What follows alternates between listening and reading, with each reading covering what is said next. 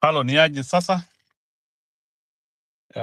Wacha niwakaribishe kwa show yetu siku ya leo. It has been a long day. Na nyumbani so that we can be able to have a chat together. So, sorry.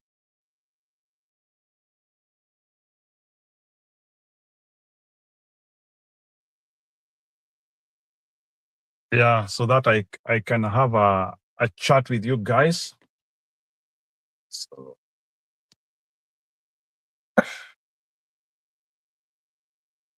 in 10 or so minutes nitakuwa kwa nyumba, so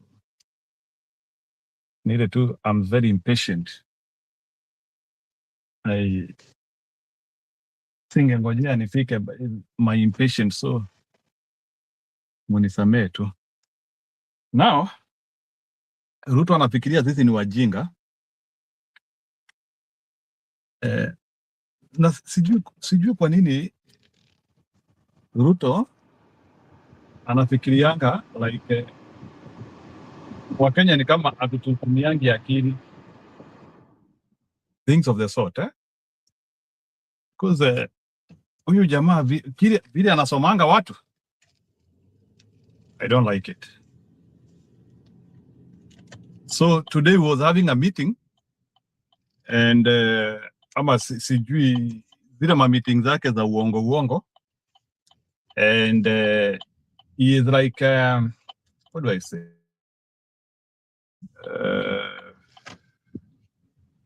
he is like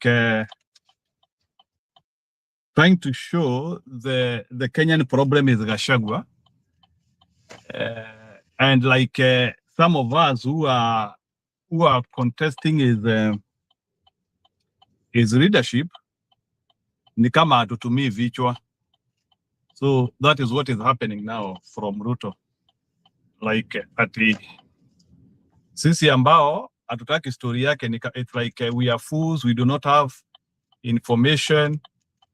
Every time kazi yake tu ni kusema this nation is going to change, this nation is going to change. And saa zingine naanzia kujiuliza hiyo explanation ya Ruto ya kusema hii taifa inabadilika, what does he mean? Unless he is trying to insinuate that he is foreseeing or already our country has changed for the worse. So ndio saa zingine mi siere yangu basi anatuanga akisema ati lazima ati hii nchi tubadilishe. It's something which now we have now to start asking ourselves. Every time when Ruto is saying we have to change our nation, what does he mean? Is it already he has changed our nation to the worst? So, but in its hour, we have an equation to solve with him in 2027. So hakuna shida. We will solve that equation and Kenyans will emerge victorious. Unajua kuna ile like Ruto thinks yeye ndiye anafanyianga wa Kenya decision, like ati yeye ndiye anatufikiria. Some of us ambao we are very detestive with him is like atutumia akili, things of the sort, but hiyo equation tutasolve vizuri sana. So that is what was happening and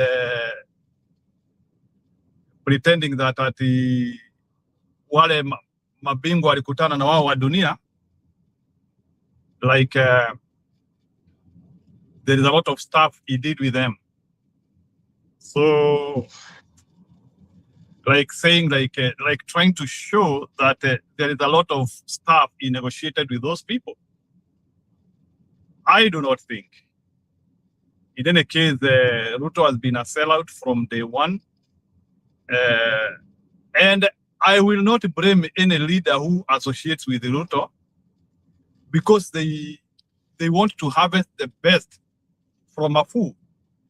Sasa kama wao wakiona huyu jamaa afikirii na ako tayari kuuza taifa lake, why will you not associate with him? Machel, I think somebody, either Machel, a president from Mozambique, said one time The day when you will hear foreigners speaking so good about me, just know that I have sold the country. That is Machel, the guy who had married Graca Machel, who later became the husband to, who became the wife to huyu Mandela mwingine. So Marshall said, the day when you hear the foreigners speaking good about me, know that I have betrayed you. I think I have come to understand what that statement meant. The day when you hear foreigners speaking good about me, just know that I have betrayed you. So when you see Ruto with Macron, akina Donald Trump, don't blame those leaders. Blame your Ruto, because Ruto is not willing to negotiate good. Ruto is not willing to negotiate good. You cannot blame Donald Trump for the mistakes of Ruto. Hajavurutwa yeye, hata ni optics anafikiria anaweka hapo. Sasa ati wakikuwa na Donald Trump hapo na ako na Musalia Mudavadi hapo, he thinks that he is getting glory when he is like betraying all the evils of the nation. So that is one thing which we need to acknowledge and appreciate, that Bwana Ruto ameharibu taifa sana, and we have to call it out, because bado kuna watu bado hawafikirii ama waoni ya kwamba jamaa ameharibu taifa. Wengine lazima tuwaoneshwe, the doubting Thomases. Hata sasa mtu unaanzia kuuliza, sasa mtu surely uko na pesa mfukoni? Usikii vile watu wanahangaika, hakuna mtu ako na chochote. I've just read news that 50,000 Kenyans have migrated back to Kenya because of either lack of contracts or their contracts ended from abroad. Na hao watu wako na they are unable to cope with Kenya. Wewe umeishi Uholanzi, Holland, ama umeishi Morocco, wale ambao wanacheza game saa hii, and by the way Morocco is winning. Nimewaona wamescore 1-0. I have seen it online. So Morocco wako kifua mbele bao moja. So you can imagine I've arrived. So in 2 or 3 minutes I will be seated in my desk, and you'll not be hearing me with this instability. Wacha nitoe simu. So yeah, so Morocco is playing good from what it looks like. Wanaenda kushinda hako katimu kanaitwa Scotland, that which is part of Britain, United Kingdom. So hapo inaonekana watashinda, which is good anyway. We want African teams to succeed. Pia tunaombea wengine mabaya, but we want African teams to succeed. So that one we are very clear about. So African teams have to succeed. Nirudishe vitu zangu hapa. So congratulations to those African teams which are really doing the best. Sio rahisi kuonesha hawa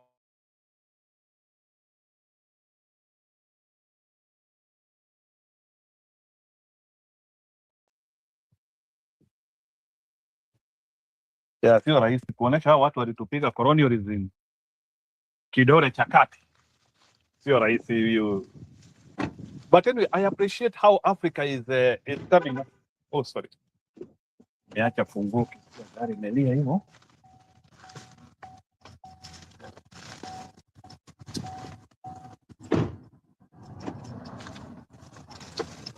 Yeah, I appreciate, by the way, how Africa is coming up, because really Africa is coming up very good.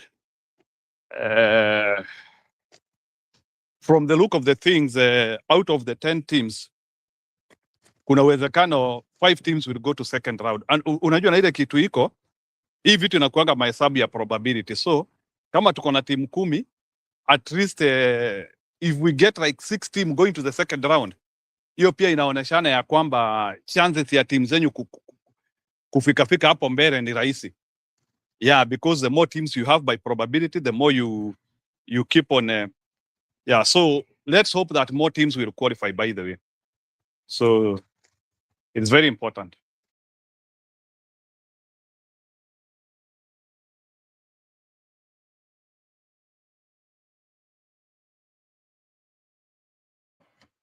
Who did not get position in European nations? They were forced by circumstance to actually return to Africa and register for games in Africa. So even that is how Africa by default has found itself actually benefiting from people who it has not developed. So even if tumejikuta yani tu tumeangukia tu vijana ambao hata hatujui walipata nini kutoka wapi, ndio hivyo. Yeah, so guys, so Vanessa is saying she is rooting for Cote d'Ivoire. Yeah, it is really, really good, Cote d'Ivoire. And it is part of the talent which they are having. They are having really skilled guys. So it's not a wonder. So I watch and connect. So ile kitu so yeah. So Vanessa, that one I agree 100%. So utaniruhusu I need to return to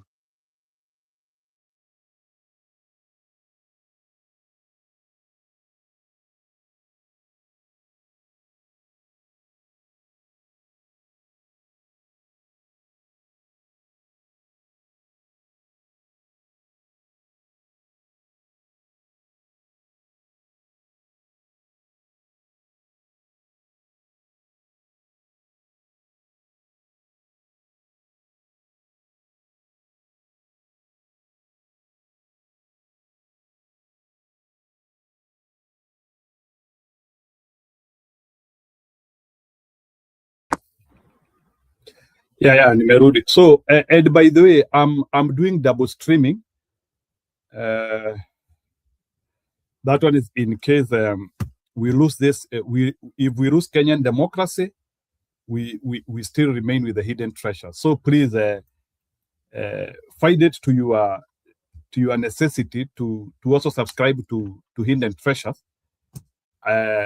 It will be part of making us not lose any of the.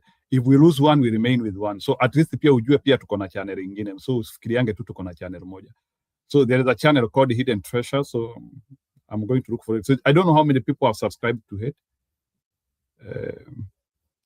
I do it for educational stuff, but I've decided to make it part of the mainstream channel because of the challenges which I have started getting, because kuna watu wamehapa ni kwamba lazima tufunge kipindi. So I've gotten messages from people who are telling me that hii kipindi lazima tufunge, tupende tutake tusitake. So I have no problem if that is their thinking, well and good, lakini hakuna vile ati watazuilia ujumbe. So kuna watu wamehapa wamesema hiki kipindi lazima kifungwe. So I have to be explicit about that. So I don't know when they expect us kufunga, but I have received some very disturbing information that hiki kipindi lazima tufunge, tupende tusipende. Yeah, because we are according to them, ama wale watu ambao hawataki kuona hiki kipindi wanasema hiki kipindi kina spread propaganda, ama sisi ni watu wa misinformation. So mimi ningetaka watu wanielezee information ndio nini. So hiki ni kipindi cha information. Sisi tunadanganya Wakenya wakiwa wametulia katika taifa lao. Hata akina msimamo ni sisi tunawasukuma kukuja hapa na tunawaambia wakuja waongee vibaya. Hakuna jambo linawasukuma sisi. Sisi ndio tunajaribu kusukuma Wakenya kuonesha ati Wakenya mambo ni mabaya. We are telling them hata nini June 25 watokezee, hawana mashida. Sisi ndio tunaambia Wakenya mtokezee. Wakenya kuna shida wako nayo. So that is how even Ruto is thinking. Sio masupporters wake peke yake. Ruto anasema ya kwamba Kenya mambo iko sawa. Unatoka kwako ukisema unaenda kwa barabara kufanya nini? Chakula iko, watoto wanasoma, mahospitali yako, madawa yako. Alafu wewe kazi yako ati ni kuambia watu atuwatokezee. Atuwaende wakaribu vitu, because according to them wanasema maandamano ni kwenda kuharibu vitu. Hawaoni watu kupigania haki yao kutoka kwa taifa ambalo viongozi wa taifa liko sawa, lakini viongozi wa taifa ambao mabepari mambo leo. Unajua mambepari siku zilizopita walikuwa afadhali, sababu walikuwa ni watu uwajui na ni watu wafanani na wewe. So kwa hivyo ungesema hao watu ni kukuchukia, walikuwa wanakuchukia, hawakupendi. Mambepari wa zamani hafadhali kudhurumiwa na mbepari wa zamani, sababu unasema huyu sio wetu, kuliko kudhurumiwa na mbepari mambo leo. Mbepari wa Sugoi ndiye anadhurumu wewe. Hiyo ndio ile kitu inauma. Usifikirie ati Muafrika mzungu hakuwa anamuuma. Mzungu alikuwa anamuuma, lakini huyu bepari mambo leo anamuuma zaidi. Bwana Msimamo, sijui mbona umekuja kwa kipindi chetu na tumeambiwa sisi ndio tunawachochea. Hamna shida. Mbona umekuja hapa Bwana Msimamo? Why are you here? Mbona najua mwenye kidonda siku zote ndio anaijishuku, kwa maana hata kama ni mko watu 10, lakini kusema hapa maarufu wa kidonda, basi utamwona amejishuku, maana lazima atakiangalia mahali kipo. So hao wote ni wenye vidonda wanajishuku. Kwa hivyo nadhani kwamba hizo lawama na tetesi zao sidhani kama zitakuwa na shida, kwa sababu tunakuja wenyewe bila kuitwa. Na kauneni tunakuja hapa ni kwa sababu tuna yale ambayo tuna hayendi sawa na hatuna jinsi, ila tukizungumza ujumbe wanaupata, basi warekebishe ndio sawa.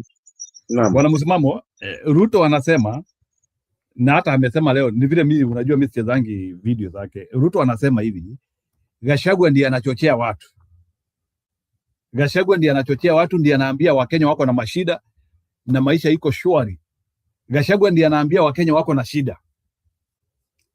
According to Ruto, Gachagua ndiye anachochea watu, na baadhi ya viongozi wa upinzani hapo au akina Martha Karua ndio wanaenda kuambia vijana wako na shida.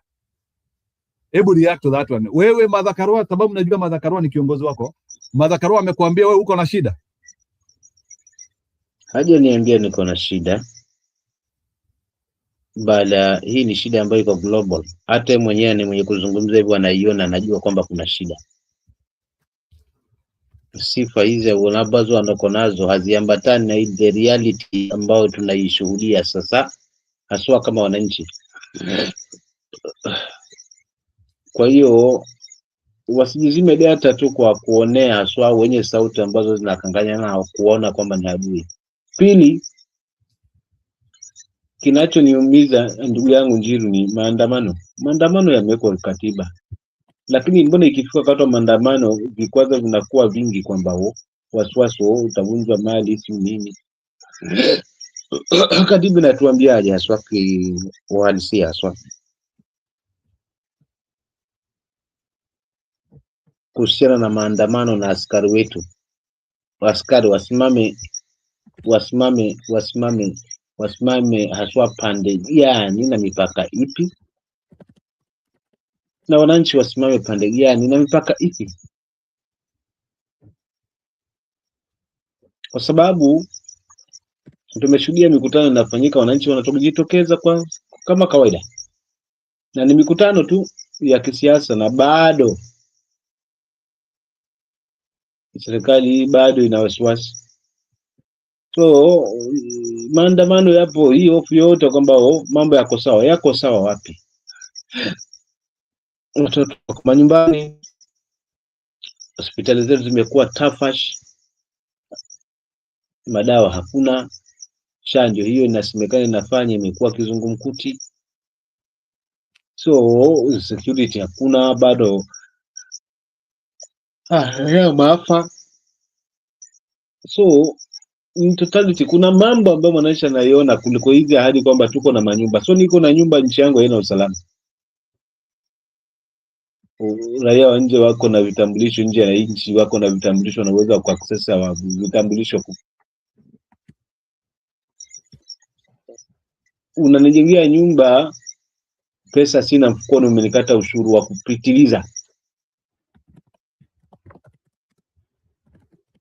Unanijengea nyumba, mshahara wangu yeye ni mdogo, shilingi 20,000, unaukata, nikitoka pale naondoka na shilingi 10,000 ambayo nitatakiwa nilipe nyumba, nilipie watoto.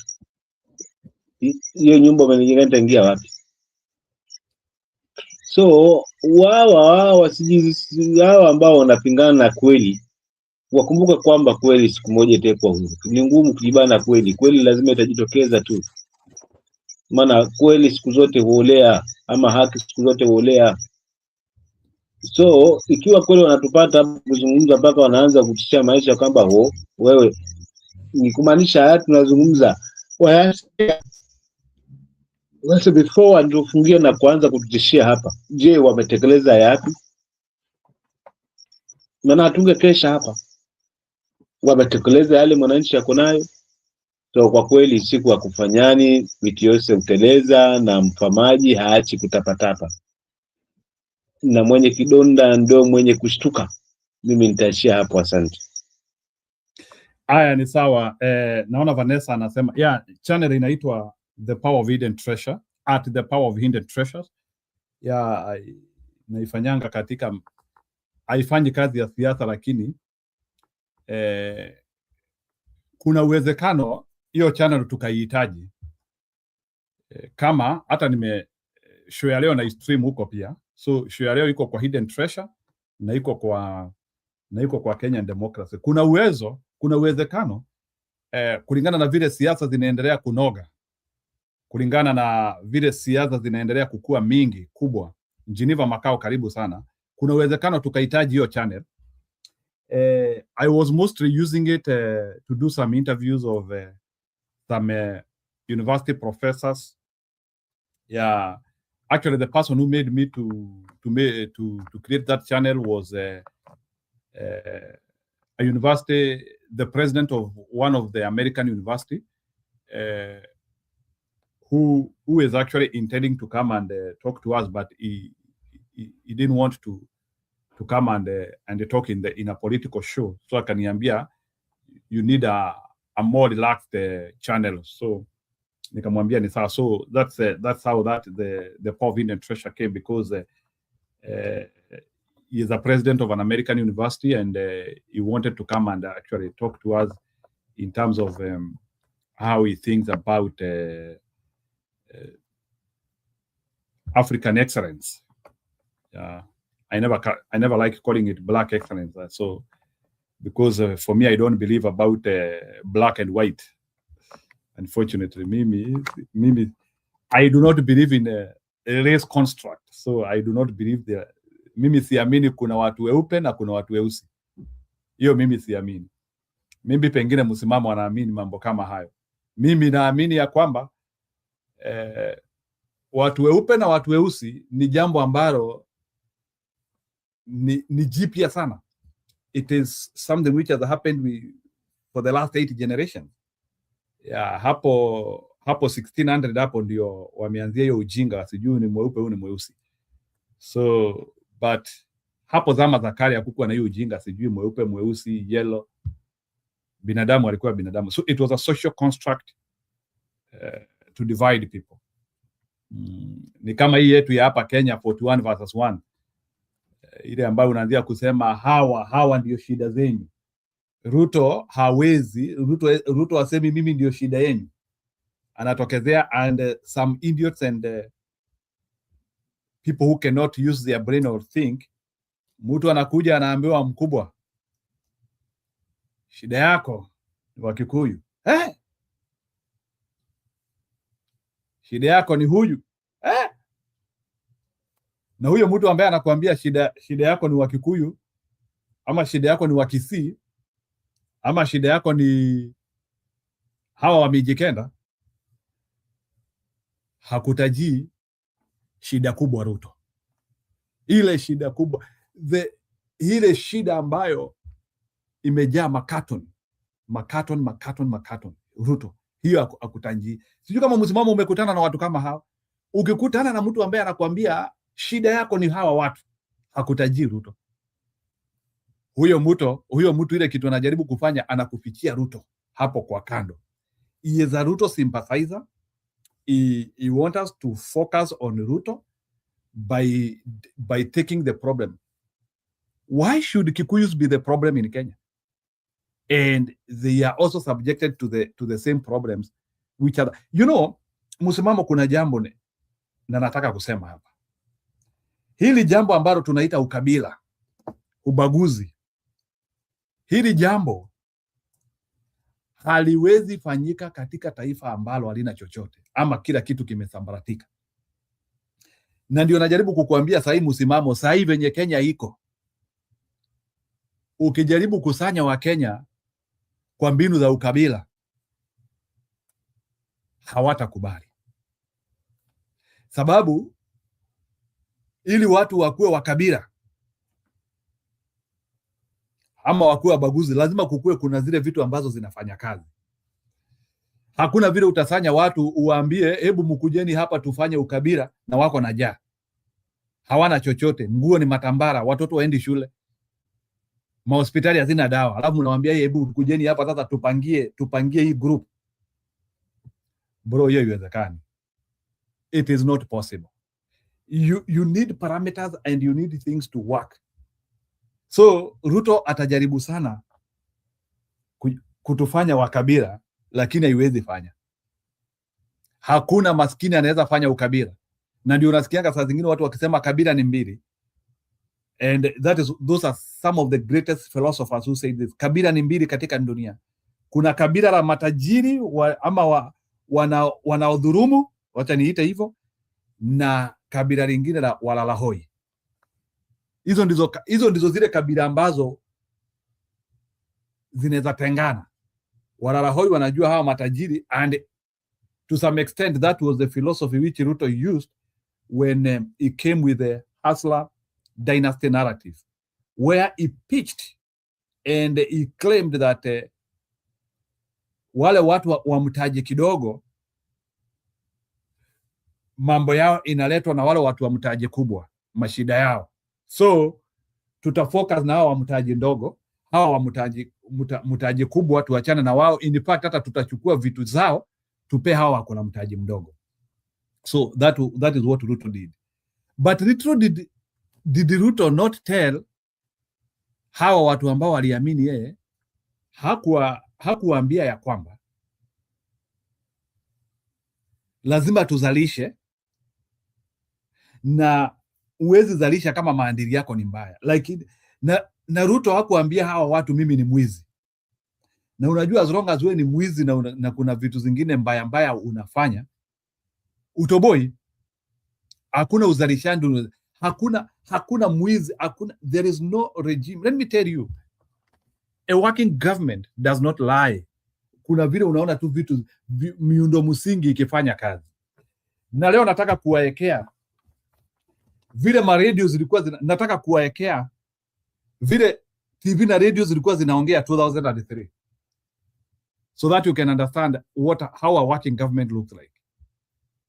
Leo nataka kuweka ni TV gani ilikuweko, niwaeke ni KBC.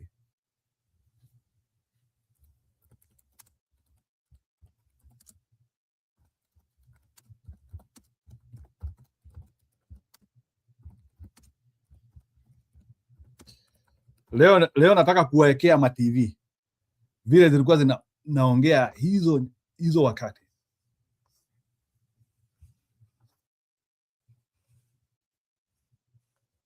Itabidi niwaekee, nataka musikie so that you can understand what a working government looks like.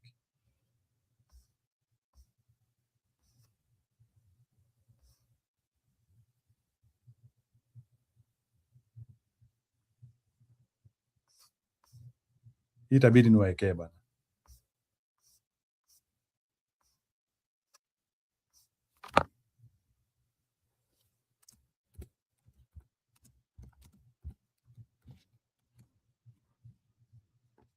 Hii itabidi niwaekee.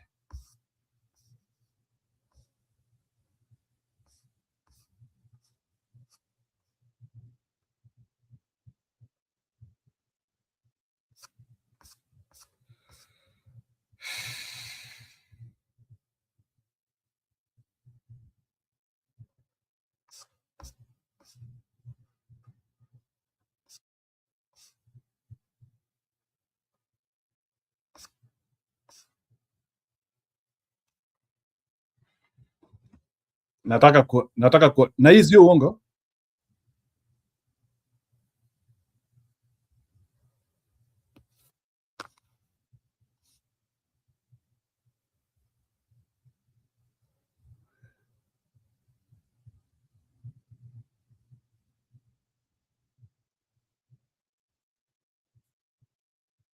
Nataka musikie how working governments work. Mwachane na hii fake bana. Unajua Kenya si ati hatujai kuwa na taifa na schools rose from 5.9 million learners in 2002 to 7.3 will remain failed, and until now it continues to face challenges including poor infrastructure and shortage of teachers.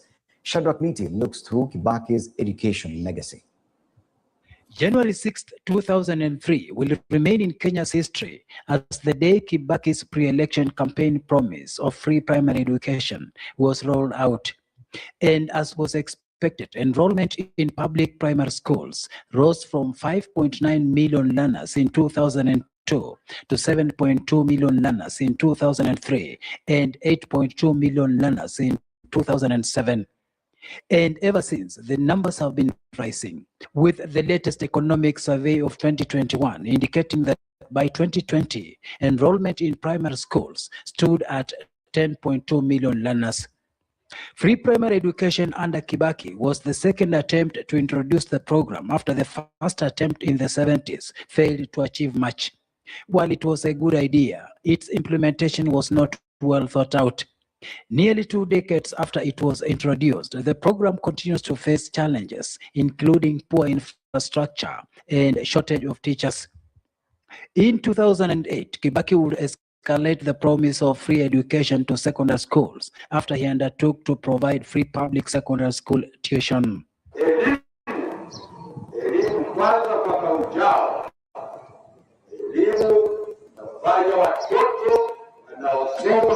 Mpaka wamalize primary wataweza kwenda secondary school, wasome mwaka wa kwanza mwaka ujao watakuwa secondary school na hakuna malipo hapo. Na hiyo itakuwa ni uwezo wa kodi unayotoa.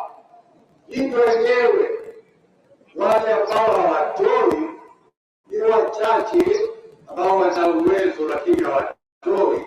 Hawa wachache wewe usiwe na wasiwasi na usiwaonee huruma.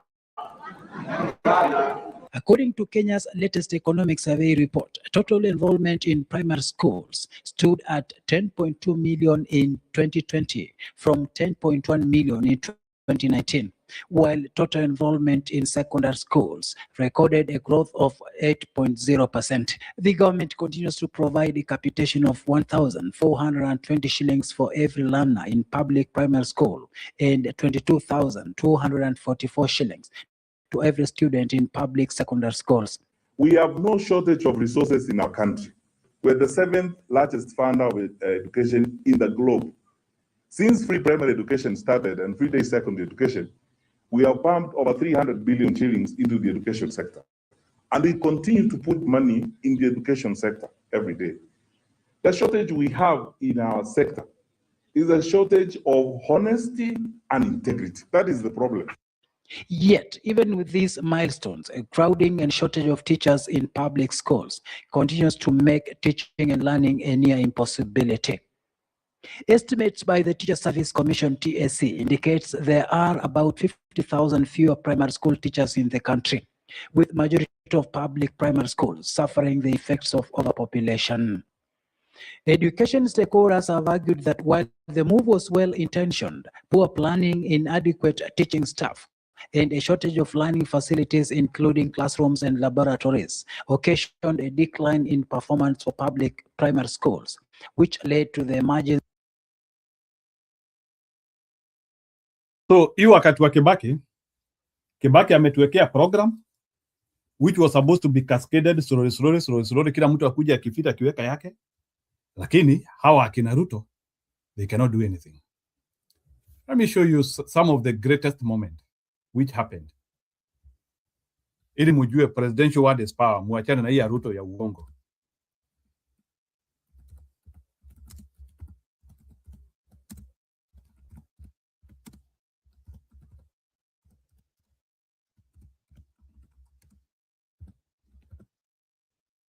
Nataka niwaoneshe.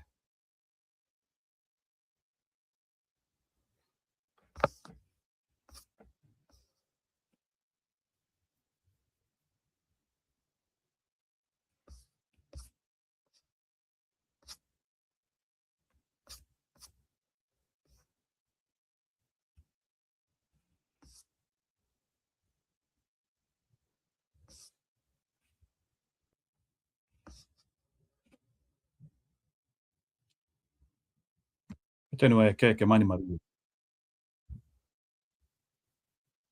Nataka kuonesha a president can have impact. Ili tukiambia watu huyu wetu hakuna kitu, a president can have impact. Hii ni impact ya Kibaki hata akiwa kwa grave. Nataka muniambie hiyo ni nini?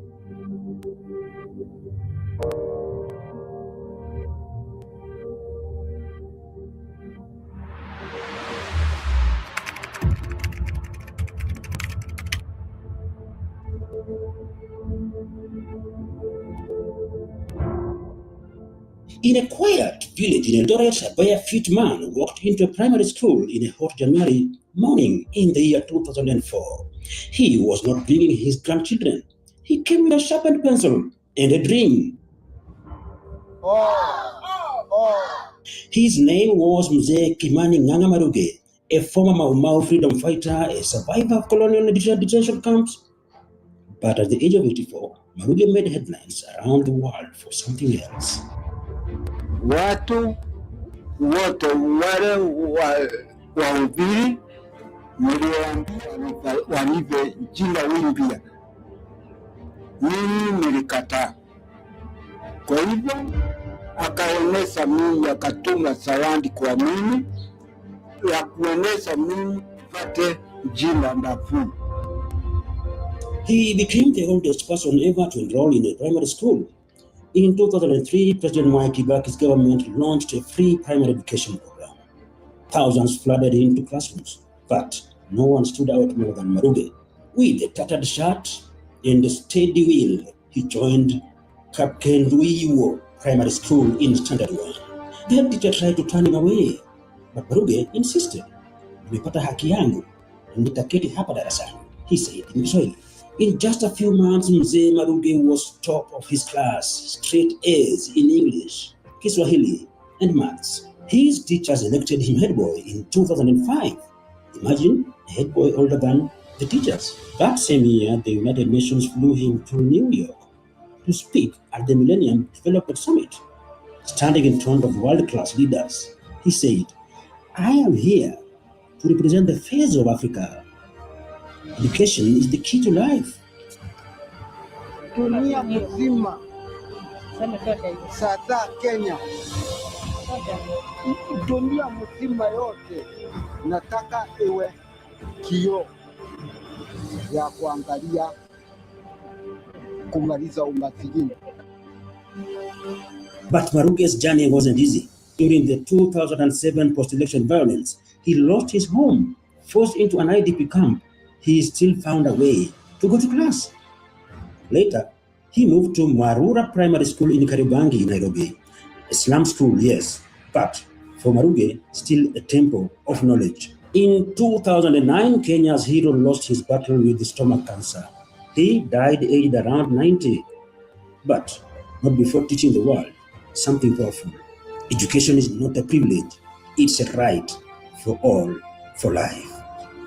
His story inspired the award-winning film, The First Grader, and in 2015, Google honored him with the Global Google Doodle. From a freedom fighter to a global ambassador of education, Mzee Maruge didn't just walk into school, he walked into history. And he left a message that echoes in every dusty classroom and every child's dream. You are never too old to learn.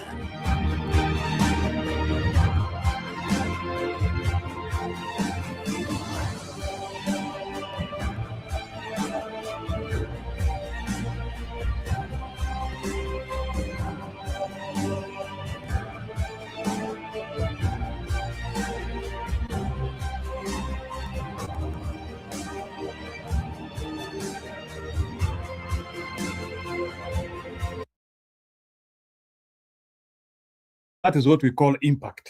So nataka munitore story moja ya Ruto where he has brought impact in this life. Your story ya Kimani Maruge is a testimony that things work when you have the right people in power. So mimi sitaki story mingi sababu kuna watu wanatetea Ruto hapa sijui na saa zingine sijui watu wakisema sijui Ruto this, Ruto that. And as Ruto is criticizing other people who have not extremely. And by the way, hizi vitu za Kimani Maruge zinatendeka, Kalonzo Musyoka was within that circle.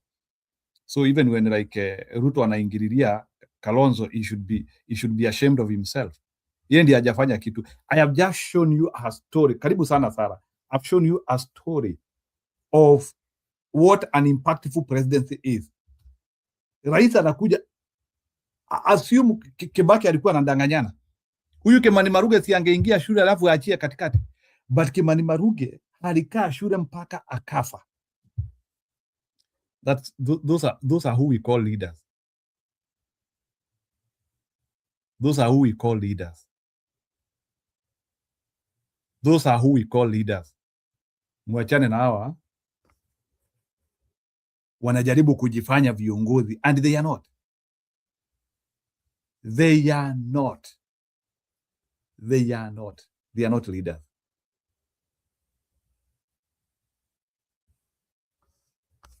They are not leaders. Huyu Kimani, I'm telling you, mi nataka munipe story moja ya Ruto which is impactful. One impact ya Ruto. My people, the new government has announced free education for all. Good morning, boys and girls. You got to see this. My name is Kimani Maruge. This is a primary school. I heard on the radio. They meant children. They said everybody. Why does someone as old as you want to go to school? I want to learn to read. I'm making an executive decision. Let Maruge in. Class, we have a new student today. I'm hearing rumblings that an old man has actually gone back to school. It's absolutely crazy. An old man like him does not belong in a classroom full of children. He fought the British. He was imprisoned in the camps. If we let Maruge in, how can we refuse others? Who is he? Who is he? I don't want him to teach my son. Why are you risking everything because of this old man? No one's going to fight for Maruge, so I will. Go home and rest in peace. I'm not dead. How did you get them all to behave so well? I told them if they didn't behave, I'll clobber them with my stick. A letter. I must read it for myself. I have to understand. You must love education. We are nothing if we cannot read. We're here because of you, Maroke. Freedom! Freedom! Freedom! Freedom! We have to learn from our past. We must not forget. We must be better. 84 years, gone back to school. How old are you? 55. 55. You are a toddler.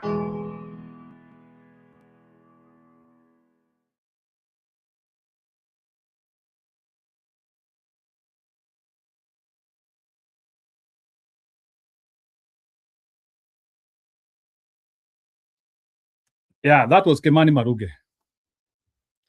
That is what we call government with impact. Kibaki did not run his government on propaganda. So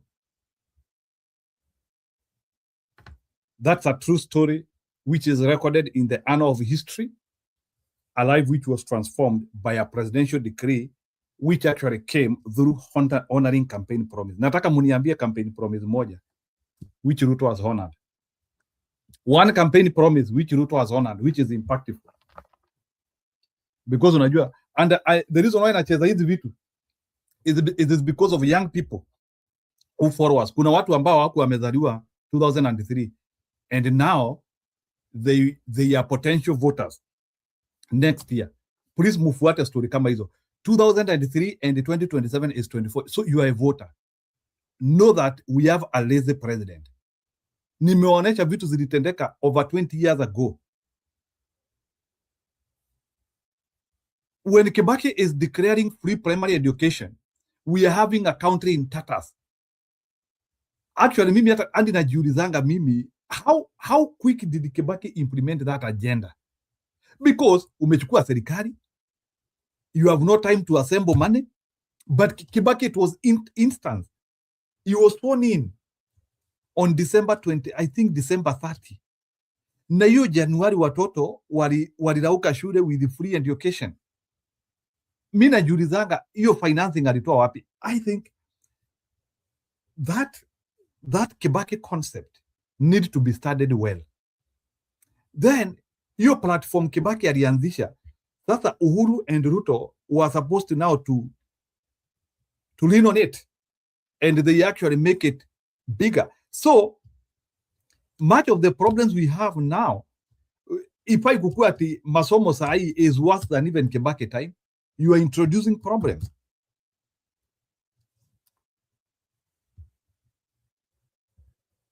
The government has ever worked. Kama muna habari. Kenyan government has ever worked. Kuna wakati serikali imewahi fanya kazi. So don't be lied by anyone telling you that you know what. Serikali imewahi fanya kazi.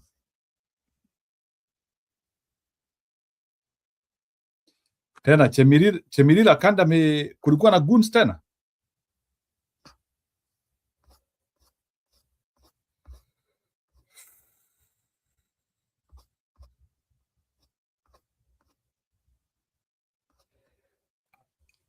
Let me begin with the distressing news. Musikia story ya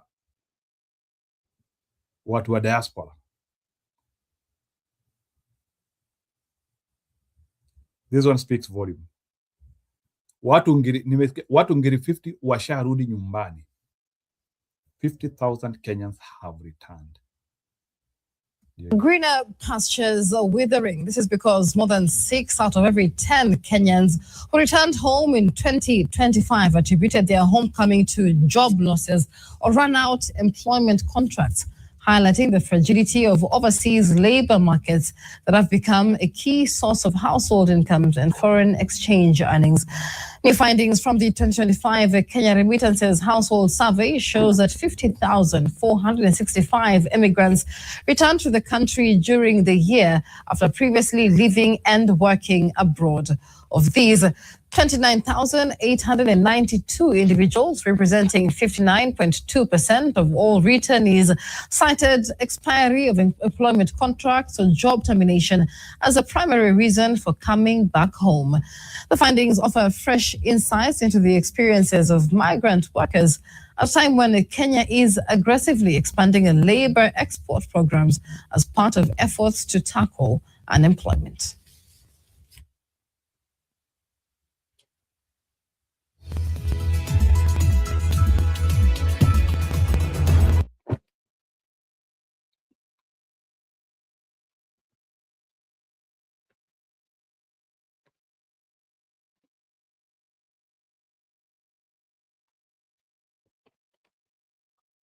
Sijui kama umeona hiyo. Watu ngiri 50 kazi zao zimeisha na wamerudi Kenya. 50,000 from international. Now, many of the people who have returned from international jobs, they are unable to fit in Kenya. They are some of the people now who are leading with the depression. Unatoka Qatar, unatoka Marekani, unatoka UK, umerudi Kenya. And they have met a government which is not working. And wengine wao, they are not used to this harsh condition. It's becoming tough. It was a small expose. Maybe Greener pastures are withering. This is because more than 6 out of every 10 Kenyans who returned home in 2025 attributed their homecoming to job losses or run out employment contracts, highlighting the fragility of overseas labor markets that have become a key source of household incomes and foreign exchange earnings. New findings from the 2025 Kenya Remittances Household Survey shows that 50,465 immigrants returned to the country during the year after previously living and working abroad. Of these, 29,892 individuals, representing 59.2% of all returnees, cited expiry of employment contracts or job termination as a primary reason for coming back home. The findings offer fresh insights into the experiences of migrant workers at a time when Kenya is aggressively expanding labor export programs as part of efforts to tackle unemployment. Ndio hiyo sasa, ukiangalia hapa 29,000 job termination. Yeah, so Sara anasema maisha ya tabu majuu. Really, majuu si ati ni kuzuri sana kama if you don't have something you are doing. So what 50,000 wamerudi, so it takes time to adapt to the operating conditions ya inchi, but with the time I think people cope up with the time. So tuende kwa goons sasa. Goons. Data everywhere, and not an insight to see. It's overwhelming. Customer usage stats.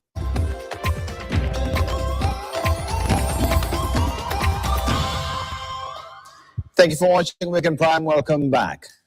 Religious leaders are raising concern over what they describe as the growing politicization of churches and increasing acts of political intolerance as the country gradually shifts into election mode ahead of the 2027 general election. The concerns come in the wake of recent incidents that have disrupted worship services. Now, the Evangelical Alliance of Kenya is calling on political leaders to keep politics out of places of worship. Grace Nganga reports. Evangelical Alliance of Kenya is warning that places of worship risk becoming battlegrounds for political rivalry if urgent measures are not taken to shield churches from growing political interference. The things we appeal, which have actually not only attributed Goonism, but they have said they were escorted by sections of those who are in the security apparatus. We would pray that this is not because certain politicians somewhere were actually promoting Goonism. The alliance says recent incidents witnessed in different parts of the country point to an emerging trend where political contestation is increasingly finding its way into places meant for worship and spiritual guidance. The concerns follow more than 3 high-profile incidents that have drawn national attention in recent months. The first occurred in Othaya in Nyeri, where a church event attended by former Deputy President Rigathi Gachagua and his allies was disrupted after tear gas was reportedly lobbed near the venue. Then, during a church service in Kariobangi, following DCP's victory in the Kariobangi Northward by-election, tear gas was lobbed to the congregants, sparking outrage. And more recently, tension was witnessed at All Saints Cathedral in Nairobi, further fueling debate about the place of politics within religious institutions. Wewe ni pastor. Mimi nimetuma watu. Umetumwa. Mimi nimetumwa na nani? Kutumwa kwenda hapo watu hapa. Kutuma leo utajua ni nani anapita. Nitajaza namba. Wewe ni guni. Ujaze namba. Mimi niko nadhania ni mwanasiasa kwa wapi. Religious leaders now fear that with political temperatures expected to rise ahead of the 2027 general election, churches could increasingly become targets of political confrontation. Should they arrest those who have been captured in camera practicing these attacks, but they should also try to investigate who are behind them and contributing to this attack. As a nation, we cannot continue with such behavior because it is contrary to nation building and to unity of our nation. Clergy are now urging political leaders to exercise restraint and respect the sanctity of places of worship.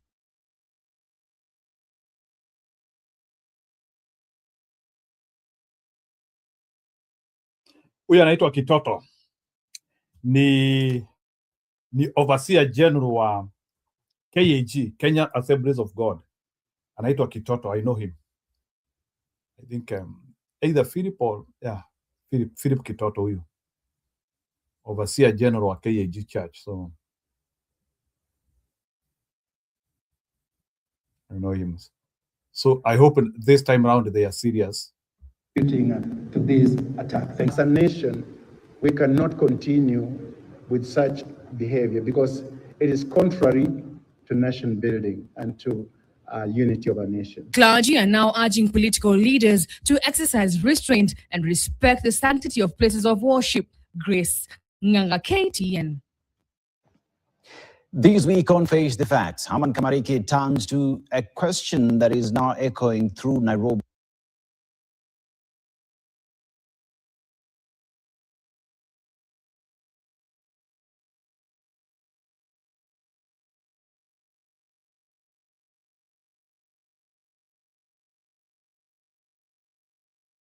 We have a channel by the name Hidden Treasure. Ni channel ambayo ndio hiyo nimepost hapo. You may try to subscribe it. Yeah, of recent past kuna watu wamesema hii channel tutafunga. So at least wacha tukue na channel kama mbili in case this one is not working. Right now today I'm streaming in both of them. If this one is not working, the other one can also be working. Yeah. Yeah, there is so much yeah, there is so much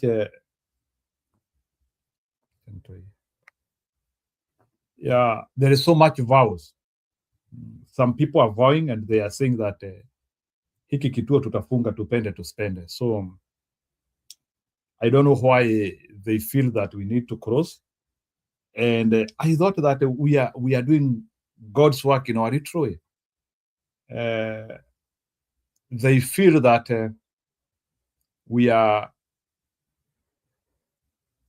no ni watu wanasema tutafunga. They have said, some people are saying they will do everything into their power to make sure that this channel is not somewhere near.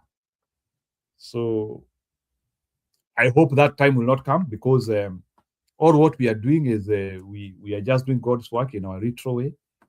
And I don't think majority of us here are coming to that. Some of us, we are evoking our emotions based on how the government has treated us. So I hope hatutafunga. In the unlikely event we lose one of the channel, we can remain with one. So at least make sure you are a member of at the Power of Hidden Treasure. Ili sasa mimi nikienda nifungue show huko usijikute. Yes, Sarah, they have looked for me. They have texted me, they have called me, wameniambia ni either uachane na hiyo ujinga unafanya huko ama tufanye hatua za dharura ufunge hicho kipindi. So sasa mimi sijui ni ujinga gani tunafanya hapa. So maybe I would want people to advise me ujinga ni nini, but watu wa Tutam, they are not happy with us being here. Wanasema if we cannot talk about them. So hata sisi wanataka tuende Tutam. Hata hiyo Tutam sijui ilitoka wapi. They coined their name after wamesikia one term imekuwa noma. That's why I never even talk about that 2 term. What is 2 term? What I know is 1 term. So they decided to bring the opposite of our belief. What was there was 1 term. And Namutu was, by the way, we have to start making this name irrelevant. What is 2 term? So Sara mwache kutumia jina 2 term. What was there is 1 term. So they decided to steal. They decided to steal our mantra. So there's nothing like 2 term in Kenya. Hii 2 term tu ni ile tu because 1 term became a bushfire. So then they decided to model a name closer to what we were believing. So much for free speech and democracy. Yeah, so Sarah, I know that is what is happening. Na pia kama kuna mtu pia bado wa subscribe. Leo naona by the way our subscribers are 2599. Tumebakisha mtu mmoja tufikishe 2600 people. Kuwa mmoja wao uhesabiwe. Let me say. Please. Yeah, we are 2599. 25. Can you see? 2599 subscribers. 1 person to fix 2600. So out of the 20 people, if you have not subscribed us, unaweza weka hiyo subscription moja tuseme leo usiku tumefikisha 2600. Watu 2600. That's a good group. Au ni Wakenya sawa wakiwa wamejihusisha na channel yetu. We know we will keep on growing because growth is normally exponential. Yeah, you hope that you keep on building a family and a platform. So, and we are hoping to keep on building this family for your own elitism and satisfaction. And I don't want you not regret your subscription to this show. That's one thing. This is one of the show, especially one of the reasons which I can tell people, the reason why you actually need a subscription for this show is it will be one of your favor when the election will be so near. We will go full ballistic. Sasa hakuna shows tunafanya. So plans are underway. When nile saa zingine I'm not able to get enough hands to help me, because as well I have to facilitate some of the people who have to come here in the show. Some of the people I have to facilitate them. So, but we are intending to go ballistic when the election comes so near, where tunataka tukue tunachukua mashift. Kuna wengine wanakuja hapa, like we want to go full ballistic. So this show will be there close to 18 hours in a day. Nakuja nafanya 6 hours, mwingine anakuja anafanya 6 hours, mwingine anakuja anafanya 6 hours. So that's what we want to do. So we want to go full ballistic. I can see Stone PK has arrived. Na unajua bwana Stone PK ametoka kwa ile wao ndio walizaa yule mkereketo wetu ambaye anasemanga wa Joshua na wa Yakubu na nani, bwana Stone PK, nyinyi ndio mulituzalia huyo guru, that guru of ours who so I don't know, where do you want to start from? Do you want to start from the finance bill, where 40 members of parliament voted against it, while majority still decided to impress Ruto? Sijui kama unataka kuanzia na hiyo finance bill. Nimesikia, and maybe this is also something which I want us we discuss here today. Nimesikia Ndindi Nyoro was auspicitually abroad. So nataka muniambie kwa nini Ndindi Nyoro aliamua kupanga safari ya ng'ambo when we had a very important exercise in the parliament. And was it necessary? Was it important? Why is Ndindi Nyoro showing attempts of boycotting very important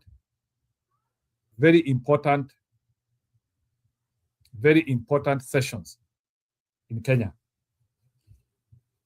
Then Stony PK, sijui kama umeona hiyo report ya diaspora, 50,000 people have returned to Kenya.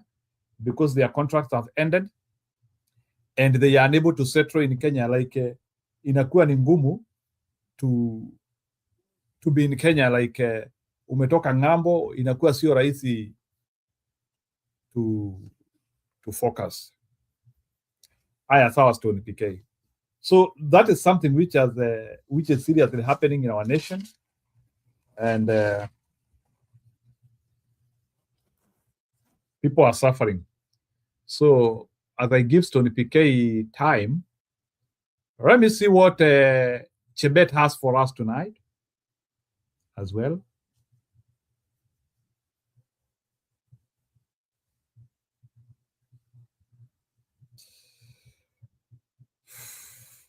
Let me look for Maisha TV.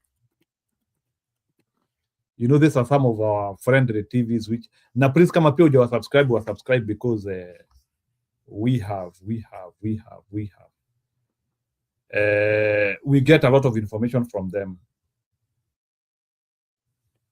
Wacha nianzie na Susan wa Keheka. Uzuri, huyu Keheka was one of the sellouts in Kenya anyway.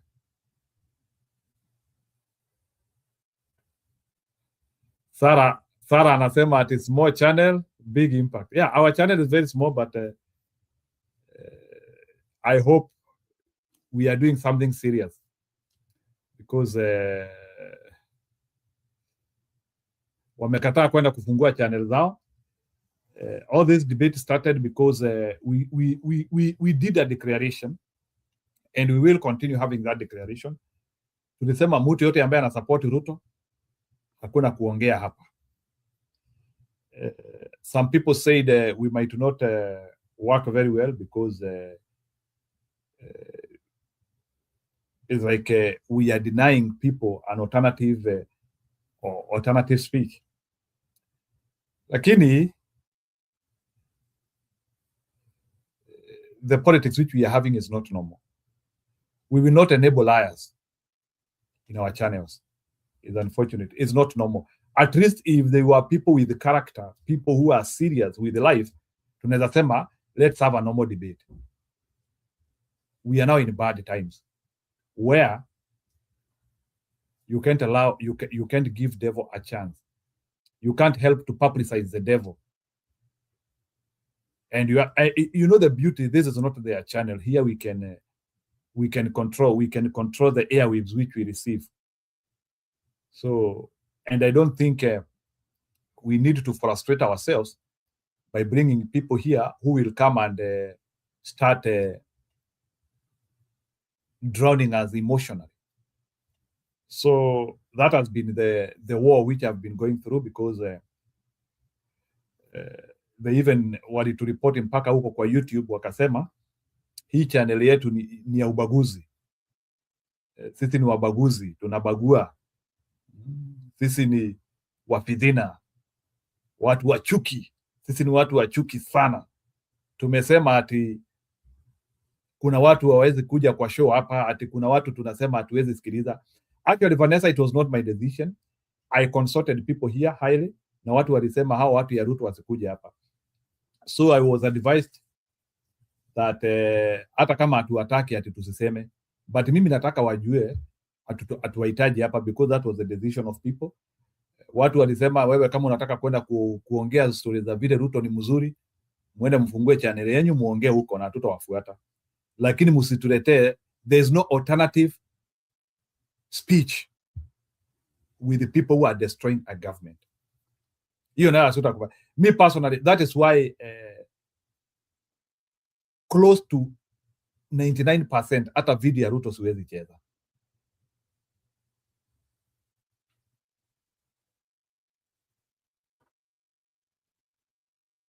Yeah, mimi siwezi. That is why I don't know. In fact, even when politics will heat up, I can see Stone PK. Even when politics will heat up, one of our decision, maybe Stone PK, you also hear about that. Tumesema video za Ruto hakuna kucheza. Wewe ukitaka kusikiliza Ruto, wewe uende huko alikuwa anaongea usikilize huko. But we don't want to derail ourselves by listening to a perennial liar. Wewe ukisikia kuna kitu Ruto aliongea na huko, wewe enda usikilize huko. You can come here and you paraphrase for us. But I don't feel we need to listen to Ruto any longer. Huyo mtu, the amount of impunity which is associated with him, na sio ile impunity ya kujifanya, ni ile impunity. Sasa leo nimesikia sasa when he was talking about maandamano, he is saying young people are reacting out of propaganda. Ati hii nchi tunabadilisha. So hadi sasa, so mimi hadi nikaanzia kuuliza bwana Stone PK, is this guy normal? Wewe Stone PK, kulingana na wale watu unajua, unataka kuniambia Wakenya ni vile wako na kichaa, hawapendi mambo mazuri. Kenyans are so hateful, hawapendi vitu mzuri. Ati nyinyi Stone PK mnakuja, maisha ya Kenya ni mzuri sana, lakini chuki ndio imewaleta hapa. That is what Ruto is saying. Ati Ruto anasema Wakenya ni kuambiwa tu, wanaambiwa wa demonstrate, wanaambiwa wako na mashida. That is what Ruto said today in a speech. Sasa kuicheza hapa, lakini ati anasema ati Wakenya ni kuambiwa, wanaambiwa tu wako na mashida, lakini hakuna shida. Wakenya wanaambiwa like ati hata hawa watoto ati kuna and he attributed it, even if he did not mention it, he attributed it to Gachagua. Gachagua is inframing young people about how bad things are in Kenya. Hadi sasa nikaanzia kuuliza, Gachagua for the last 2 years he was with Ruto. Gen Zs were still having a lot of problems with Ruto even before Gachagua. So imekuwaje sasa Gachagua amekuja, sasa Gachagua ndiye anaambia magen Z mfanye hivi. Ati magen Z ni kupangwa, wanapangwa. Ati hata hiyo maandamano ya June 25 ni kuambiwa, wanaambiwa, hawataki kufanya hiyo mambo. Stone PK, I just wanted to paraphrase for you ili ujue how the city mangots are saying. Go ahead.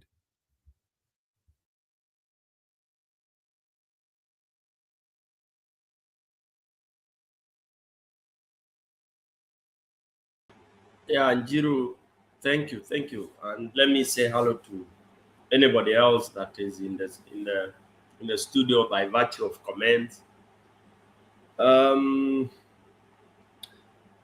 Yeah, Njiru, I'm aware that you've been raising some issues.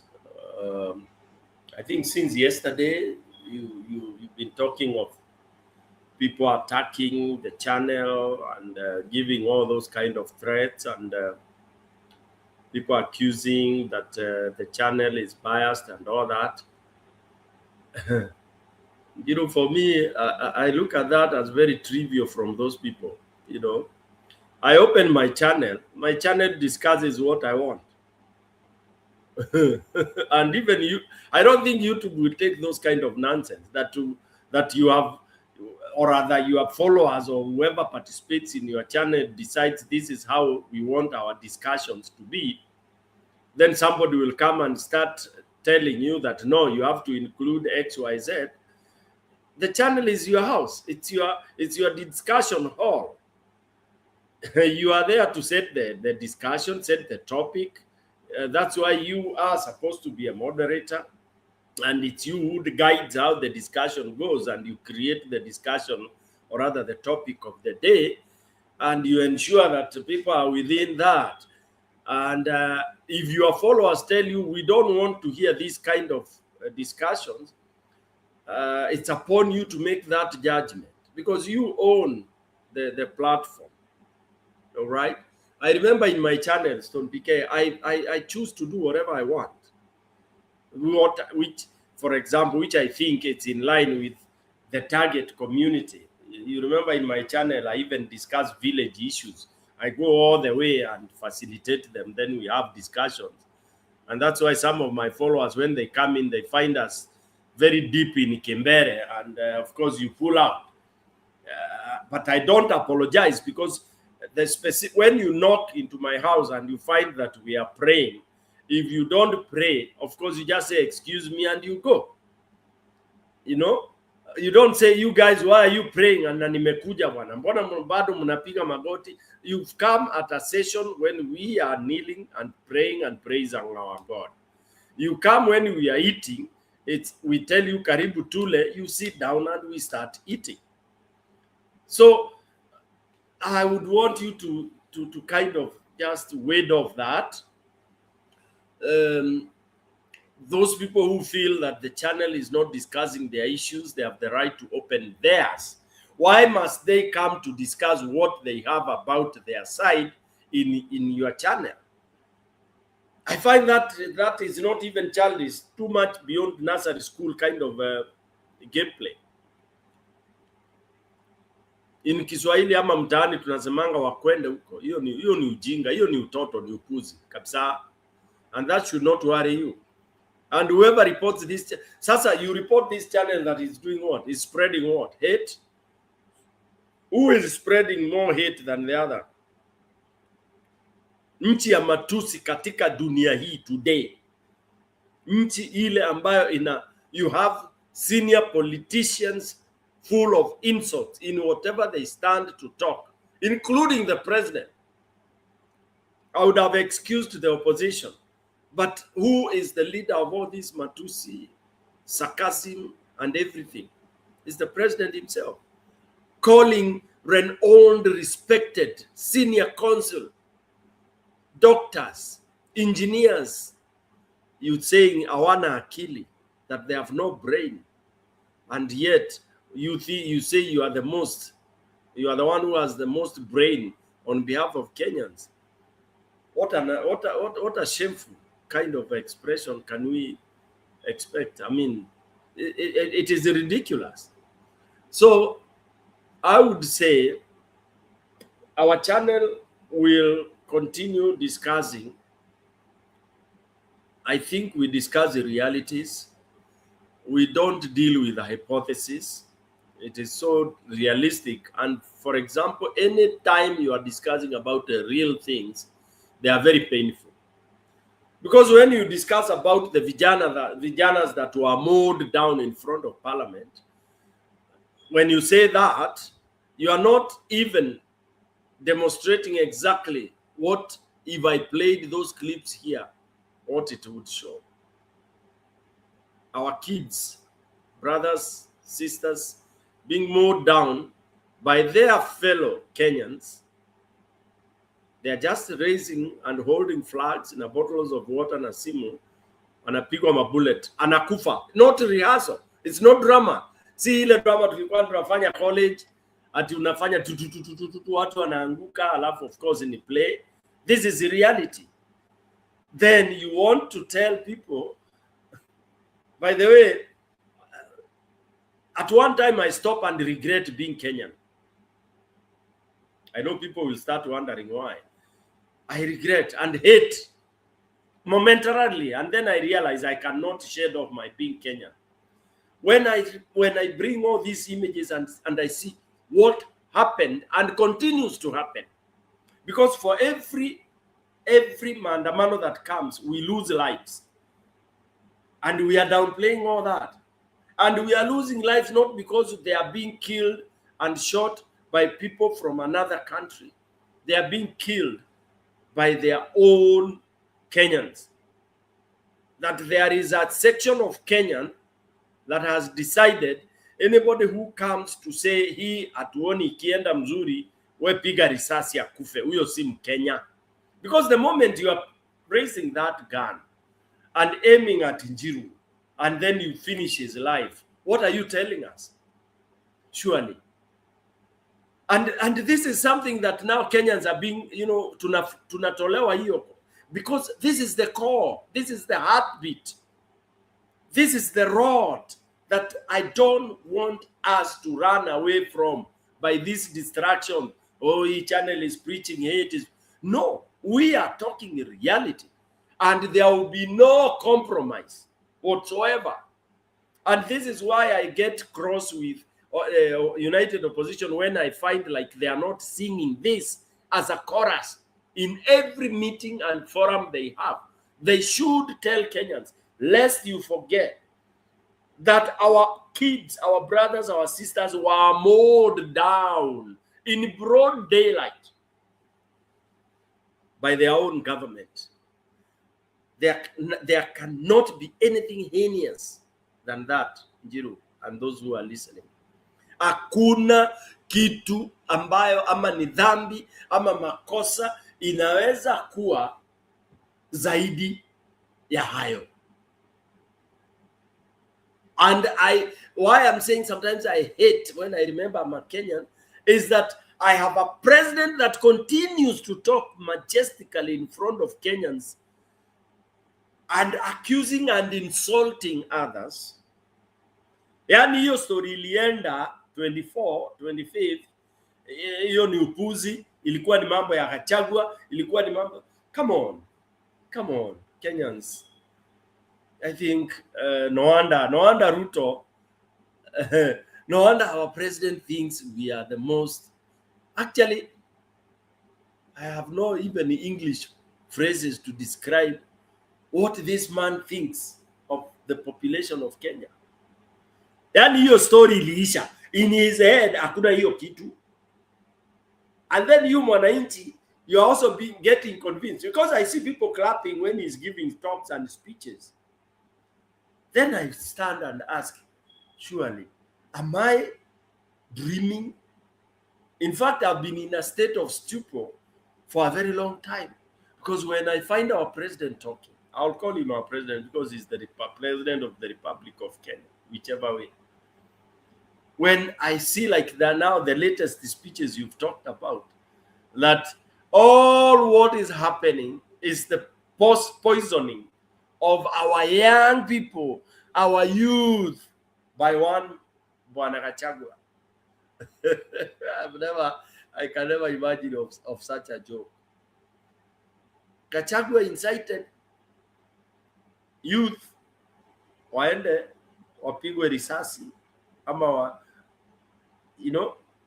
surely. And I would want to know. And when I hear even the pundits, the papers, the TV stations in Kenya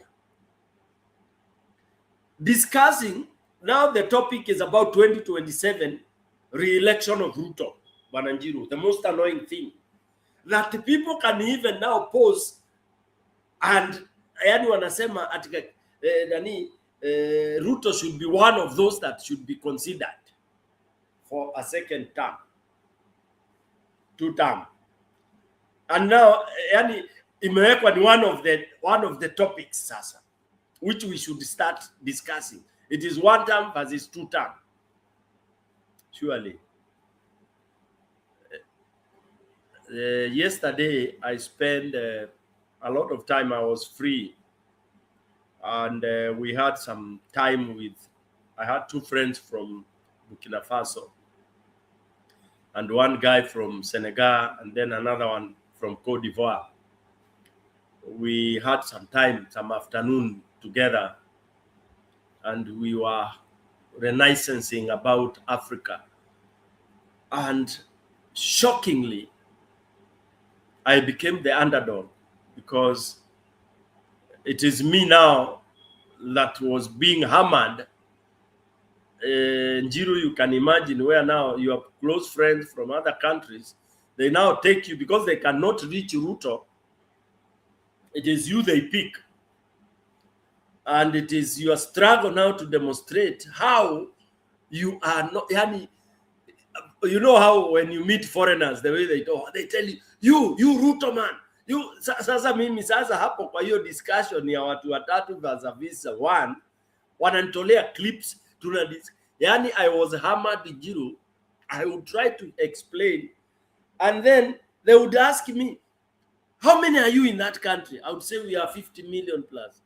He says one man like this is doing all these things. Jiru, I was beaten. Yeah, it is nagging. I was so beaten. You knowing me, I was so depressed. Sikulala usiku. Mimi hata kuna mtu aliniuliza hiyo swali, aliniuliza ni jamaa is a guy from West Africa, Benin. Sasa unajua sasa he knows what we go like hadi akaanza kuniuliza, that Kenya man? Yeah. So hey, nikanyamaza nikamwambia, I'm a man bro, what do you think? Anyway, Aoni wewe ni mwanaume kwanza wewe. I have never had a country people are complaining and they are doing nothing like Kenya. Because like he was like telling me, there's no way in which people can be complaining the way we are complaining about Ruto na attempt ya kumungoa hapo ijafanywa. There's no attempt ya kujaribu kumungoa hapo. Kazi yetu tu ni kulia tu, tuko sijui anatufanya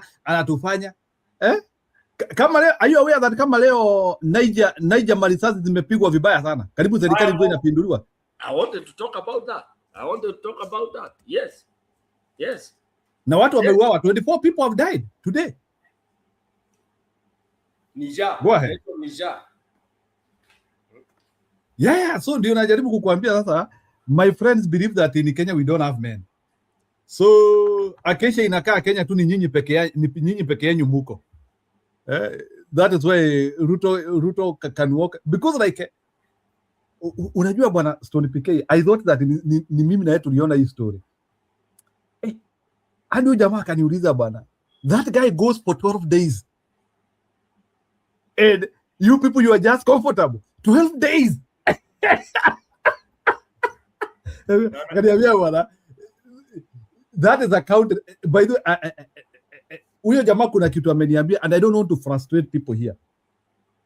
Huyo jamaa ameniambia hivi, ni bila nataka kusema, huyo jamaa ameniambia hivi, Ruto is trying to test the system, na kama Ruto can go for 12 days na to react kwisha sisi.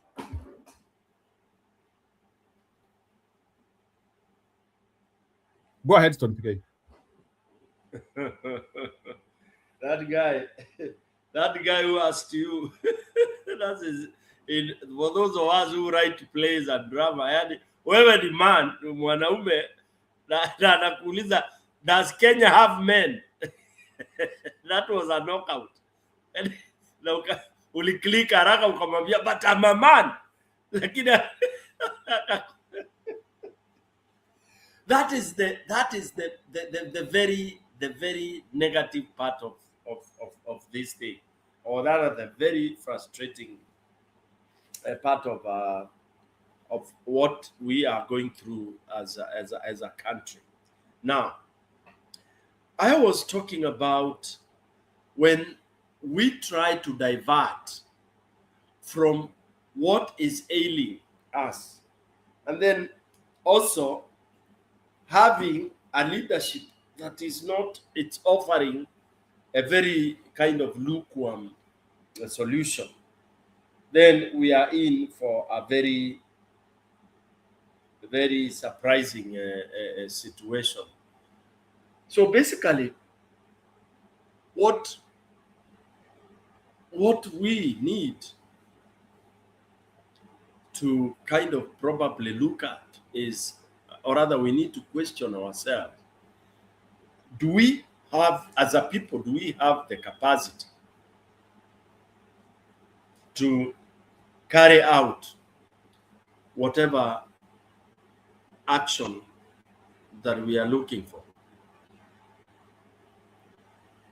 Do we really have the capacity? Because as I keep on saying, we could be living in denial. And by the way, we have done that for many years.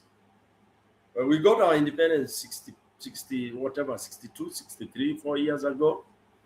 And for me, I realized that we've been living, the time I started getting out, out there, working in different countries and all that, I got exposed, I intermingled with people,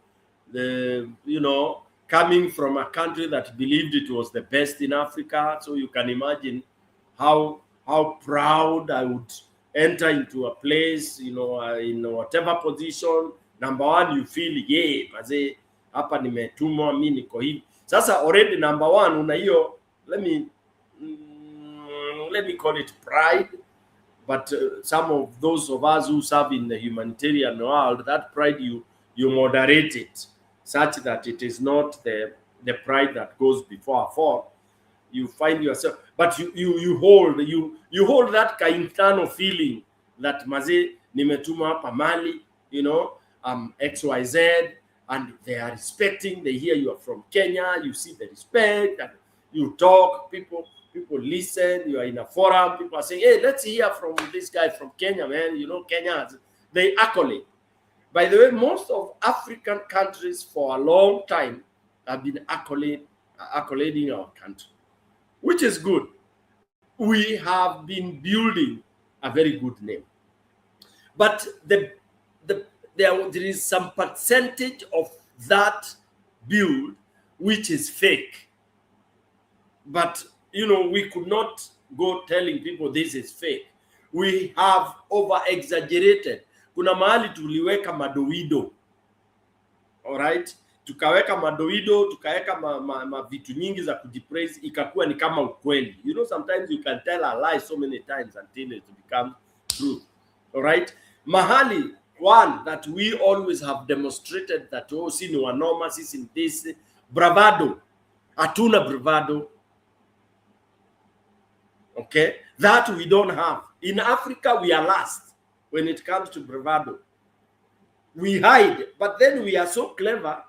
Yo uume, not in terms of male, but yo kuwa na hiyo motisha, na kuwa na hiyo resistance, na hiyo kusema hapana, hii iwezekani. Because by the way, even when you go to all these other forums internationally, you will not find a Kenyan banging a table. We pretend to be very diplomatic. There is a place I banged a table because somebody had given a very, I don't want to use it, whatever. And people are, the guy who stood, he said, that is unlike of a Kenyan. You can't lose a temper as a Kenyan. We know you people as very diplomatic. Nikakuwa in quote reprimanded kidogo, nikareduciwa, nikaambiwa mazee, hiyo sasa hapo ulikuwa umepita kiasi, nini. Yeah, but of course I had to defend and say why. You know, I could not take that and as the accounting person, somebody who the back would stop at. So I had to really put my stand, and thank God I did what I did, because people realized hapana, sasa hapa hakuna mchezo. Diplomacy is not the best, especially when you are dealing with a crook, when you are dealing with a conman, when you are dealing with the deceit. Diplomacy is the worst. It's like unakuta mtu ameipa ng'ombe ziko kwake pale, na anaanza kukuambia ati sasa unaenda na diplomacy kuanza kuona vile zitarudishwa, na unaona ni mwizi, ziko kwake and all that. Anyway, so we have portrayed ourselves in a very, very diplomatic way. You know, we are so, we even now preach democracy more than those who invented it, because I hear even our leaders, as we open our mouth, the first word we utter is that Kenya is a democratic country. And when you ask these leaders, a democratic country mulitoa wapi? Ati Kenya is a constitutional country, unajua, blah blah blah blah. But you are not practicing it. All the tenets of democracy have been killed and buried in Kenya. But we don't want to say that. We don't want to say that elections don't work in Kenya. Ati unaambiwa ukiongea hivyo in an international forum, you are letting down your country. But that's the truth. That elections have never worked in Kenya. I've never had a leader say that. Zero. So how can you go accolading yourself and parading yourself? Oh, we are a democratic, we are a constitutional. If the tenet number one, the pillar number one of democracy is free, fair, and whatever approved, accountable, and all this election, and you have failed that tenet number one, then how would you be the preachers and the gospel holder of what democracy is supposed to be? You know, and that's why even our president would easily go and stand on a podium and say that all Kenyans are not seeing what he is seeing. Whatever Kenyans are seeing is garbage. Hebu tulia kidogo tunipikie hapo itabidi ni react because so you want to tell me that according to Kasongo yeye ni mogo wa Kibiro. Yeye anaona vitu ambazo sisi hatuoni. Yeye ni mogo wa Kibiro. People or yezasia yeye anaweza ona zile vitu hatuoni. Yani ni kama vile saa zingine watoto hawaoni zile vitu mzazi anaona. You see, like sometimes your parents are trying to explain to you things and you cannot see. So, and that brings me to the issue of kudharau wa Kenya. You know, Stony PK, people of your same category, caliber, like for example, like your peers. Do you know that Stony PK kuanzia hata kuambia mtu mkuu mnaongea na yeye like maybe ni Kembero ni Kiembu wendra menyoria ndirakwerithia. Do you know that it is an arrogant statement? Like when you are talking with mtu na ni kama unamwambia wendra mbelewa wewe unielewi like and sometimes actually your explanation is not ample or is not effective. So when Kasongo is trying to claim that zile vitu anaona sisi hatuoni, I've shown people here about the impact ya Kibaki day 2 after election and Kimani Maruge anaingia shule. So Stony PK, leo nataka uniambie huyu Kasongo ambaye anaambia watu sisi hatuoni kile amefanya, nipe impact ya Kasongo Kenya.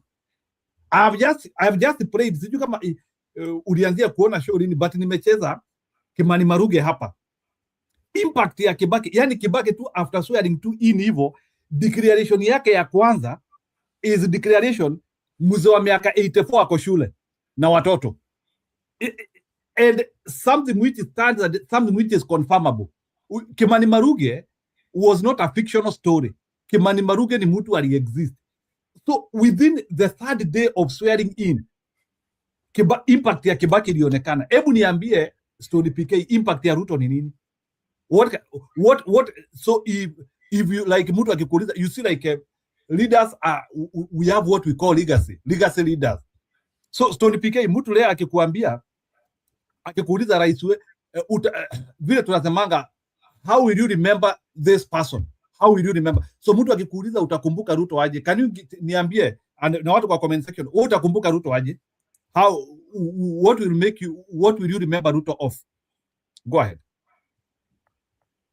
Thank you. Before I tell you what, I will remember Ruto with, and it's what Kenyans will remember Ruto with, I would want to maybe expand a little bit of your quotation and in terms of why people still sing about Kibaki having a very serious impact on day one. The day, and that's why we have leaders and politicians. Those are two different people. Politicians do not do things that are people-centered at all. The politicians do self-centered things. And we have to now educate our people. We have to educate our masses to tell the difference. Now, Kibaki first impact, that's why it is living and it is legendary. He came and said, kila mtu aende shule. What does that mean? Community, people-centered activity. Yani na kusema wacha nitafute pesa. Can you Stony PK? Because exactly. Na sasa hiyo anatoka kwa serikali ambayo imeiba kila kitu ya Moi. And immediately anasema watu waende shule. Unajua Njiru, let me remind you, maybe you'll go and research again, but you can use my information because it's a fact. The first cabinet meeting ya nani, aliingia when there were various hot issues. Like now, for example, if today United Opposition goes in, their job is so easy because already we have issues ambazo zinatokota hivi. Yani kutokota ni kumaanisha zina bleed mwananchi. So their first 100 days is to kupoza hiyo moto ambayo ni kama kidonda umemwagiliwa acid inakuchoma. Sasa wewe umeingia, utaanza kuanza kutafuta, unakuja immediately hiyo kidonda ukipoze. Sasa Kibaki aliingia wakati number one, education was rotten just like it is today. Okay? So akasema watoto ama mtu yoyote ambaye anataka kwenda shule, kila shule, weenda walk to your nearest school. Come on. This guy, he touched the entire world.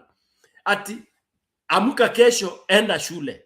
Njiru, what would be so relieving to a na haikuanga story ya njamba kama ya Ruto ati anasema uende bila nguo. It was a confirmable story. Watoto walienda shule na wanapokewa na waliambiwa waende waamuke asubuhi kesho waende shule, na machifu wazunguke wakikuta na wakiambia watoto toka, enda shule. That was people-centered impact.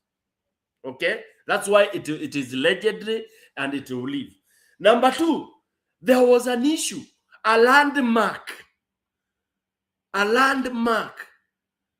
building had been possessed and been taken by individuals.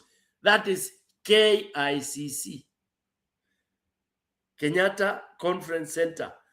Kenyatta Conference Center, ukija Nairobi as a Kenyan, hapo ndio ilikuwa lazima uende yani unaulizwa nothiere KICC novolirwe mbisha.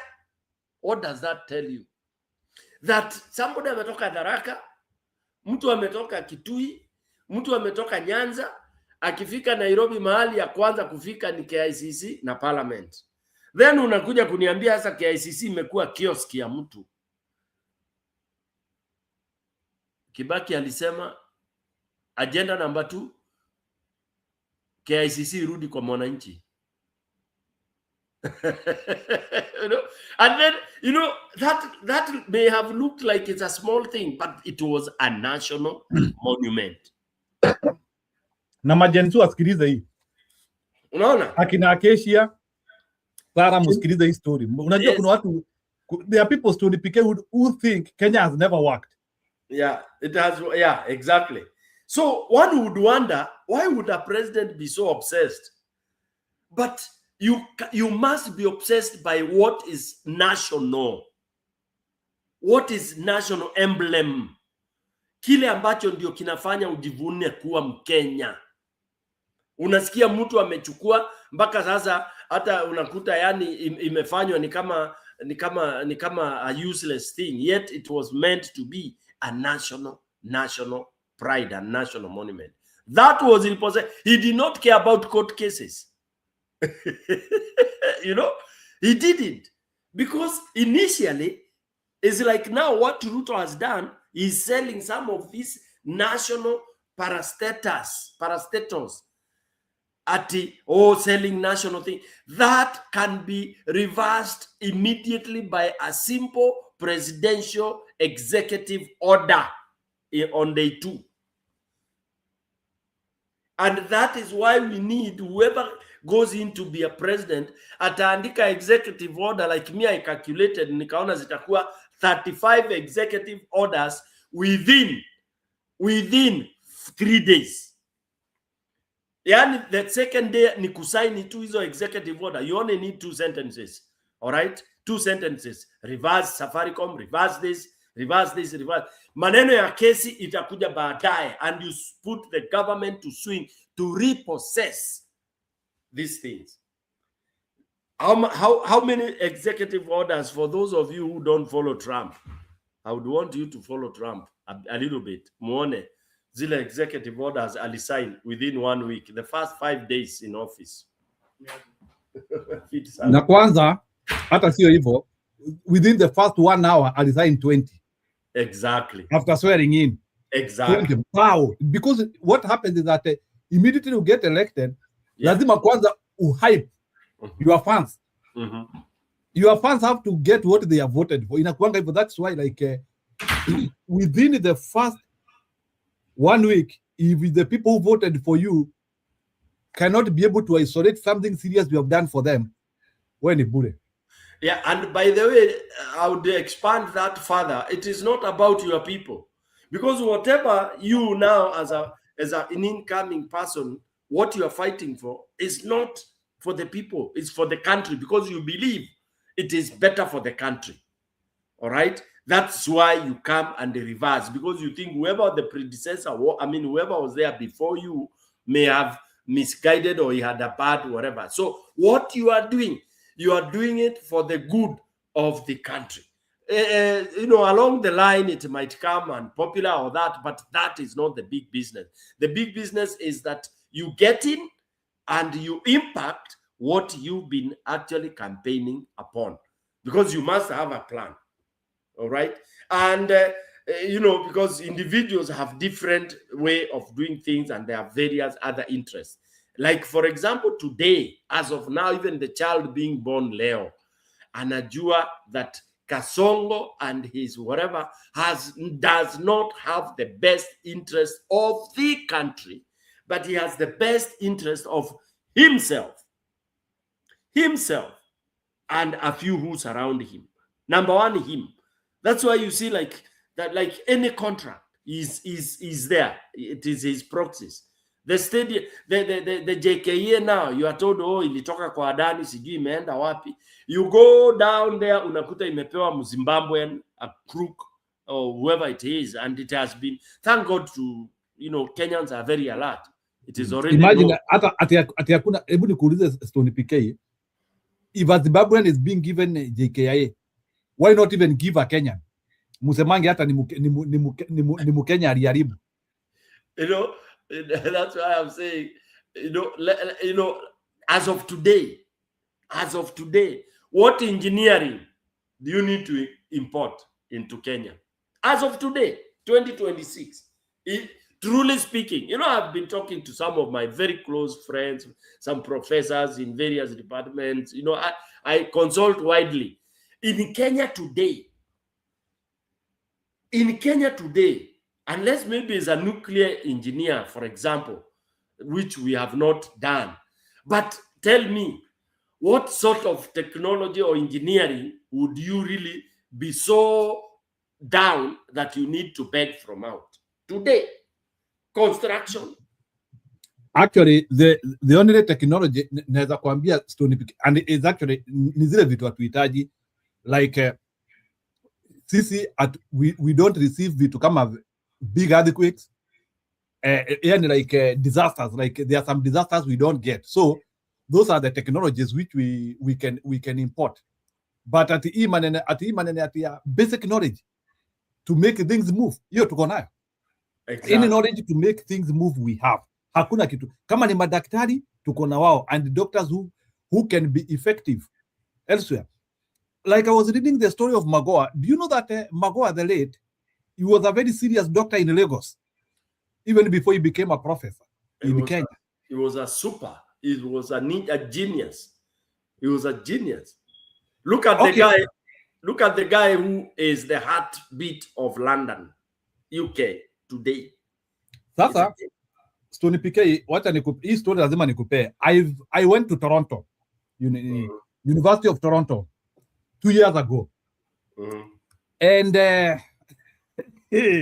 Kenyans are so crazy. So me, I'm just doing my presentation there. And now me, I'm just doing my presentation there. Mi nilikuwa nafanya presentation yangu hapo. That's why I want to show you how serious Kenyans are globally. Sasa mi nilikuwa nafanya tu presentation yangu hapo tu. Unajua sasa mimi post yangu imeandikwa hapo Njiro Mwaura. Sasa unajua sasa Mkenya definitely akiona Njiro Mwaura sasa asha click yule. Aka nikakutoka kwetu. Lakini aka click uni this is somebody either from Kikuyu land or from Embu or from aliclick haraka sana. Yeah. So mimi after presentation nikaona mama anakuja kwangu. A lady is coming to me. A very serious. So nikaongea naye. Akaniambia bana, mimi niko huku. Mimi niko huku and I'm the head of department in, yani aliniambia department hata sijaisikia. Yani department iko na jina. Nikamuuliza hata Wakenya wako huku tena she is the head of department. Yeah. in the University of Toronto. Yeah. So ndio najaribu kukuambia like Stone PK, Kenyans have colonized the world. Is not a joke. Kenyans are everywhere. Wacha sasa nikupea mwisho sasa, alafu sasa ni kuachia sasa. I was somewhere in Turkey, pahali inaitwa Gaziantep. Somewhere huko deep, yani pahali hata I knew bwana, hapa uwezi pata Mkenya, hapa uwezi. So I'm somewhere in Gaziantep, in a street, nikachukua simu na kiemu ile unajua uko peke yako sasa.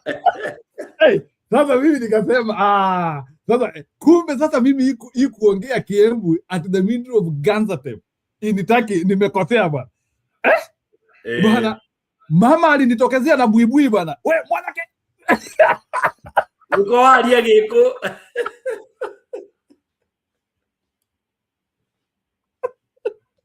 Hey. A woman came to me akiwa amevaa buibui na akaniongelea kiku, nikamuuliza vipi bwana? Akaniambia simama kwanza. Nakwambia bwana, nilikula free lunch bwana. Mama alinipeleka mpaka kwa kioski yake bwana Gaziantep. Nilikula. I'm telling you. That lady is from Kiambu. Somewhere in Limuru. I'm telling you, Stone PK, at the middle of, I don't know, Stone PK, you can relate to this one. Gaziantep is a place whereby everybody is Turkish. You are not expecting like ati kukutana ati na Muembu huko ama Mukikuyu huko. But I'm speaking Kiembu, nimechukua tu simu, naongea Kiembu, only mtu kunisikia kwa street na anasimamisha. Hadi nikashindwa huyu mtu alitokezea wapi? Mimi niliona kama ile kitu tunasema kwa Kiembu kiama kiande. Niliona kama yeah. Those are Kenyans for you. They are everywhere. So and I'm double sure hata ukienda ile pali inaitwa Greenland. Kuna Mkenya anatembea huko. Yeah, and no, that is one thing we should actually, hiyo kama ni kuchanuka, honestly, and then in terms of daring, we can dare anywhere. I'm telling you, wewe unaambia Mkenya pale dunia inaporomoka, anakuambia kandi ngone, yani wale hawaelewi hiyo lugha. Yani unaambia Mkenya hapo mazee, unajua nimeacha dunia inaporomoka, inaporomoka chini, anakuambia acha, let me go and see. Yani aende aone. Kange ni Kiembu tunasema kuiona na niguitekia. Kange anaenda kuona. Unaona? So alafu anaenda anakuta inaporomoka hivi, anasema hata ninaweza simama hapa, by the time itafika kuporomoka hapa nitabadilisha. That is how daring and adaptive Kenyans are. Kudos. And truly speaking, Njiro, with my little exposure and experience, I've gone through what you went. I mean, I don't want to list those guys. Yani you are in a place hapa umefika, unaona hapa sasa, hata unaangalia hivi, unaona vile unaangalianga hivi, unaona hapa hakuna. Alafu ukiona hapa kuwa na Mkenya, hata Muganda hapa hakuna. Alafu ukiona vile, ukijua vile umefika hapo, unajua either, you know, there are many ways that people go to places, you know. Kila mtu akikupatia testimony yake utashangaa, you know. Alafu sasa unaongea hivi, unasema kwanza kama mimi there is a place I went, and do you know, you cannot believe ati utakuta mahali mtu Mkenya ni refugee. Njiro. I believe you can meet them. Bali, not at Uganda. Unaenda unakuta ati unaambiwa ukiintroducewa wewe, unajua umeingia huko sasa ni majob nini, unaambia haya, we even have a Kenyan refugee here. Sasa kitu ya kwanza nilifanya, nilisema really, mpaka nikaacha topic ile nilikuwa naongea, nikasema I want to see that guy. Nikaambia dere wangu, I want to postpone this meeting. Let me get the guy first. He will make myself. Unasikia ukiwa nyumbani vibaya sana. Yes, Ukikutana tu na Mkenya in those weird places, unajisikia ukiwa nyumbani extreme bana. Sikiza Njiru, naenda Mkenya ule na ni Mkikuyu ule alienda akaambiwa na Wakikuyu wako na mambo tena, ni Mkikuyu tena tukapark. Sasa nimepelekwa kwa refugee camp, tukazunguka hivi na gari mayuene na maantena tukapark. Sasa Dairendi akatoka akaenda akaona jamaa wa mtaa, akamuuliza nani ako wapi? Anaulizwa who? The teacher? Huyu Mkenya refugee kumbe ni mwalimu. Jamaa akija akakuja akasikia anaitwa. Sasa Daire alimwambilia na huko, oh, the boss here who has been posted here is a Kenyan. Sasa Mkenya akaanza kuogopa because of unajua labda kuna vile alimenuva ndio akakuja kwenda huko. Anakuwa ati amekuja kutafutwa. Sasa alikuja na mauoga mingi. Of course I knew because of my experience. Of course unajua Mkenya unajua, let me tell you, nikajua is the way we are brought up kujishuku like unaona ni kama sasa unaona hata kwetu, let me tell you like a small story, utaendelea na hiyo. Saa zingine unasikia ati mtu norethwa, unasikia mtu akisema unatafutwa alafu sasa unasikia mtu ni polisi kana exactly. So akakuja nikamgreet na very humble nini, nikamwambia chief, how are you? Namuita chief. You know, in you and when you call somebody chief, is somebody your boss, somebody you respect. Sasa anaona huyu jamaa amekuja hapa na ngari ziko na metoriro na ananiita chief. Nikamwambia chief ni aje? Ni poa. Vipi bwana? Wewe ulikujaje huku? Nikamwambia ingia kwa gari. Anashindwa, hey, how? Then we went, tukaenda hiyo meeting, nikaongea, nikamaliza, alafu nikamwambia no, I need to discuss. Jamaa nikakuta ndio head of IT. Hata jamaa ako job. Jamaa ako gangi. Yeye ndio head of IT.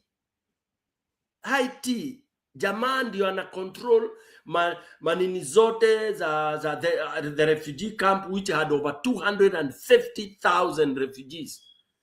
Na yeye ukiona akanipeleka kwa nini yake ile IT hiyo nini tech center yake bwana.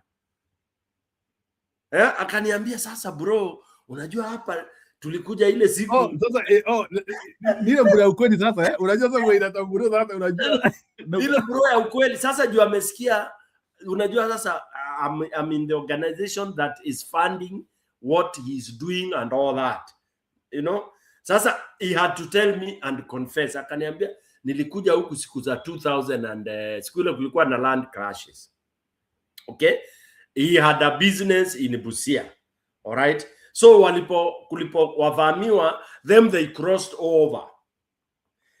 Even after Kenya imestabilize, alipoona opportunity huku alisema potelea mbali kurudi Kenya. So he remained a refugee, but a very rich refugee. You know? So what am I saying? That wherever you find Kenyans, honestly, they are very industrious. All right? But the only thing we lack is bravado. Like if you are cornered and you're about to be strangled, we have no guts to fight back. We plead, we talk, and then we die. Because that generation that could fight back, ilienda, na sijui kwa nini the Mau Mau fathers and our grandfathers, I don't know why they went with that fighting power. Because it went, Njiru. It went. We are killed like kondoo. Ndio inajaribu kuletwa na majensis ndio nasikia like they are the incarnate of that bravery. It is true, but we allowed, you know, we should not have allowed what happened. You know, when at that time when you are full of that force to topple, you are pushing a wall to go down.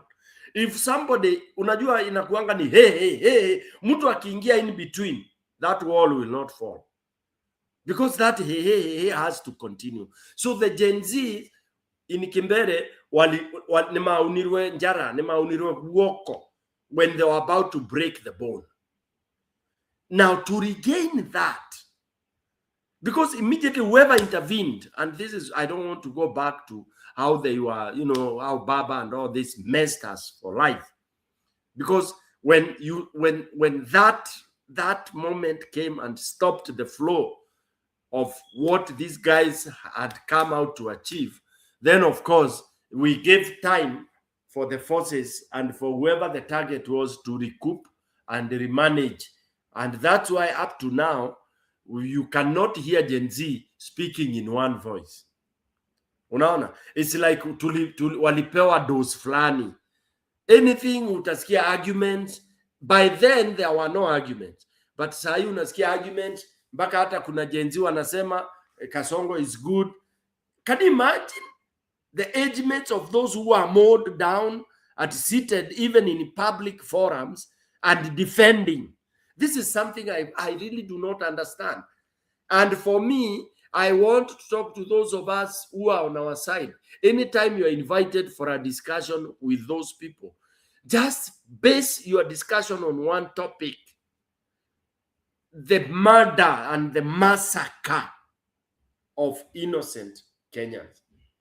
That, I think that's where we should be stuck and never ever to divert from there. Kuongelea mambo ingine hapa ati sijui nini, this and that, oh, Ruto ametengeza barabara, amefanya hivi, all those things. Now whatever he's going to bring, salama, and whatever he's going to bring was cancelled on the 24th, 25th of June. Ndio zilikuwa cancelled. Tunaelewana hapo? Yeah, so basically that's why I want now Kenyans to focus on that. That and whoever also supported that, because if you are in UDA and you supported that, so ndio nilisema hii examination ni rahisi njiro, ni ile ulisupport hivi X. It is for me, the coming election is the easiest to do. It's not about issues, it's about who killed Gen Z and who supported that. How can you kill Kenyans? How can you say Kenyans should be shot? Hiyo ni tosha. Let us, you build a stadium. Nobody should talk about the stadium. Nobody should talk about sijui ameenda Ulaya kuleta nini. Kwisha, he cancelled and everything. You are bringing all these things. Yes, you said people should be killed. People should be shot on the legs. Surely.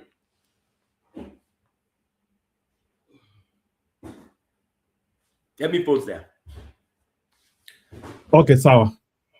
So bwana Msimamo, uko na la ziada because unajua ulikuja alafu ukatoweka mara moja, ama niachana na wewe kwa sahihi? Unataka kuongeza hapo Stone PK amefikisha, ama what is in your storyline?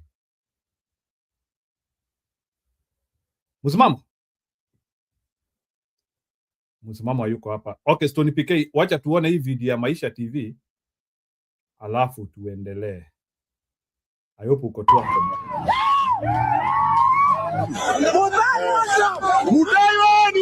Forget united opposition or Linda Mwananchi versus Kenya Kwanza.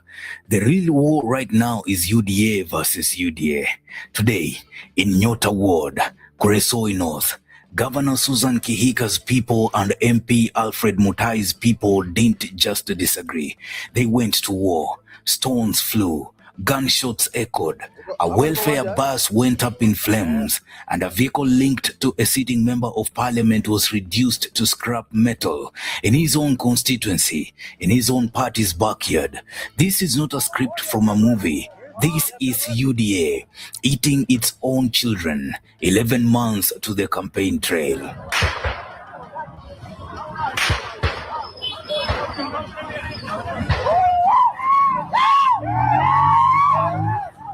Nakuru County woke up today expecting a youth and women empowerment program. What it got instead was a battlefield. The venue was Tulwet School, the date June 19th, and the mission on paper was simple: empower the youth, empower the women. But anyone who knows Rift Valley politics knows that in Nakuru, even an empowerment forum can be a political chessboard. This event leaned pro-Kihika, and when MP Alfred Mutai's camp tried to muscle their way in, the chessboard flipped and the pieces started flying, literally. Eyewitnesses describe running battles between rival youth groups, bandaged bodies on the ground, a motorcade under siege.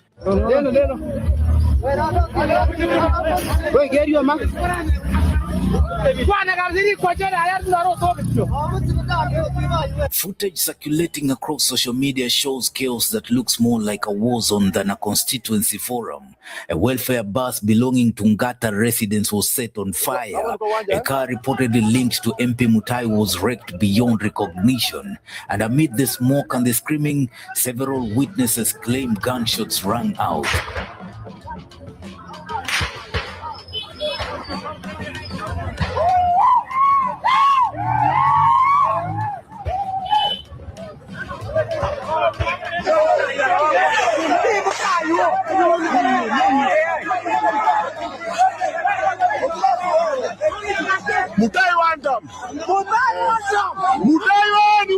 Let that sink in. Gunshots at a youth empowerment event in Kenya's politically sensitive county ahead of the most politically sensitive election in a decade.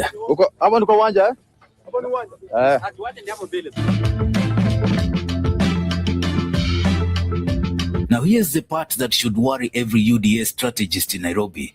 This is not opposition violence. This is not Azimio infiltration or Linda Mwananchi or United Opposition. This is brother against brother, tag against tag, same party rosette.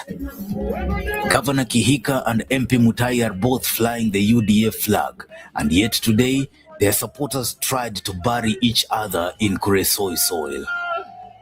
So how did we get here? Rewind to May 2026. MP Mutai and Nakuru woman representative Liza Chelule went public, accusing Kapsaret MP Oscar Sudi of importing outsiders into Nakuru to intimidate local leaders into falling in line behind Kihika's 2027 re-election bid. Mutai called it, in his own words, a systematic attempt to intimidate Nakuru leadership.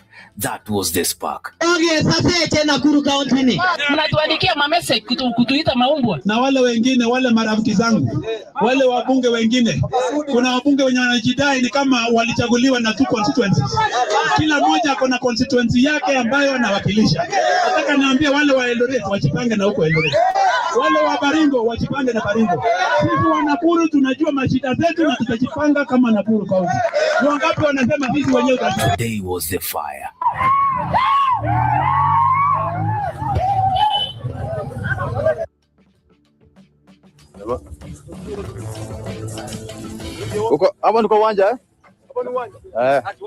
Because Susan Kihika is fighting more than just an election. She's fighting history. Nakuru carries the curse of the one-term governor, and Kihika knows it. She's been publicly begging voters for continuity, for time to finish what she started. What did she start? Residents ask. But continuity means controlling the county's political temperature, and Mutai, it seems, refused to be cooled down. Mutai want them. Bado hatuko.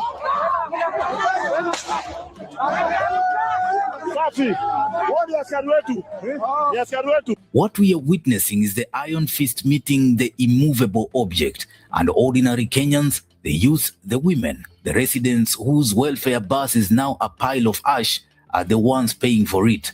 Social media isn't holding back either. Kenyans online are calling this a rehearsal, a dress run for the violence many fear will define 2027. One user put it bluntly: preparations for election violence are already underway, and the politicians are merely testing their foot soldiers. Another asked whether this spells the political end for Mutai if it is proven his camp funded the chaos. The accusations are flying as fast as the stones did. This is not peace. It is the eye of the storm. Because Nakuru is not just any county. It is a Rift Valley stronghold, a UDA stronghold, a bellwether for what Ruto's coalition looks like under pressure. If the ruling party cannot keep order in its own house, what exactly will it offer the country in 2027? Add this to a growing pile, the Gachagua-Ruto fallout, the Linda Mwananchi momentum, the cracks spreading through Kenya Kwanza like a windscreen hit by a stone. UDA built its house on Mount Kenya and the Rift Valley. Today, Mount Kenya is gone. The Rift Valley pillar just cracked, live, on camera, for the whole nation to see. So here's the real question Kenyans should be asking. Was this a power struggle that simply got out of hand?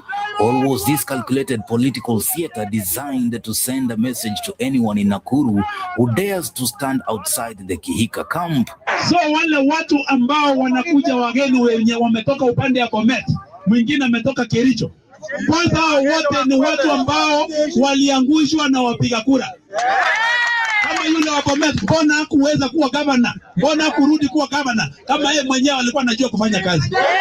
Yule wa Kericho pia aliangushwa kukosa kutii wito ya wananchi. Nataka niambia wazee ama wale harakati na yule Ruto na wale wengine, wale marafiki zangu, wale wabunge wengine, kuna wabunge wenye wanajidai ni kama walichaguliwa na two constituencies. Kila mmoja ako na constituency yake ambayo anawakilisha. Nataka niambie wale wa Eldoret wajipange na huko Eldoret, wale wa Baringo wajipange na Baringo. Sisi wa Nakuru tunajua mashida zetu na tutajipanga kama Nakuru County. Wangapi wanasema sisi wenyewe tutajipanga? Either way, the smoke over Kuresoi tells you one thing. UDA's 2027 problem isn't the opposition, it is the mirror. What do you think? Drop your comments. Newsroom, Maisha TV, Ushabi Jr.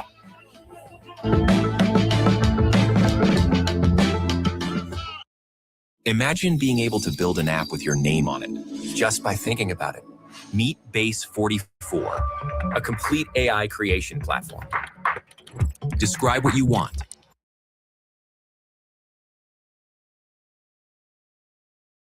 So, Bwana Stony PK, can you comment about your violence which is being netted to some people from Murima in Nakuru, somewhere called Kuresoi, na Wakikuyu wengine wanajisukumilia tu na washaambiwa watakikani. So Susan Kihika, so umesikia what they are calling it UDA versus UDA. So there were gunshots, people are being shot. I don't know how I'm going to react to that, but you can imagine sasa that. Anyway, I don't know. It's pathetic. You can react to what you saw.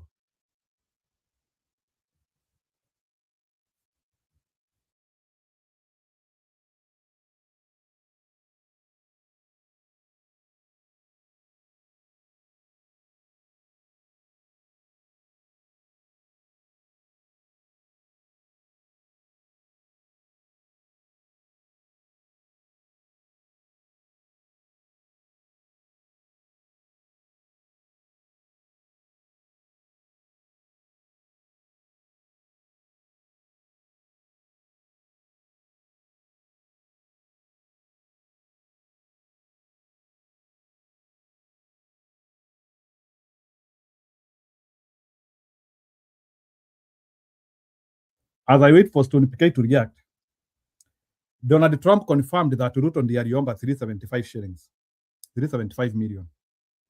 Ndio hapa. A couple of presidents came over, by the way, from African nations, and they were so happy with what we did. But where it's unfair is we gave 375 million. The rest of the world gave essentially nothing, maybe a couple of bucks, but nothing. And they were all saying, thank you so much. And I think they've done a good job. It's a terrible thing. Ebola is a terrible thing. That's an unbelievable one. Fortunately, it's not like COVID where it's that easy to spread around, but it's rough. And we've done a good job. We've moved people to certain quarantines, certain locations. A couple of presidents came over by the couple of presidents came over. So Ruto ndiye alienda kwa Donald Trump akamwambia mkitupea $375 million we will host. So Ruto went and gave that idea. So Donald Trump confirmed during the G7. Ruto ndiye alienda akasema mkitupea $375 million we will house those people for you. Donald Trump confirmed it. So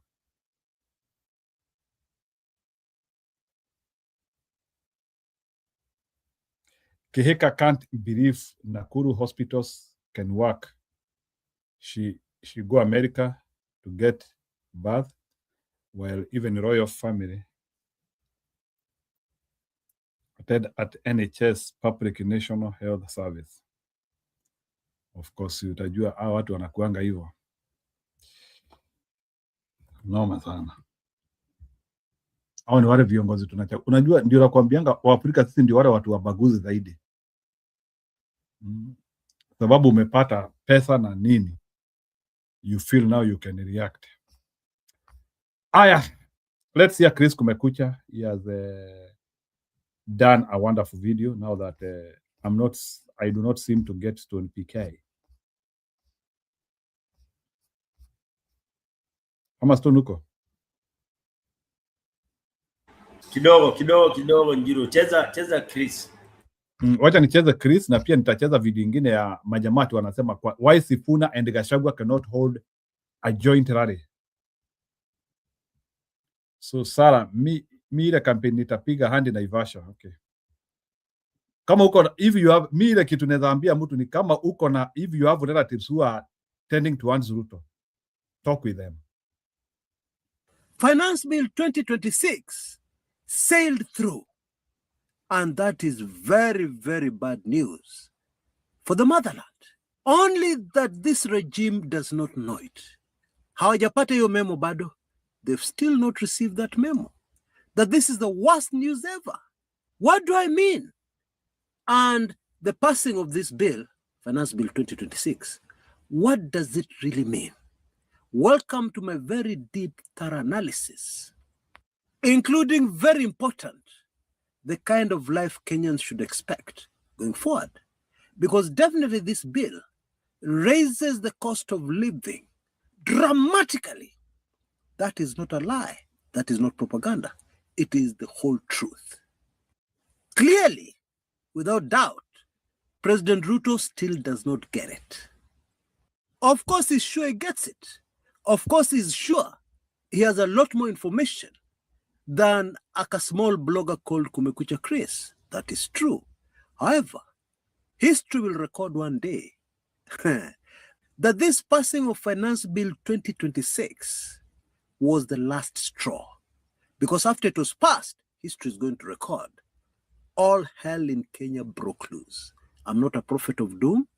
I do not wish bad things for a fellow human being because the Most High loves all of us, including those people who do very bad things to us. What I have simply done is present logic, okay? Very simple logic. 1 + 1 is 2. And if you add 3, you'll get 5. That kind of logic. You know, it just beats me how the government still doesn't get it. That is a real mystery.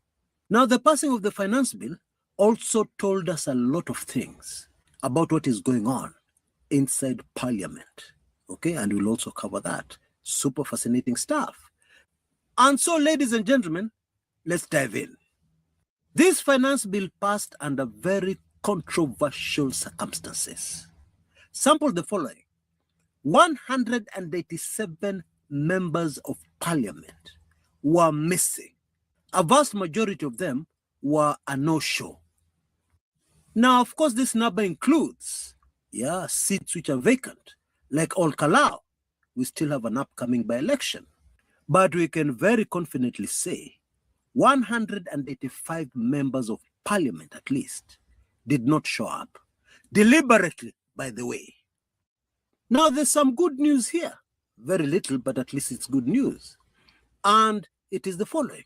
This clearly shows that Parliament, for the first time, is starting to feel the heat of the people of Kenya. the Gen Zs, and the rest. Why? Because these members of parliament did not show up for one simple reason. They did not want their names recorded as having voted yes to the finance bill. And some of them did not have the courage to vote no, because they really fear the executive. They fear Sirikali, which can do a lot of harm to them, and they know it.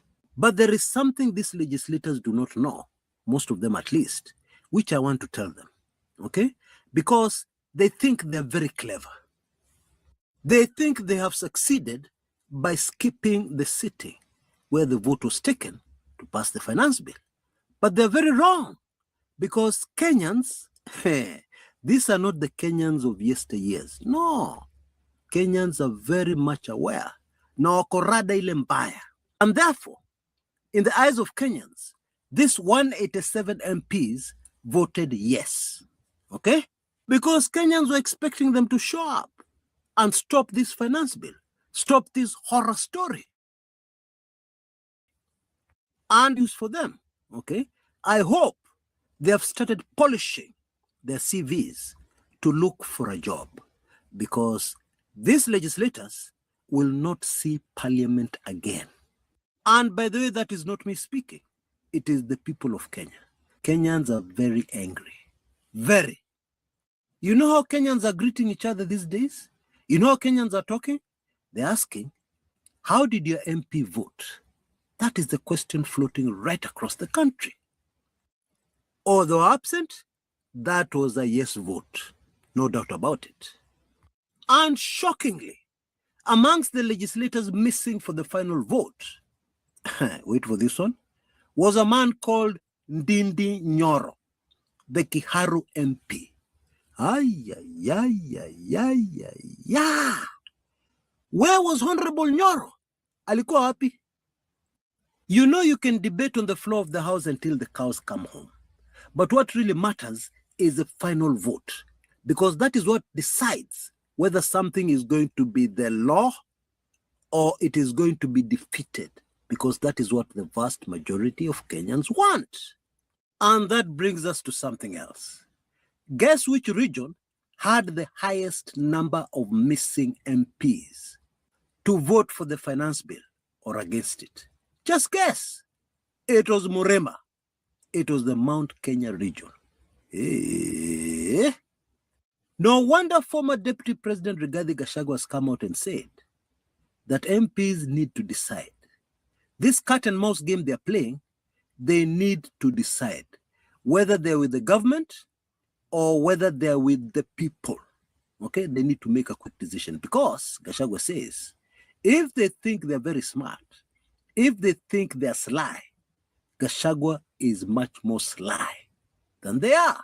He said something to that effect. And I have to say, he was speaking for the vast majority of Kenyans, clearly. And now my recent video makes perfect sense. In fact, my immediate previous video, where I revealed that the government started making arrangements to deal with the June 25th anniversary protests as early as January this year, okay? And I detailed exactly what they've been doing. Yeah, in a nutshell, threats and money. If you missed that video, I highly recommend that you make sure you take it in. It's very important, and it has got some crazy, crazy revelations that will help you understand the situation right now much better. So now we know this is what must have happened. As the year started, Ruto and company gathered, and they realized, hakuna pesa, there is no money. And therefore, what they needed to do was to raise taxes. Yeah, raise that money from Kenyans who are already struggling.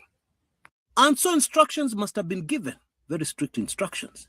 Nobody should say the government is going to raise taxes. In fact, come out with statements saying that the government has no plan to raise any taxes in the upcoming finance bill, which is exactly what the financiers, Bwana Mbadi, told us repeatedly. The government is not going to raise any taxes. Anybody who is saying that is untruthful. That is propaganda. That is the narrative that has been floating around. And if truth be told, the government has not accounted for the money they're taking away from Kenyans, the money they've been aggressively taking away from Kenyans since 2022. They have not accounted for it.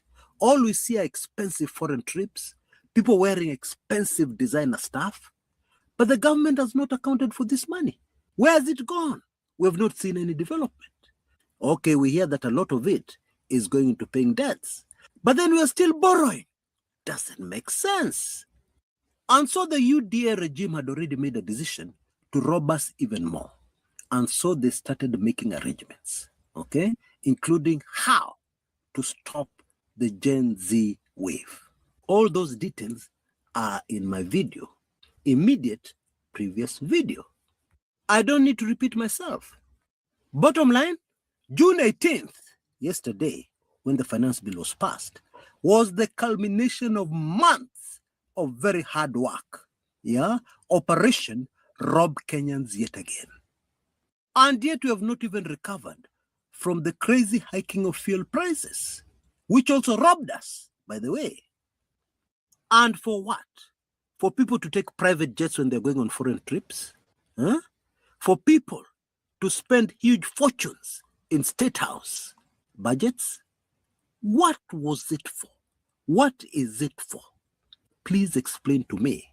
I understand, because I don't understand. You know, as we speak, there are many vital issues in our country that are underfinanced or not being financed at all. Education is an excellent example. Capitation haifiki squeeze, it doesn't reach the schools. And schools are struggling to survive. So where is this money going? Actually, we have a very good idea where at least some of it goes, don't we? So, what did I mean when I said historians are going to record that the passing of Finance Bill 2026 was the beginning of the end for this regime? What did I mean? Okay, very simply put. In fact, I'll put it in the form of a question.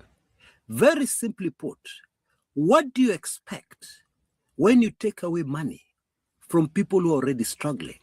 When you take away money from people who do not have it, who are already borrowing left, right, and center just to survive, just to put food on the table? What happens when you come back and rob them yet again? What do you expect will happen? And don't forget, we're going into an election very soon. Very, very soon. In fact, in a handful of days, it will be just 1 year to the next landmark general elections. Now, I will not even answer that question because I think the answer is rather obvious. Mtu akifika mwisho wake, expect anything. And by the way, because I know all kinds of people taking this video, the consequences do not need to be organized. The protests don't need to be organized, okay? Make no mistake about it.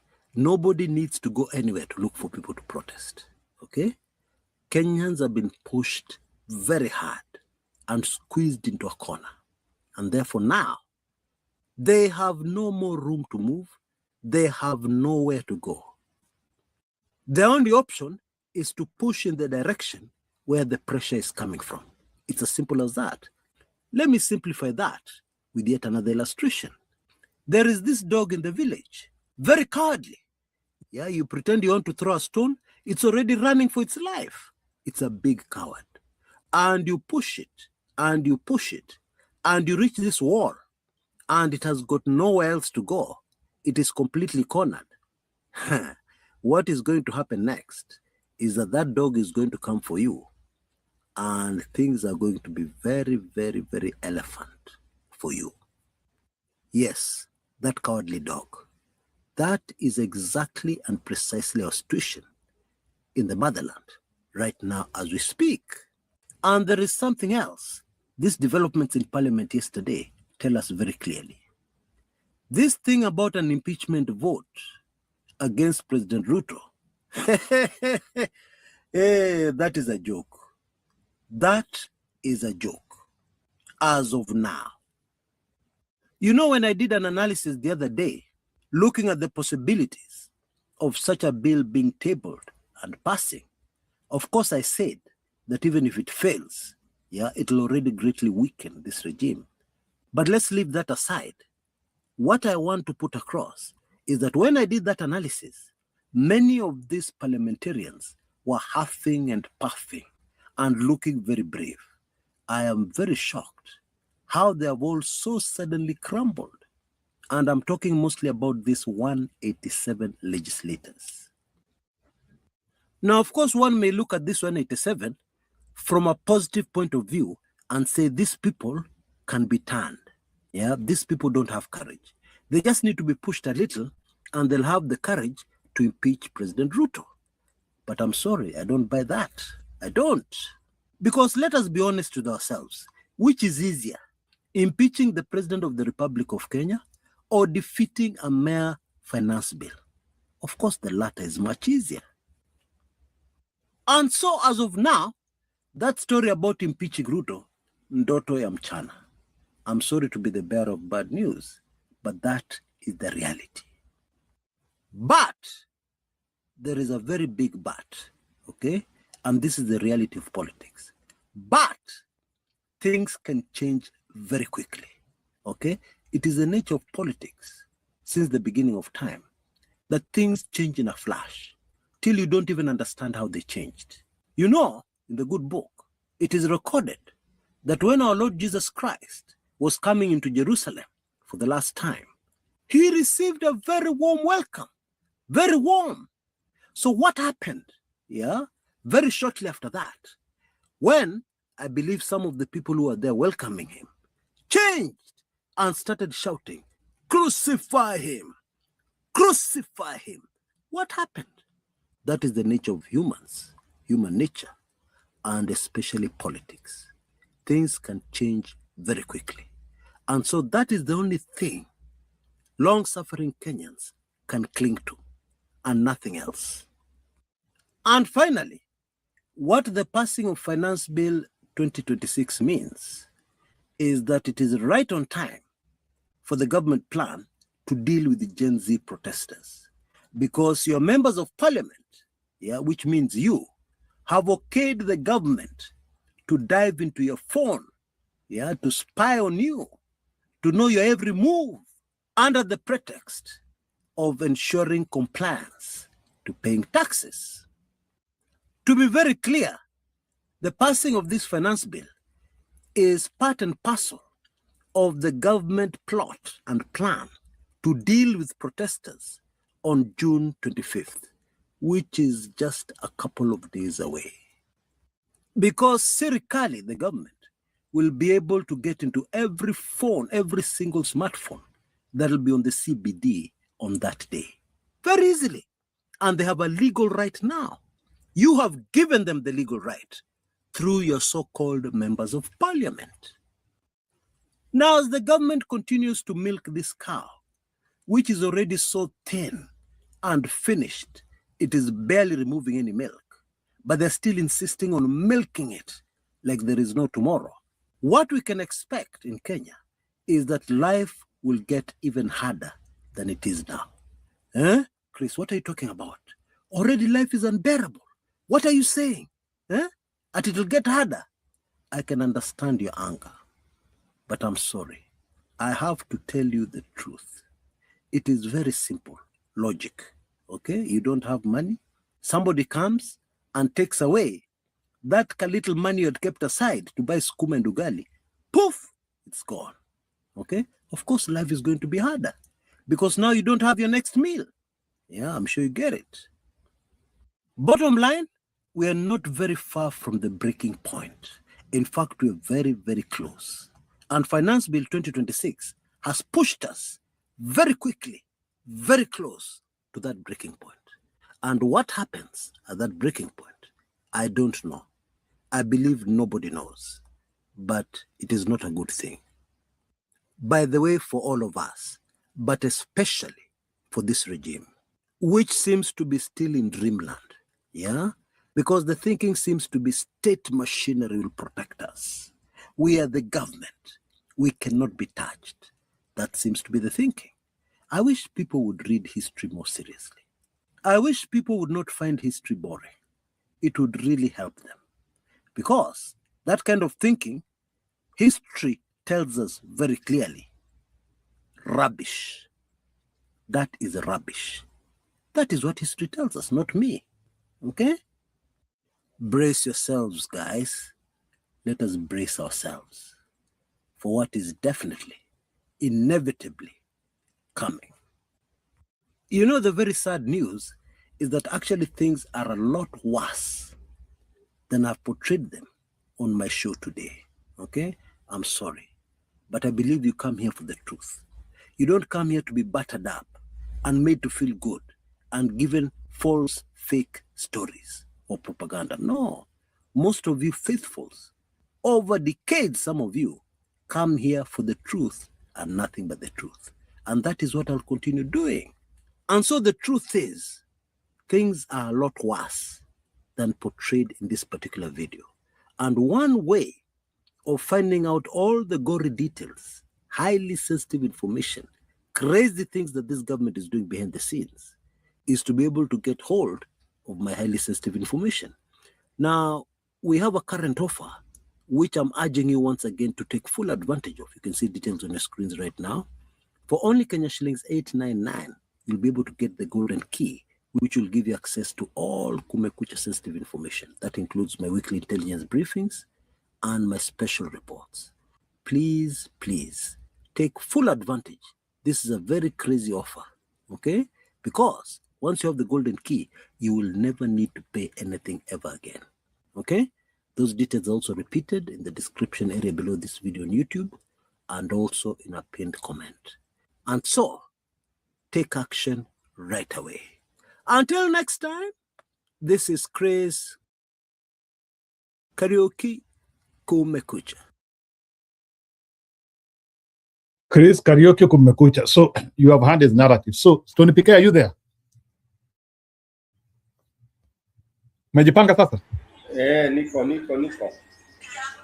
Yeah, so tunaongea story ya the Gen Z movement and what is awaiting June 2025.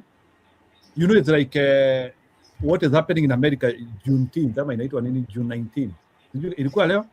You know very well, like right now in America, hii weekend kuna celebration mingi sana because ya hiyo June 19. You know that hiyo wanaitanga Juneteenth, which they take it as part of liberation of black people, Africa. Yeah. Now, our young people as well are taking June 25 as one of the most astronomical and special day in the Kenyan history, where they actually even wanted the government to recognize it as a special day where they want to be remembering their foreign heroes. But it looks like Ruto wants to cause more harm to them. From what is happening, it looks like Ruto is not prepared for people to peacefully picket and take petitions wherever they want to take. Like it looks like to him, he thinks like it's a source of destabilization to the government. How would you react about it? Yeah. Okay, Jiro, I'll give my opinion on that. I normally avoid comments. I can see comment on the side there. There's somebody who calls himself Xiaomi. Hiyo maex mingi hizo. Hizo maex mingi sijui anasema sijui watermelon and all that kind of a thing. I've never understood that guy. So I'm not going to really respond because I don't know. I really know. I don't understand it because the things he quotes, he says Jim Makiadi was here. I could not. So I don't know. He's on another planet. I'm on another planet. So I ignore that. Jiru, when Gen Zs are trying to even seek approval of what they want to do, it is ironical. It is funny. How do you seek to be recognized, to celebrate, or to remember whatever you are doing from whoever perpetrated it? Does that make sense?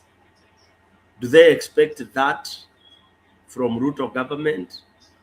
Surely, isn't that being, again, Sorry for lack of better word.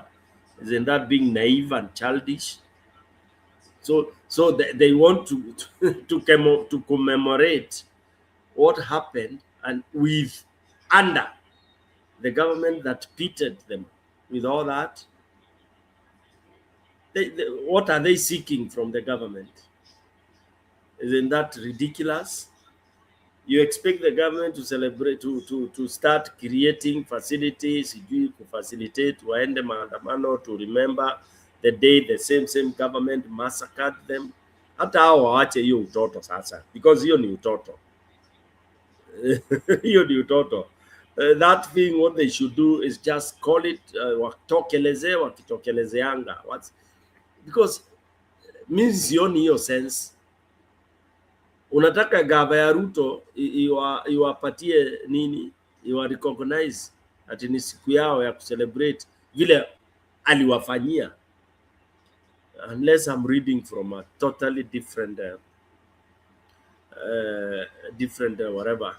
Mr. Giziom, you don't know what Mbere accent is, and you are irritating me actually.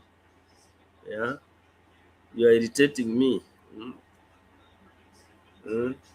Anyway, so Njiru, I think that is ironical. Gen Z should proceed with whatever they want to do. Yeah, the course they were on before they were distracted. That is what they should follow. Hiyo ndio mtaratara ile wanatakiwa wafuate bila kuwa diverted.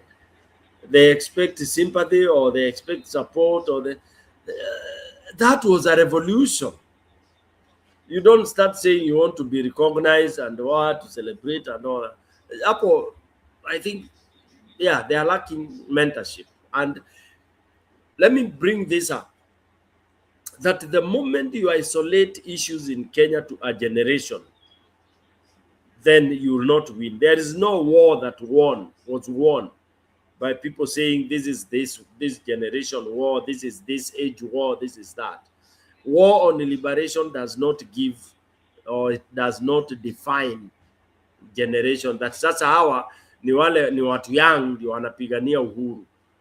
That has, hiyo nimeisikia juzi hapa Kenya. I have not heard those kind of categorization. And it's only in Kenya nimesikia sasa wazee waende, sijui youth waingie, sijui nani, those kind of narratives. Kuna youth wanakuanga waizi, wabaya, murderers and all that, na kuna wazee wabaya. So until now we merge, like what Tony Gachoka was saying, until now our approach will be generation zote, because what we are talking about here is not about individuals or about age set. It's about the population. We are supposed to agree whether we really want to carry this and take it over. But we start creating those thematics and then we start categorizing. Now there is this Gen Z, there is Gen Nini, there is that. Those are the celebrations that Kasongo will enjoy, and he will take you like milk early morning. Okay? One bitter pill that we need to swallow is that if we don't shed off all those, for me I call them nonsense. Oh, sijui one flag bearer, sijui na utumie ma theory, utumie maizi na, that tells you we are not serious, because we are taking it as business as usual. Why don't they even do a karate thing to prove something? Why would they start talking who is bringing what? Are Kenyans, Jiro, and I want us to launch a research, are Kenyans waiting to vote in terms of tribe? Then if that's what we are going to do, tuache Kasongo aendelee. If our issue is not Kasongo, is Njiru, is Kalonzo, is Stone PK, is Matiang'i, is Sifuna, if we are that petty, and that is what our discussion is, then we are cooked. Tusahau hiyo maneno, if that's the discussion. If the discussion is not removing Kasongo, it is about Sifuna hawezi, nani hawezi, sijui afanye, Kasongo hawezi kuwa na huyu, Gachagua hawezi kuwa na huyu, sijui nini, Gachagua ndio kingpin and all this. If that is the nonsense we will concentrate on, we are cooked. And no wonder Kasongo is very comfortable. He can be able to go out of the country for 14 days. He comes down back and he starts telling you, you are Kalonzo, amekuwa kwa government 50 years, he's useless, he's nothing, he's garbage, he's this. We are in trouble. And it is because of what we have displayed. We are not serious. We are not a serious lot. Back to you, Njiru. Wacha nikuwekea vile Kasongo ameambia majenzi. Just for your consumption. Us as a people, let us work together. We must protect our country. We must focus on our development, and we must never allow things that take Kenya backwards. You know, I hear some people, the other day I saw some people there saying, oh, we want to shut down the country. Or we want, we will defend the right of everybody because we are a country that believes viciously in order. We are a civilized nation. We are an organized society. We believe in the rule of law. We protect everybody's right. It is right for every citizen who has an issue to petition or to protest, and we must protect their right to do so.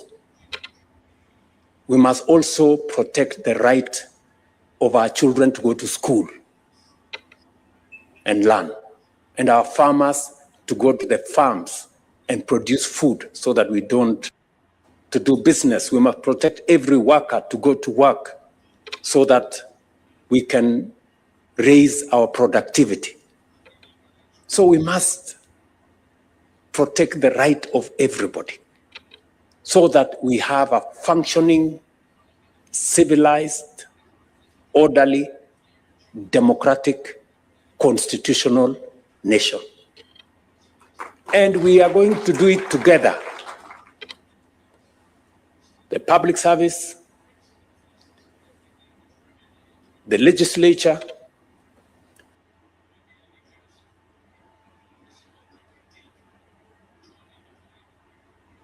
Stony PK, combine it with this one, eh? Stony PK, are you there? Yeah. Combine it with this one. Nataka uniambie best. We are going to give President Ruto at least 4 million votes. Yeah, we are at 3.3. I don't know when people talk. We are going to give President Ruto at least 4 million votes in the next election. We are at 3.3. I don't know when people talk of Luos, they think of Siaya, Kisumu, Homa Bay, and Migori. But we are in Nairobi. We are in Mombasa. We are in Turkana. We are others. We want all our people to register, just as we want all adult Kenyans also to register, so that together we can determine how our nation is led going forward. We are going to give President Ruto at least 4 million votes in the next election. Yeah, wacha nimalizie hapo. So, according to this buffoon, every Luo will vote for Ruto. That is the assumption. Yeah. According to him, because I said we are going to give Ruto at least 4 million votes. Stony PK, can you audit some of these people? Najua hiyo video ya Kasongo iweze kufurahisha sana. This one will abject you. Yeah. That is interesting, eh? That is interesting. Imagine mwanasiasa anapanga kura ya raia. That is 4 million from Luoland. Una imagine? Na anajuaje hii kura itakata? No, unajua mwanasiasa those contestants that are very crazy, they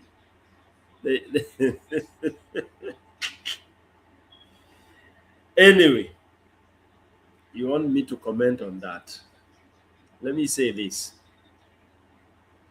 When we talk of numbers, I keep on saying those are desk. You know, like in research, you also have you go to the field and then you also do what we call desk research and analysis. When you sit at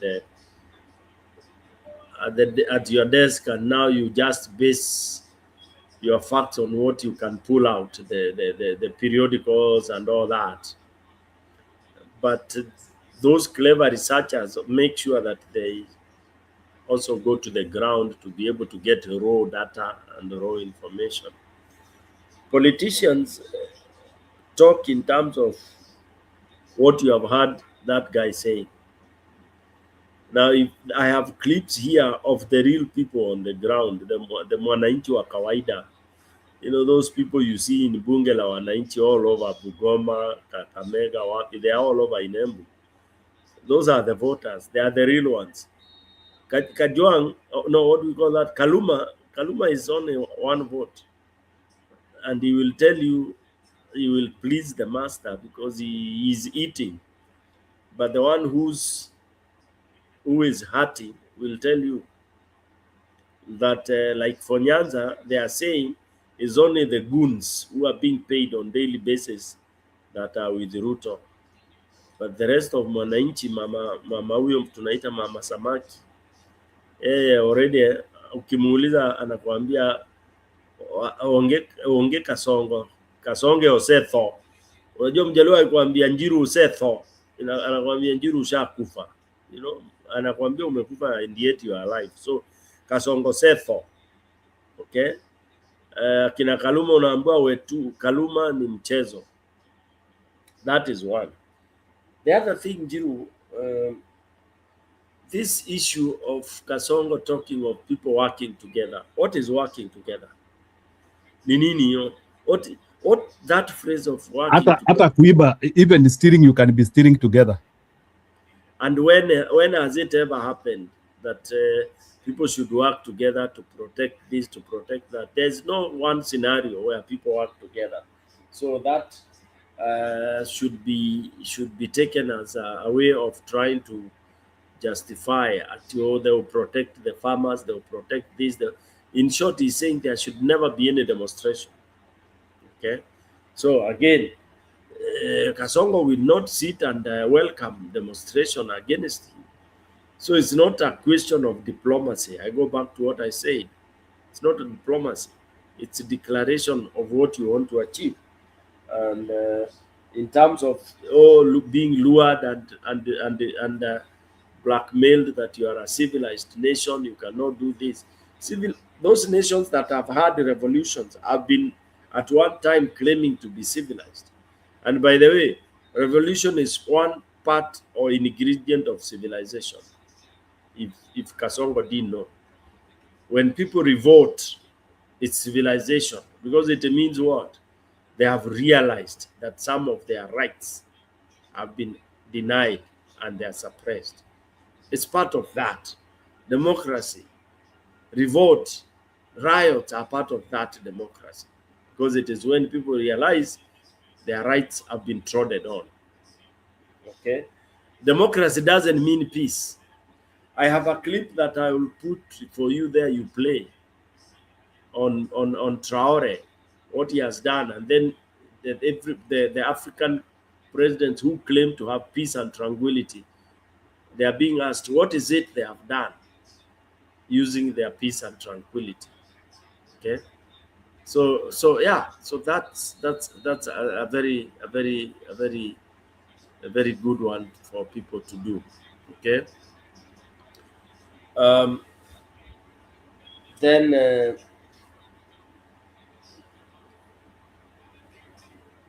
Yeah, so basically, again, we are here to see. Wacha nikupee video ya Didi Nyoro halafu uendelee vizuri.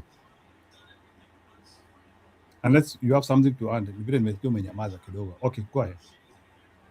Are you okay? Ama nikupea hii video ya Didi Nyoro usikia? Yeah, Didi Nyoro. Si ati anaongea, nataka usikie vile watu washamjua. Relax kidogo. Watu washamuelewa. Kidogo. Kidogo. Kidogo.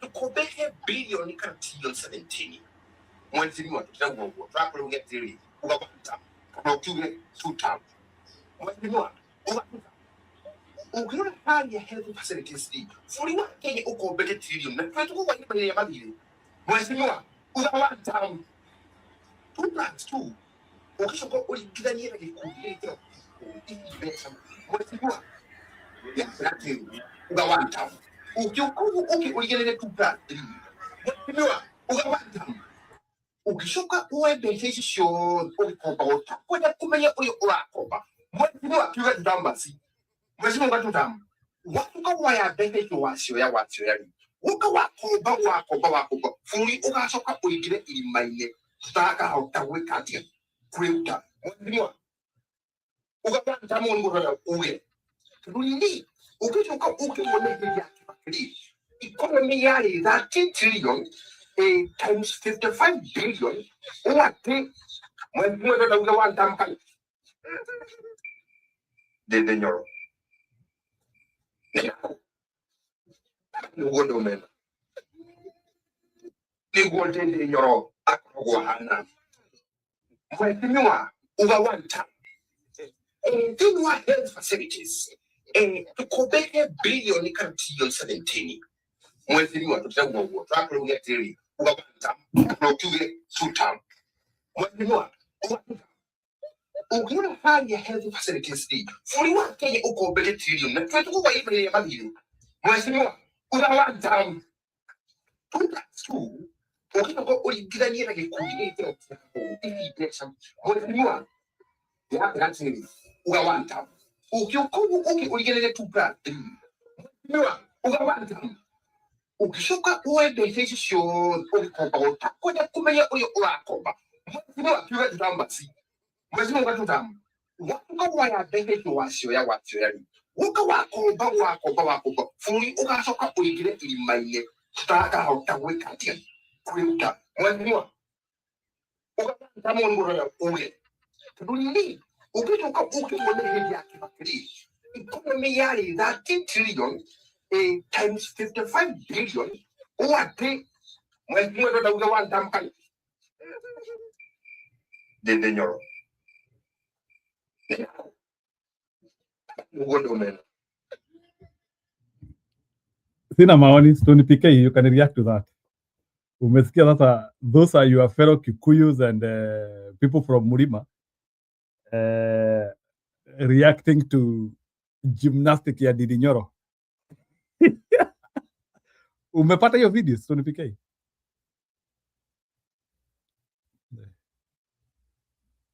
Stone, are you there?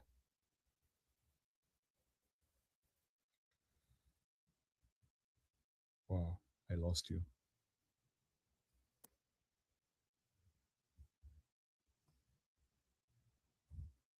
Kizio miwache hiyo maneno, you are writing too much. I don't like it.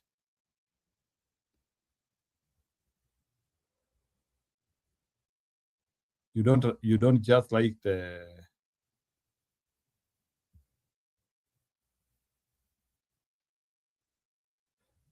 ukituwekea comments mingi hivyo,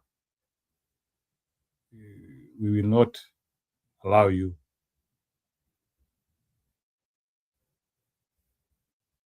Stone, are you there?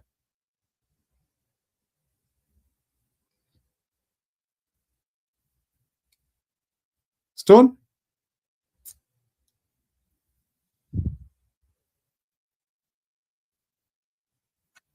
Nimewekea Didi Nyoro. You can react about Didi Nyoro.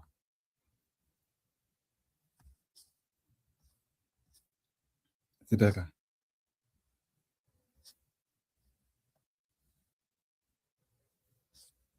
Nataekea kina mtazamo.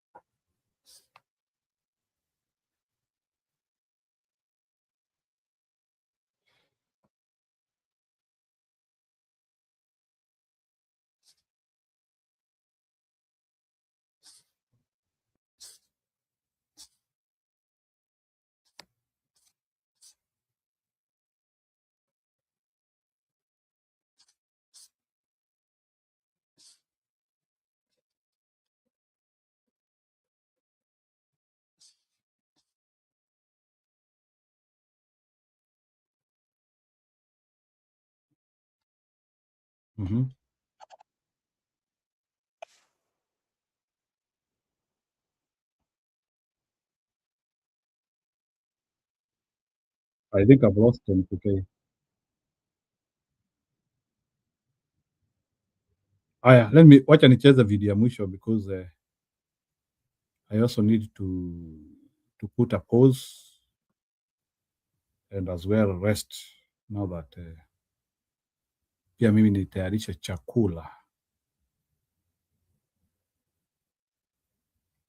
I need to prepare a meal. Here on behalf of our country, Nigeria, we are tired of the killing, we are tired of the fraud, we are tired of the terrorists, we are tired of the kidnaps. Enough is enough. Enough is enough. We are here to let them know that they are supposed to give CDC the opportunity to be selected as the presidential candidates for Nigeria. CDC! CDC! So now we are here in our embassy in Kenya, which is East Africa. They are not even here. And they are not even here. People that have been paid. They have been paid for our government, by our government. They are paid very, very high amount of money, but eventually we come on a very, very morning on Friday, but they are not to be found in the office.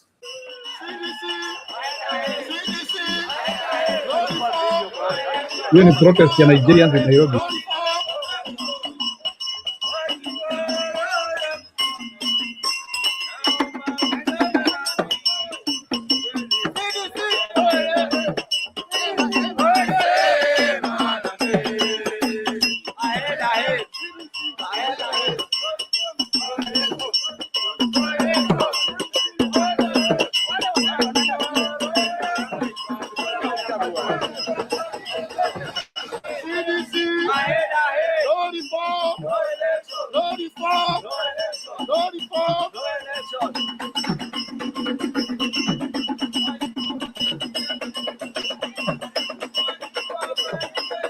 Wanapigania candidate yao. That's a protest for Nigerians in Kenya.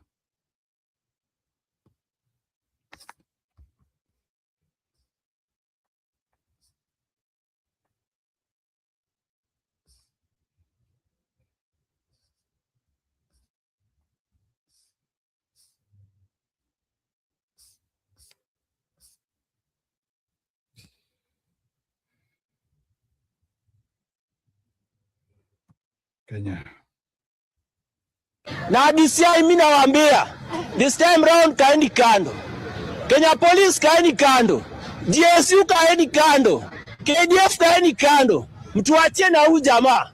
Je, kuna jambo ambalo viongozi wetu hawataki kulisikia kutoka kwa wananchi wa kawaida? Na kama hasira ambayo imekuwa ikijadiliwa mitandaoni sasa imehamia kwenye bunge la mwananchi, je, Kenya inaelekea kwenye mjadala mkubwa zaidi kuelekea uchaguzi wa mwaka 2027? Leo nakuletea simulizi ya mwananchi mmoja ambaye alisimama katikati ya bunge la mwananchi na kutoa kauli ambazo zimewaacha wengi wakibishana. Wapo wanaomuunga mkono, wapo wanaopinga, lakini jambo moja ambalo liko wazi ni kwamba maneno yake yamezua mjadala mkubwa sana kuhusu siasa, uchaguzi wa mwaka 2027 2027 na mustakabali wa taifa. Tazama hadi mwisho kwa sababu tutaona jinsi kauli zake zinavyohusiana na drama iliyotokea bungeni wakati wa bunge walipozua gumzo kwa kelele za one term, huku mjadala wa finance bill ukiendelea. Karibu sana hapa Mizuka Media. Katika video ya kwanza, mwananchi huyu anaonekana akiwa na hisia kali sana kuhusu hisia za kisiasa nchini Kenya. Alizungumzia kuhusu nafasi ya vyombo vya uchunguzi na namna anavyoamini wananchi wanapaswa kupewa nafasi ya kutoa maoni yao kuhusu viongozi wanaowachagua. Kauli zake zilikuwa kali sana na zimezua mjadala mkubwa sana mitandaoni, huku baadhi ya watu wakisema zinaonyesha kiwango cha hasira kilichopo kwa baadhi ya wananchi, huku wengine wakitaka mjadala ufanyike kwa njia za amani na kuheshimu sheria. Swali ambalo wengi wameanza kuuliza ni hili: je, mwananchi huyu anawakilisha mawazo yake binafsi au anazungumzia hisia ambazo zipo kwa sehemu kubwa ya wananchi? Na DCI mimi nawaambia, this time round kaeni kando.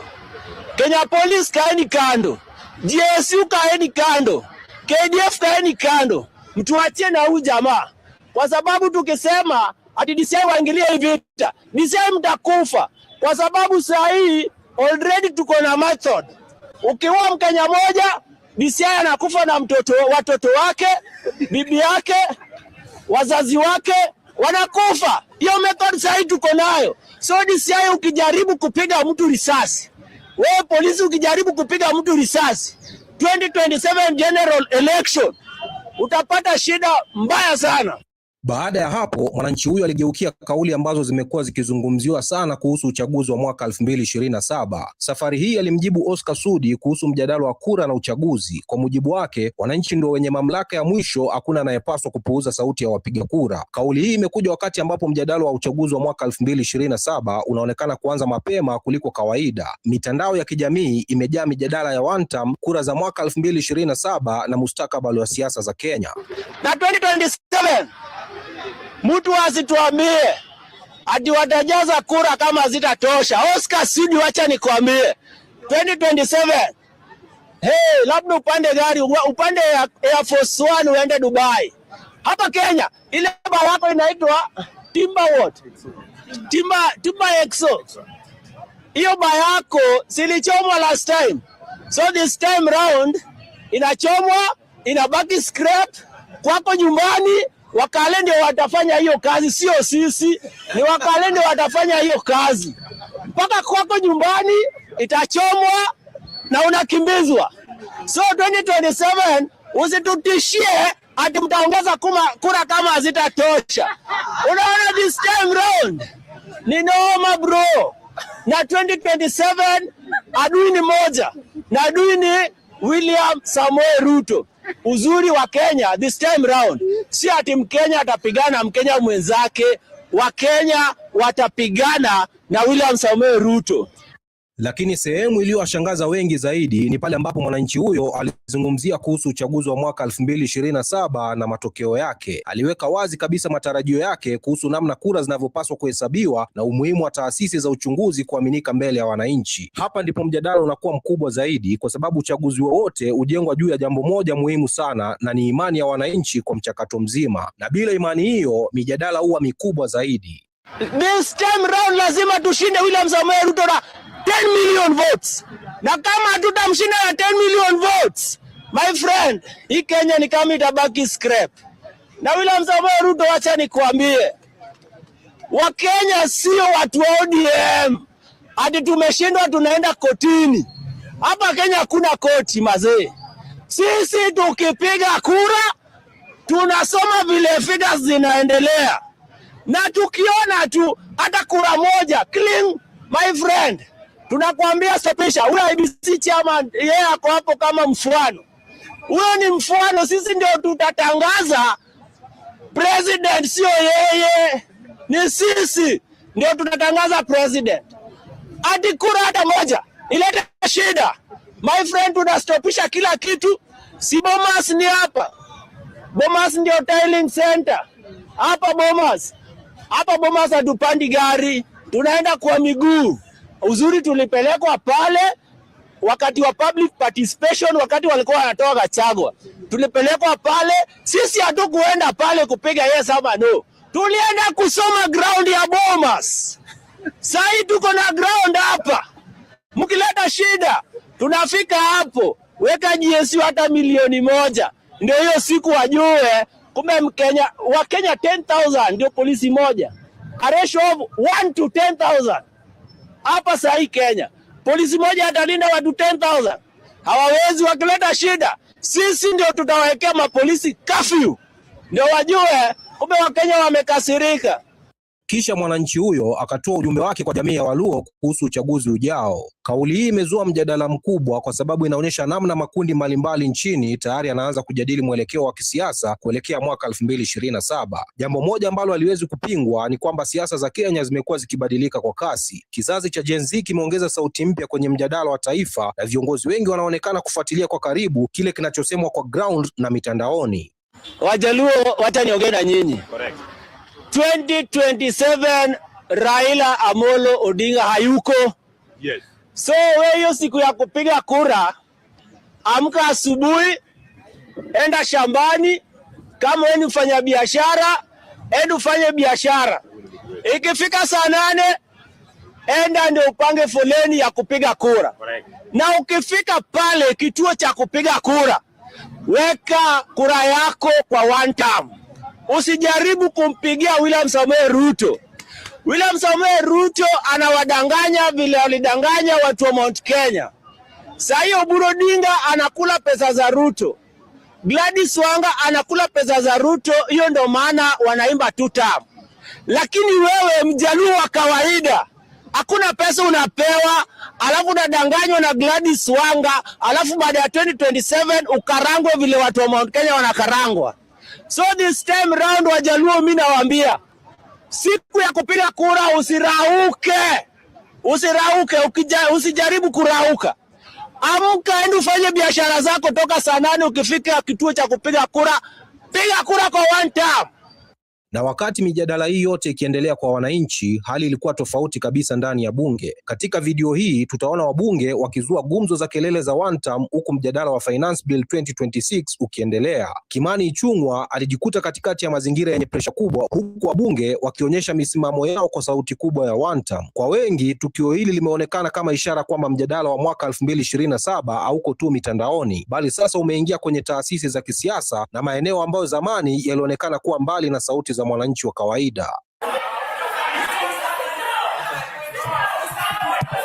Hey, take your seat. Honorable Kagutia. That is honorable. When the speaker is on his feet, you take your seat. Honorable Majority Leader, proceed.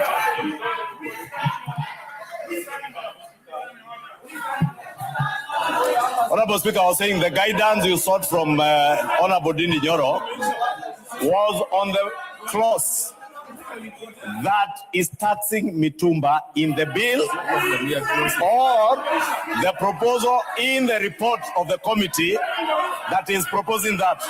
The chair has clarified that. And all that Honorable Dini Nyoro is doing is now to throw words as the chair and the speaker because he cannot substantiate. Honorable Speaker, I know people want to shout and mislead Kenyans on record. But we also have an obligation, Honorable Speaker, to set the record straight. Just like the Honorable Dini Nyoro purported that there are roadside declarations on pay as you earn.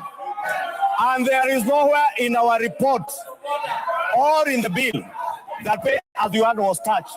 But when the Cabinet Secretary appeared before this House last week, he did clarify that the proposal on pay as you earn is coming in a different proposal before the House to be considered by the House, and therefore all this heckling, Honorable Speaker, you know I'm the last person to be dissuaded by hecklers.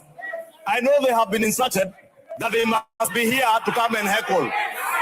But you must use your brains and intellect to debate, not to come and shout aimlessly in the House.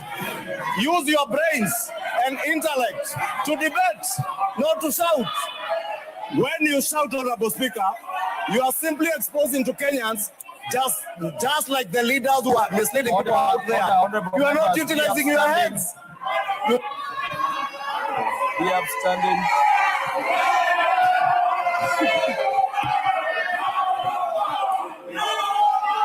Honorable Wamboka.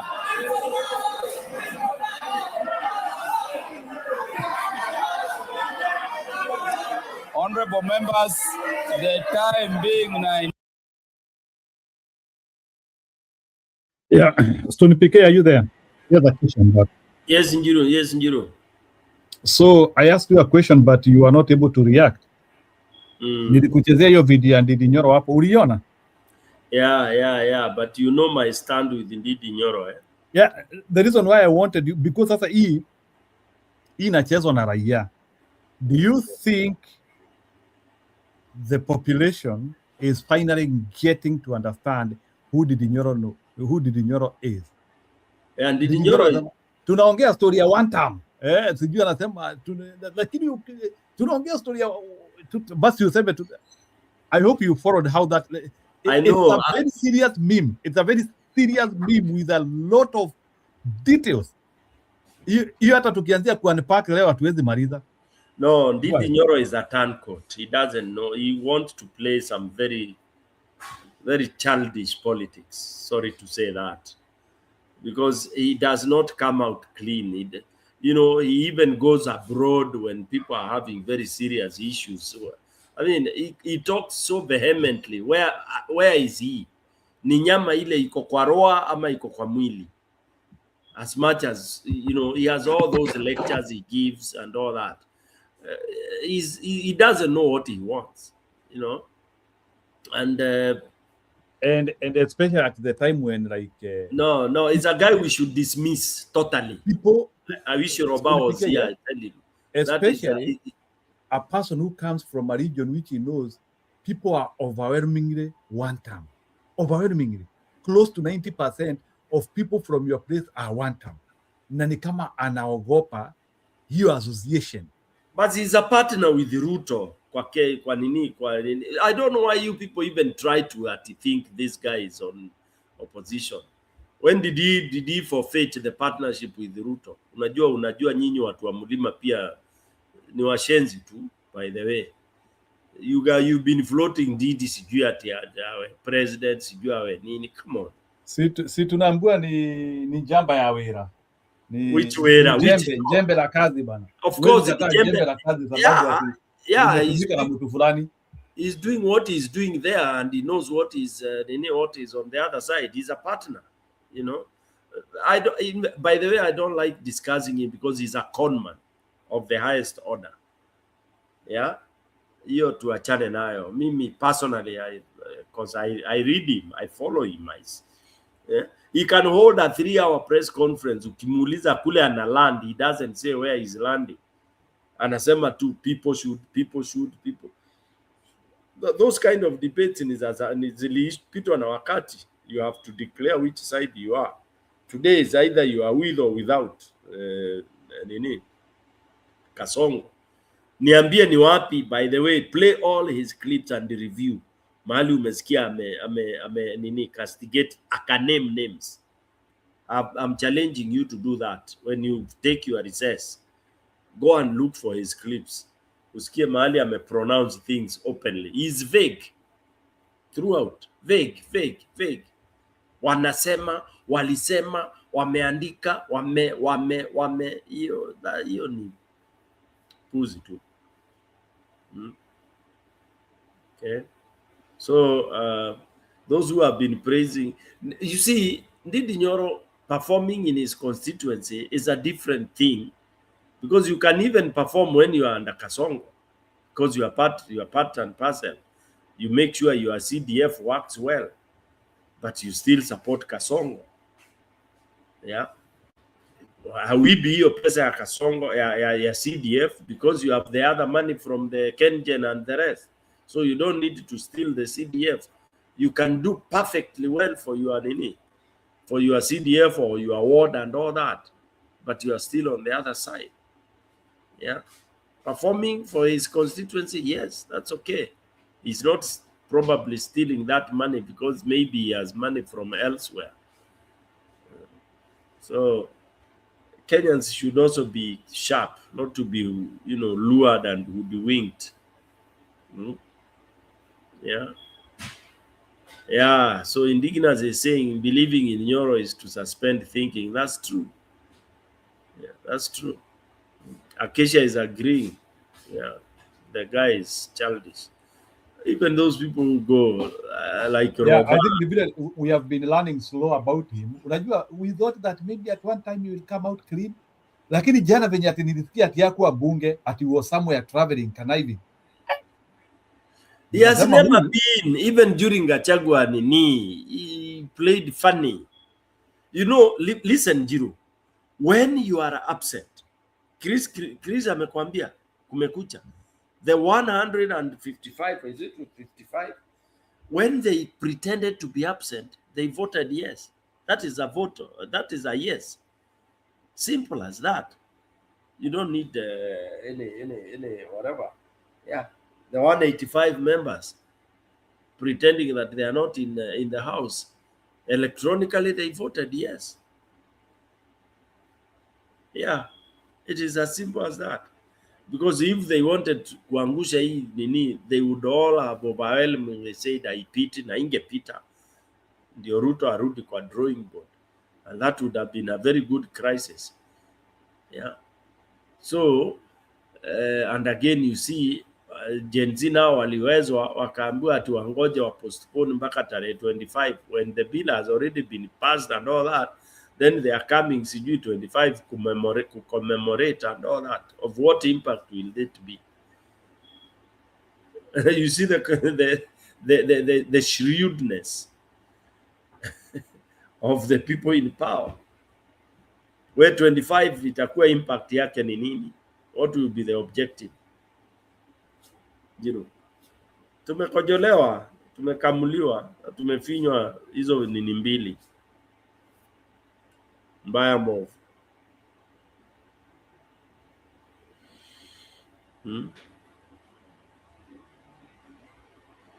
Wale wana support Ndidi Nyoro wanauliza why would he go to vote for a bill that would, come on, you have to vote and declare which side you are, whether it passes or not. We go for records. We go for records. Like we know those people who voted after Genzu ameuliwa. Bwana Kagiri, you cannot abstain. Abstaining is, you don't deserve to be a leader. Abstaining is nonsensical. Stupidity. You have to take a side, A or B. You know, you can't say I abstained. What does abstaining mean? If you are told to elaborate, Bwana Njiru. kwani ni ngono una abstain bwana? Abstaining, una abstain ni kumaanisha nini? Abstaining ni wale watu wana abstaining, we used to use that word juu ya ukimwi bwana. Si unakataa kupiga kura. Kwa nini? Unasimama wapi? Neither nor. Yeah? Neither nor. Are you helpful?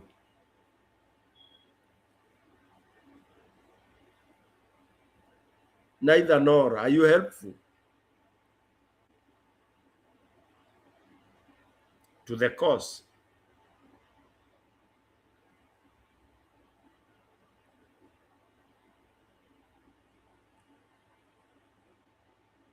You are not answering me, Njiru. Ukisema you are neither nor, are you helpful to the cause? Sorry?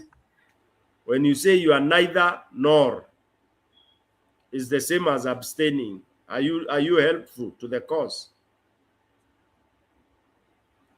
Abstaining ni the principle of abstaining ni kumaanisha you can gravitate. Wewe ni yule mtu ambaye anaangalia mawingu, yani ni kama yule mtu ambaye anaangalia mawingu without knowing what will happen, meaning that you abstaining means you can be anywhere. Where will you be at that moment? This is what will happen. Let me tell you, for me, why did Nyoro behave this way? If once did Nyoro, maybe like if did Nyoro right now confirms that Ruto anarudi, he will gravitate there.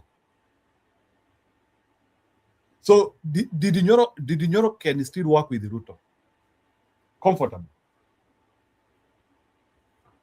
That is my own personal opinion. And he did not do what?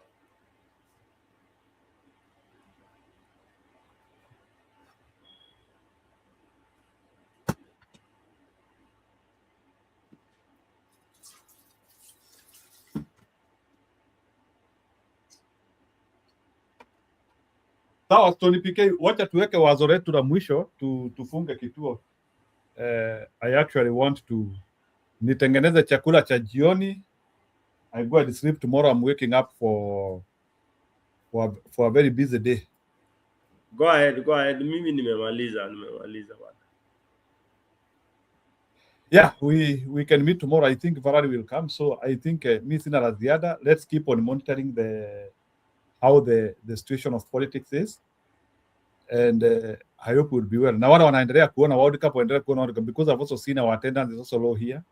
I believe people like akina Kipril wanaona mpira sahi. I just saw that our Morocco team won. Hata kama hawapendi kusema wao ni wa Afrika, tutawapenda tu. So Morocco has defeated Scotland 1-0. Brazil naona wako kifua mbele 3-0, but they are defeating a very tiny team, Haiti. So Brazil is at 3-0. They are defeating a tiny team. Haiti. Tiny na iko World Cup bwana. No, timu zingine hapo ni kuangukia, zimeangukia bwana. Na mbona Kenya ikuangukia? Kenya ikuangukia kwa nini? Na mulienda ku keep force, na you claim to be top in terms of diplomacy and all that. Mbona mku East Africa, DRC ndio wame Kenya because we are focusing on other things. So hata nini bahati yenyewe, even the luck cannot be on our side because we are. Unajua mumesaini ile agreement ya Murima Hills. Unajua hivyo? Yeah, waendelee kusaini. But I think this one should be one of the biggest trigger. Akina Kalonzo na Gachagua sasa, hata hiyo ndio ile kitu wange. Haya, Ashley ameingia. I think it should be one of the biggest trigger. Hiyo story ya Murima Hills. Sawa, story pekee naona Ashley amekuja, so hatutafunga, na lazima tumpe nafasi aongee. Lakini mtaongea, lakini mimi nitakuwa nikifanya vitu kidogo kidogo. Actually, so, I don't have much to say. How are you? Niko tu na just a few things to say. I know you are closing. No, you can say, no problem. You can speak. I'm here. Hata sina many points. I just came in because of the clip you played about Ruto. And I think we have an opportunity. I think we need to hold him to his word. Because what he said, we can hold him to his word. Like when you go to the Bible, when people pray, they tell God, you say this, and you say this, and you hold him to his word. Even hizo maneno Ruto ameongea, they are very important. And what he says is what he does, the country would run very well, because the country has to run for everybody. So if majority of the people want to close down the country in order to make it right, then it has to go with the majority. So when he says it has to work for everybody, it is true, it has to work for everybody. Me, I feel like we need leaders who are going to hold him accountable. If we cannot remove him with an impeachment, I'm telling you, even with an election, it will not remove him, and there will be bloodshed. I feel like we need to insist on the leaders that are there today. We force them to go and impeach him. Because when we go to 2027, there is going to be a lot of bloodshed. And we want to avoid that. The cleanest way to remove Ruto is through an impeachment. And I know someone like Gachagua says, no, let us wait and defeat him at the ballot. It is not a game. It is about life and death. And we need to see it as such.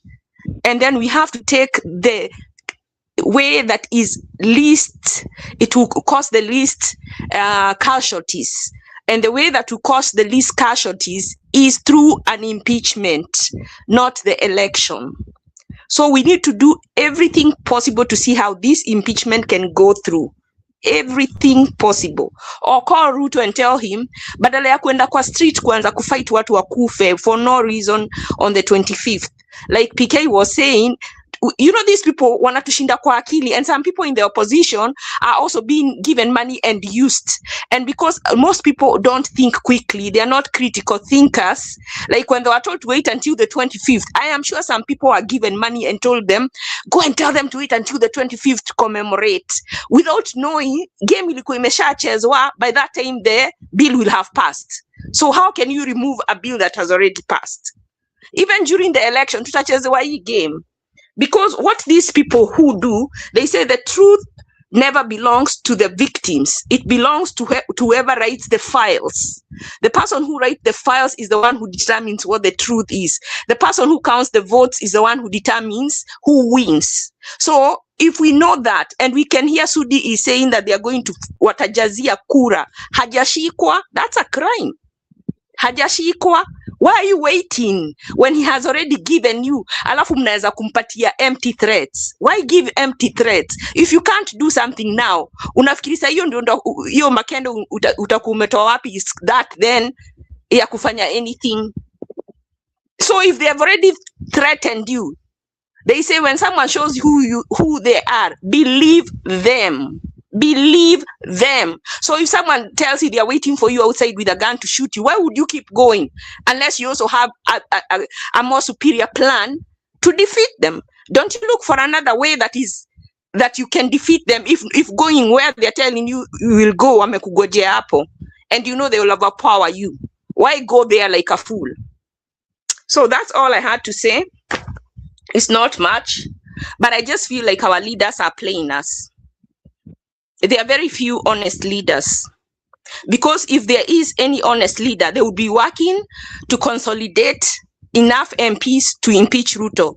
He has enough impeachable violations. He has said we are a country of laws and we are led by the rule of law. He just recently disobeyed the court order. So he cannot be double talk, and that's what he is doing. So I would want to have him, and I know I used to say, I would like him to come and stand there and let us debate with him and challenge him, because we would defeat him with his own words. That's all I had to say. Na hiyo coalition ya MPs wa kuimpeach Ruto tutatoa wapi? And already you can see like even majority are voting for the finance bill. They are not the ones who abstained were more. The 180. If you add those who abstained, 180, and then the 40 that voted, that is a lot of them. It's 220, isn't it? That's a lot. So what I'm saying, you see, like when we look at big democracies, like in the US, what they do, they start talking to one another. They start talking to one, not in vileo kuja hapa kufanya conferences. That is politicking, and that is where they fool us. Hizi ma conferences za kutuambia sisi tutafanya nini, mkikuja kutuambia kunaibiwa, mkikuja kutuambia vile Ruto amefanya, si hivyo ni sarakasi. They are all taking us for a ride. And it is, you know what people have done to Nyoro is very good. And they need to start doing to each leader that, kuonyesha we are not fools and we are not going to take your nonsense anymore. So, kama saa hii, wale wanasema impeach, wanaanza kuongelesha wenzao. Alafu wanaanza kuweka list ya watu wale wameitikia kuimpeach. And then wanaanza kutuambia, go to your MP and talk to them. Tell them you want to impeach Ruto. Let us try and do that. Let us try and put pressure there. Pali tunaambiwa ati mkipewa pesa mchukue. Yani mtachukuaje pesa na hizo pesa ni zile zingetumiwa kwa hospital? Why can't you go and beat them up wakileta hizo pesa? Uambie we want our hospitals to work. We don't want that money. We want you to go and fix our hospitals. How can they steal money and bring to you and you take? And then you complain your hospital is not working. Why is our leaders telling us to take money that has been stolen? Kwa nini tunapiganga mwizi akikuibia simu na upigi mwizi anakuibia hospital mpaka watu wanakufa in masses? Like, how do we think? Like, what is our thinking disoriented? Kama unaweza piga mwizi amekuibia motorbike na unapiga mwizi amekuibia mpaka mnachoma mwizi wa ameiba mare phone, why are you not beating a mwizi ameiba pesa za umma?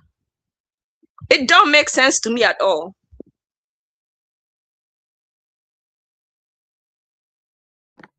Stony PK, would you react to Ashley? I think Ashley is bringing some valid point. Ni vile Ashley ya advance kidogo because she is talking about caucuses. You know, in America they do them. Unasikia like they do like unakuta even the Republicans and Democrats they look for each other and try to fight some of the things which they feel they are affecting mwananchi. So Ashley is like trying to ask, why can't these MPs look for each other and actually tulisikia Kareba. Unajua actually what makes me feel bitter is Kareba Mrs. alituambia motion ya kuimpeach Ruto wanatayarisha iko. Kile alisema alikosa watu, but I don't know whether he has the willpower, because sasa angeendelea, angeanza kuandika wale watu amepata na yani anawaandika chini so that we can know who has refused and who has not. Sasa na juzi nikasikia Gachagua akisema that soon even some people are going to leave Ruto and come to our side. Yani tutangojea our MPs wa defect wa kuja hii side tena wachaguliwe tena, and they have done nothing, they have been doing nothing. Sasa yani hii ni mchezo ya nini tunacheza? We have been taken for fools, alafu tunafurahi mtu ame defect, while the whole 4 years they have refused to listen to the people. You know, we can't all go to parliament.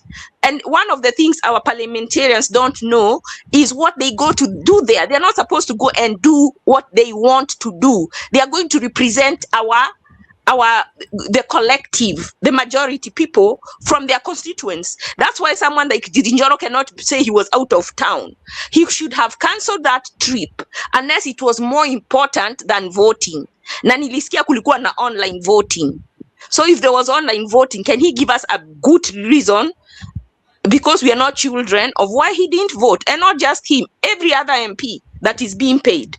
They didn't go to do their job that we have sent them there to do. So by them not going there, we were not represented. So why would you, even though they defect, why would you return them? Yani, like how stupid, sisi wa Kenya tuko wajinga, to what extent?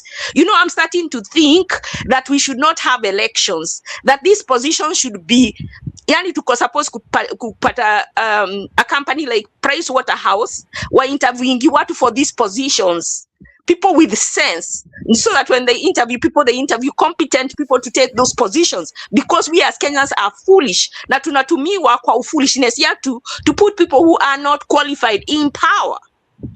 So I think we do not deserve to even have elections. Hatujafika hiyo kiwango. Tuko supposed hizi positions ziko supposed kupatiwanwa kama vile tu nini, unaenda KQ unafanya interview unapata hiyo job. I think that is where we need to go.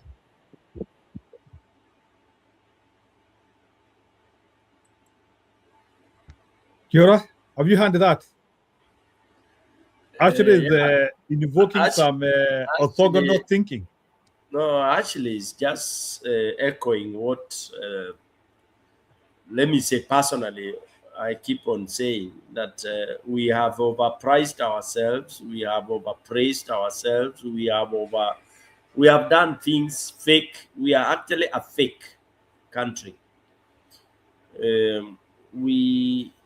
I keep on saying, we say we are a nation, we never achieved that. I keep on saying we talk of democracy as a pet subject, yet we do not even practice the tenet number one. Tenet number one of democracy is whereby you hold elections and the people, the power of the people. Because you talk of the democracy is what? They say democracy is, they define it as the rule of the people, by the people, for the people, and by the people. So where in Kenya would you say the people role is? Where do we play our role as the ordinary mwananchi? We even come buttressed it with the constitution, which we claim to be one of the best constitutions in the world.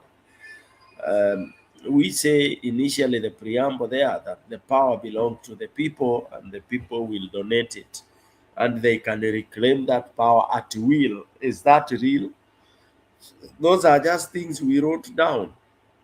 So I agree with Ashley that let's bite the bullet. And like now, for example, when you ask Akina Kalonzo, Akina Chagwa and all that, they are claiming that they will do, wanakwambia ngojea tufanye election 2027. It will be the same story, vicious cycle of lamentation. And they know that. Yeah, they and know that. it. And That's what why they I want call to do, they want to do what Raila used to do. That is why they want. Yeah, exactly. That's why Gachagua is obsessed with saying that he has to have his, wherever he's going, he's talking about his party, about his kiosk. All right. In fact, there's nobody else in the Sisi Wakikuyu kurudiane pamoja, lakini hii kurudiana pamoja inatusaidiaje? Inatusaidiaje kama Wakikuyu? Kwa nini Wakikuyu wako Gulf wanakufa wanarudishwa kwa box? Umeshaisikia hawa politicians wakisema person back. Sisi wenyewe bado ndio tunaendanga kwa mfuko tunatoa hizo do. They only want our collective power when it is benefiting them, and we have to come to that realization. The problem is we are so many of us who are illiterate. That is why this democracy does not work for Africa. So we have to go to another sort of thing for us to work, for the government to work. I think we want to resort to a thing where informed people choose our leaders. Hata kama tutaiweka kwa HR company that is specialized in choosing like ikuwe kama positions, you know, they are better. These other government positions, unaona mtu anasema we want someone with a degree, we want someone with a master's, but when it comes to someone, an MP is illiterate. Yani hata hii finance bill atawezaje kukutetea? Hata wengine wanaambiwa na Kashagwa and then huko mkavote yes, hata ukimuuliza amevote no for what reason hajui. You shouldn't vote just for the sake. You should be able to sit down and explain, I voted no for this and this reason. Na tena umeuliza what is democracy? Hapa inasema it is a system of government by the whole population or the eligible members of a state, typically through their elected representative. That person is supposed to represent you, not themselves. Kwa hivyo hata inaweza kuwa huyo mtu hapingi. As a person individually, they are not opposed, but the majority people in their county are opposed or in their constituents. So they have to go with the majority and say yes or no, depending on what the people they represent, what the majority of the people are for or against. And that is what our MPs do not understand. They even don't understand their roles. Hivyo ndio nimeona siku moja Kawanjiku alienda sijui Massachusetts akaulizwa when they did the other finance bill akasema ati walivote vile Ruto aliwaambia. Ruto is, they are not representing Ruto. When someone says like that, it is so easy to go to court and say this person say they are representing Ruto. So we do not have a representative. We need a representative. So I don't know. You know, the thing is, I'm sorry I talk too much, but I'm going to stop. I think what we have is that we are like the prodigal son. Ule alienda akaanza kukula na pigs because they did not know their position. Tumedonate power and we don't know our power. So we have given it and we look helpless while we can take it back. Ruto cannot tell us that we should do this. Like kama saa hii akina Kashagwa have to come together, all of them, in order to give power to someone to become president. How is it that when that person becomes president, they want to decide what happens when without consulting those people who put in there? None of them by themselves can get to be president. Ruto could not have been president by himself. So he cannot decide at no, it can't just be him. It has to be the collective that put him in power. He should consult them because without them, he wouldn't be there. Even the Ausahau. And we also don't understand that because if we did, would demand. Sasa vile tuko supposed kukua tukifanya saa is to decide how do we get back our power because it has been taken. When Sudi says watakuwa wakirig, what he's telling us is they will have a coup d'etat, and a coup d'etat is treason punishable by death. So we should be deciding what are we to do to hold people accountable because they are telling us they want a coup.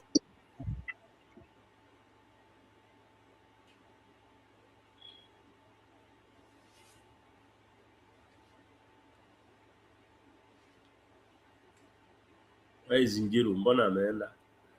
Yeah, Ashley, I agree with you entirely, and because even in a life cycle, once you have somebody who has matured into the maturity that Kenya is, it is the high time we got a turning point. It is either we now progress or we retrogress.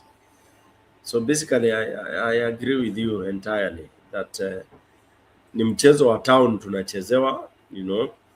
For me, I really wonder when I hear so much emphasis, oh, lazima tulienda harusi na gari ya wenyewe, sasa lazima hata unaenda upande ya Wiper huko Ukambani, you are talking about your DSP, unaenda huko Uluyani, unaambia watu about your party.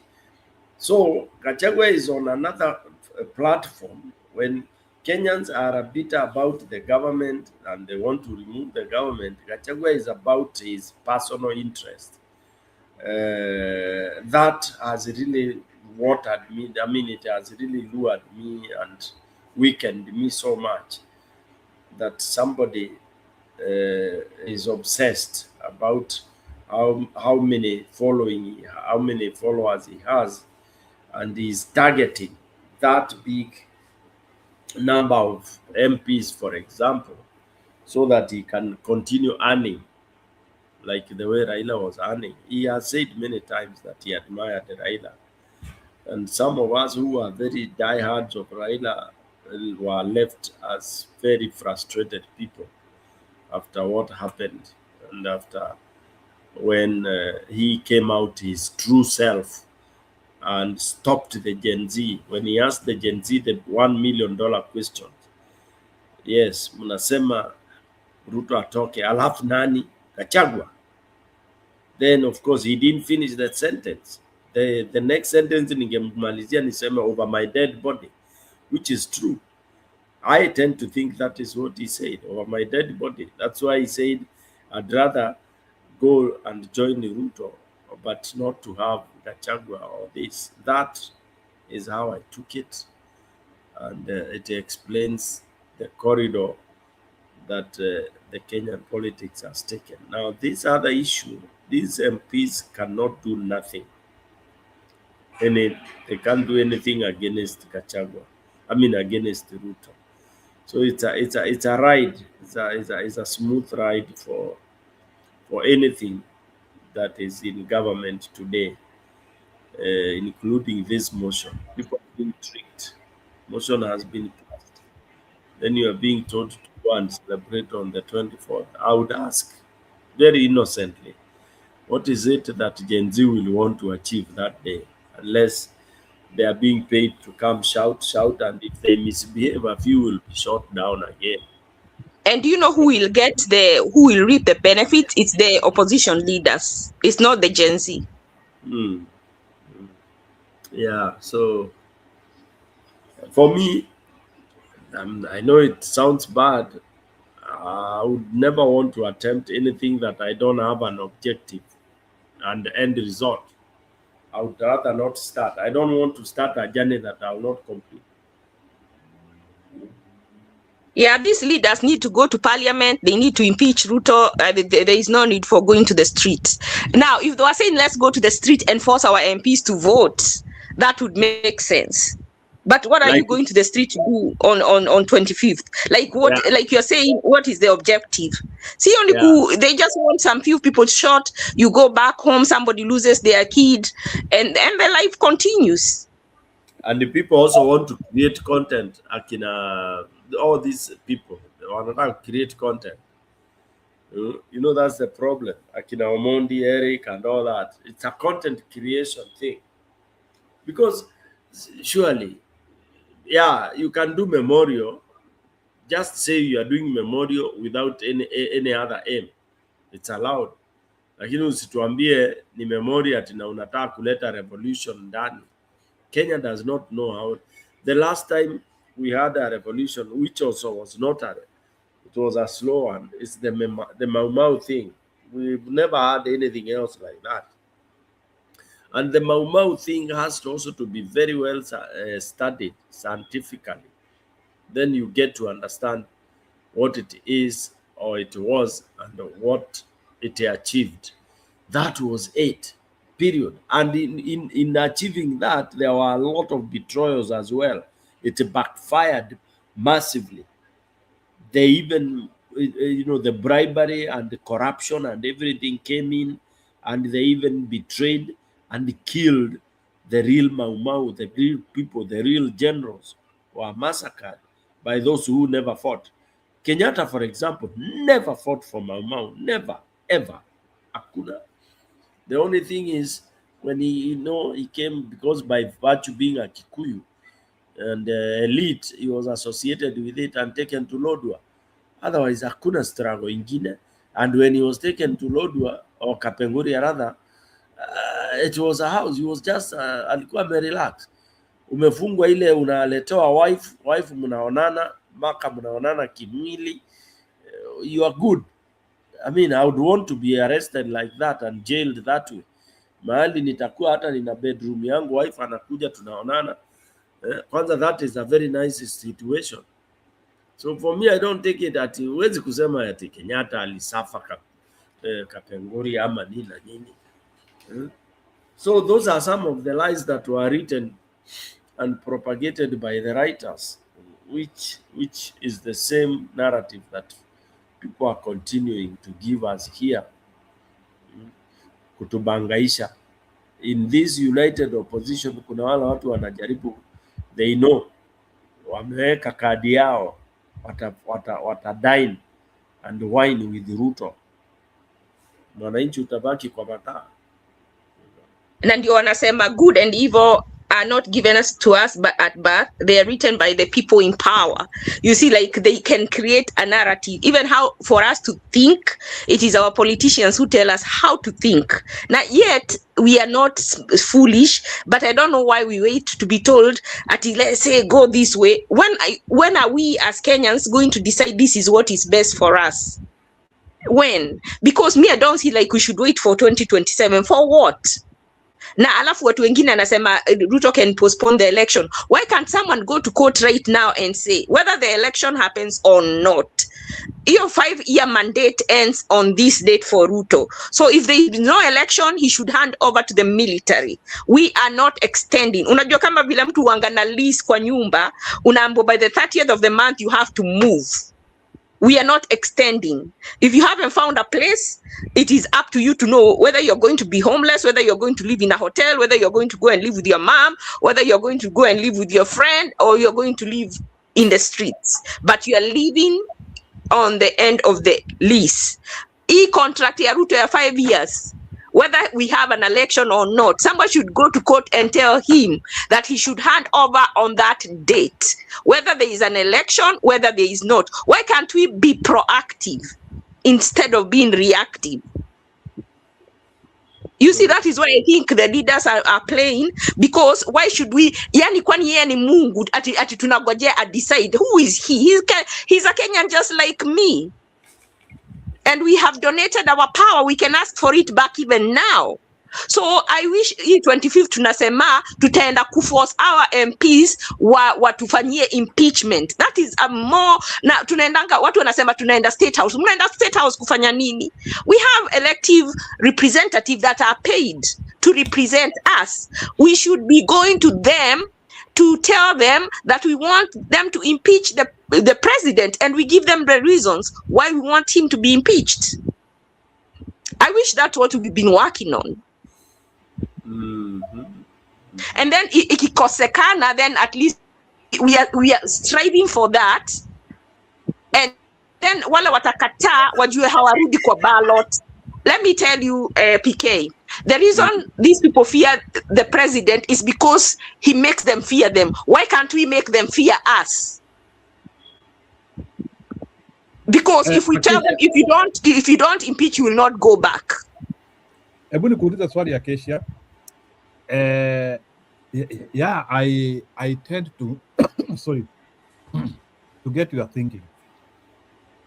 But why do you think our generals are not working on that?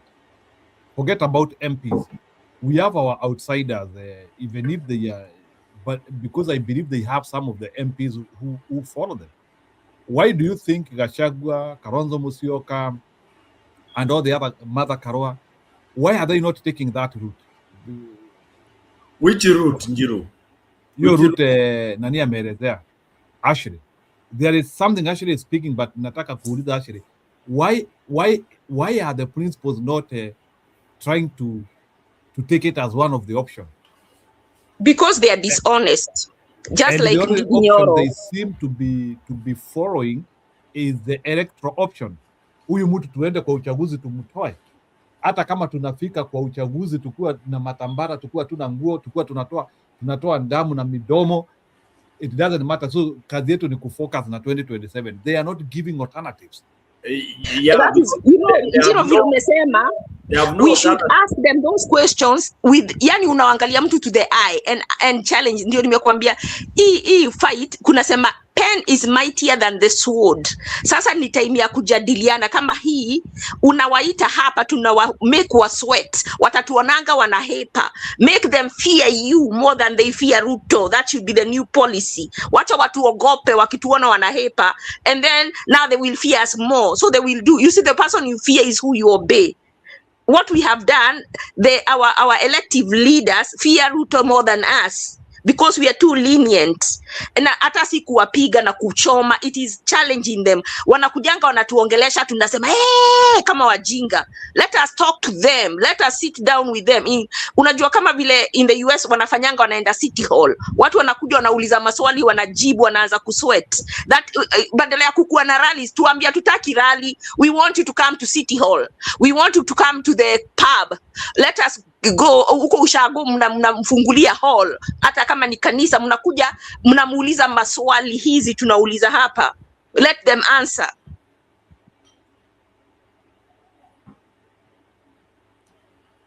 And let me put this as a let someone else talk.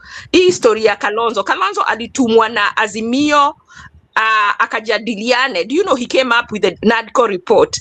Nothing in that NADCO report was in the 10-point agenda that he had been sent, but because he was promised an opposition office, he agreed, and he was so mad when it wasn't implemented. He started saying that this is a deliberate scheme to go against what was agreed at Bomas of Kenya, and that whatever was agreed did not favor Kenyans. If we were fighting about the high cost of living, did he ask hizi pesa za opposition office zitatoka wapi? Wasn't that supposed to increase the cost of living to a higher? Na huyo ndio tunataka akuwe president. Do you think he will go outside the country to make good deals for us? Ama akipewa back end deals ataziitikia if he will benefit, and people will not, will he still make the same kind of deals that Ruto is making, where he can put something in the pocket and whether it benefits Kenyans or not? If you saw him not do what was right in a small thing like Azimio in the NADCO report, what do you think he can do and represent Kenya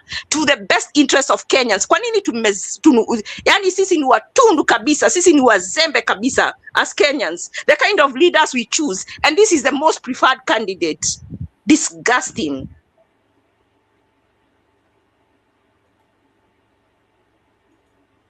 Sasa hebu tuongee historia ya idili ya Mlima Hills as we connect with what Ashley is saying, because I think that deal people should be talking, because you know, sasa unajua, so tunipikeni kuulize, unaweza fukuza masuperpower aje?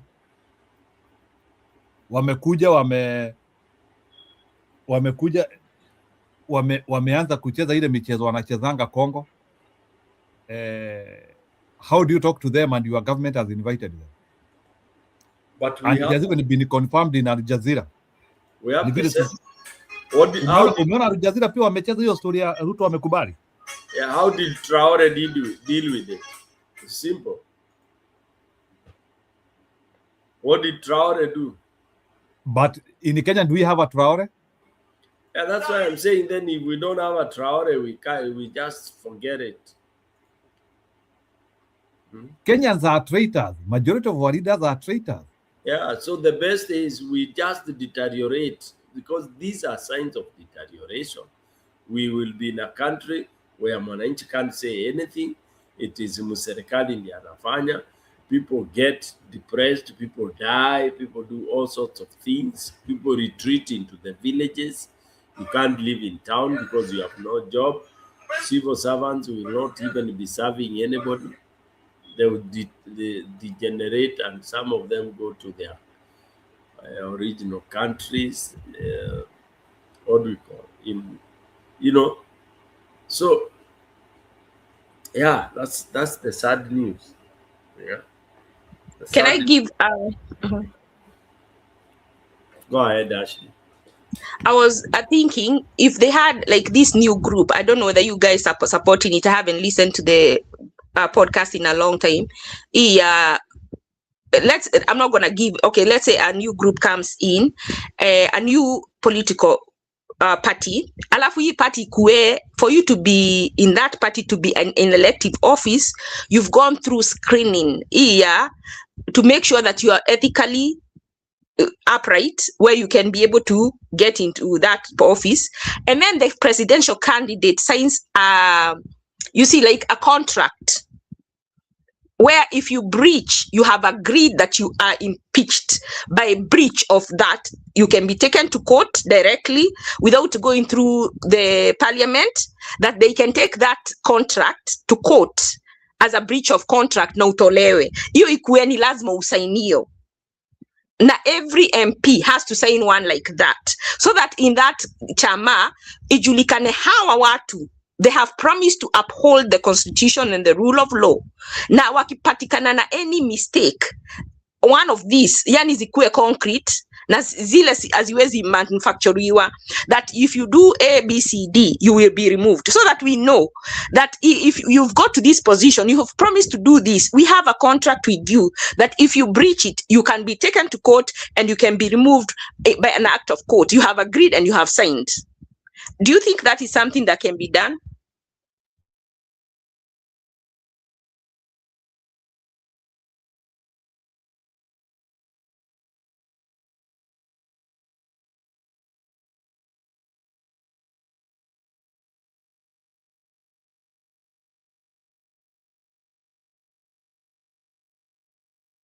Stony Picking umeulizwa, you can react to that please.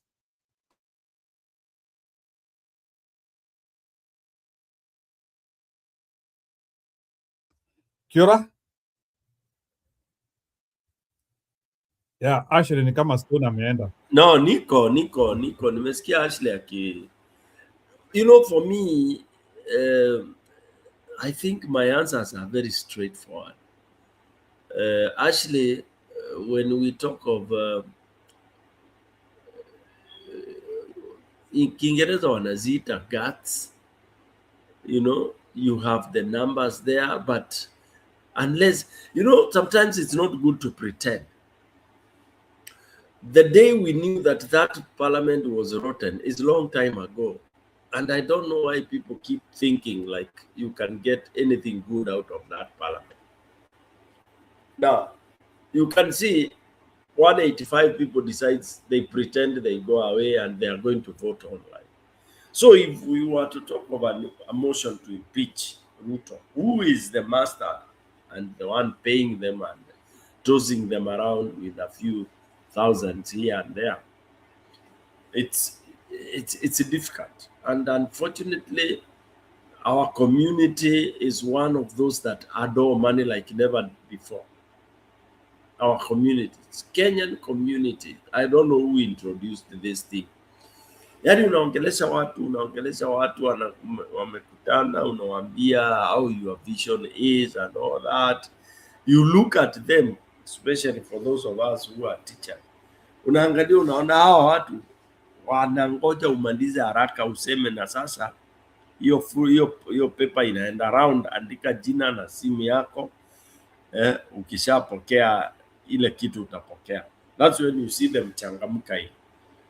So I can imagine even the parliamentarian, they have been given, kimbele tunaitanga ukimwambesha, they have been given so much money or promised that what they are doing is just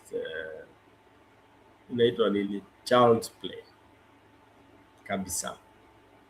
I think umekosa nini. I meant like this, in this election, sema tukuwe na elections, alafu sasa vile kuna formula like say Linda Mwananchi, tuseme that's a new party, and then in that party, in order for you to vie for a position, you have to sign that contract that has stipulations on what is expected of you, that if you break it, you can be taken straight to court for breach of contract and be removed. So now I'm saying in the next parliament, like now in this new group, in this group waambie wa Kenya hii yetu sisi watu wale tunawaweka vile wanasema, wakikataa kufanya tutawapeleka kotini na watatolewa hivyo, na tumeitikia, we've talked to lawyers and it is possible, so elect this person. They have said they will do this, they will be representing you.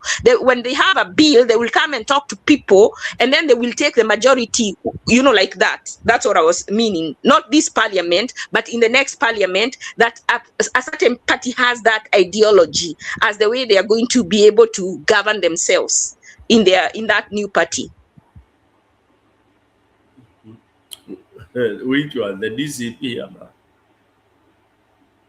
No, let's say the Linda Mwananchi, because I listened to Caleb. I know a lot of people were really throwing stones at him, but I can hear what he's saying, because what he was saying is that every time the DP fights with the president, and then like that, you see, like the way Ruto fought with and now like that cycle keeps repeating itself. So he was saying we have to break that cycle, because wanajuana kwa vilemba na hata they won't hata huyo mwingine akikuja, hata mtu kama Jimmy Wanjigi akikama, I heard him say that he's going to default on the loan, but when it default on the loan, it's going to affect us. But why should we default and be punished when some people have the money? I want someone who will come and pursue the money and make them return the money, so we don't owe. They will be made to return the money they stole. I haven't heard that. I've only had one person called John CW saying that. I don't know how he is, but maybe he's just saying, but I'm saying whatever they say, they put on paper, and we have a contract where it is signed that if it is breached, it can be taken to court, and that person can be made to vacate using that contract. And using that contract, these people are going to agree that the 5-year sentence, the 5-year contract does not, there is no pension on it. Our country is small. We don't have money. We don't have money for pension. Ni nani anafanyanga contract anapewa pension? Why should our leaders get pension? And we are not making money. They steal money. They come, they run the economy to the red, and then they get money. They should leave. Sasa hiyo itafanya hata watu wasikuje, wale wako greedy. Only real leaders will come to that party. And then if Kenyans are sensible, that is the party they will choose. Yeah. Anyway, it's a tricky and yet very forward thing, but I don't know Kenyans watafanya nini, because where Kenya is now, there is, you said this earlier, si manene ya elections itatengeneza Kenya. It's a revolution. Somebody will come and take over. And I'm saying that with a lot of humility.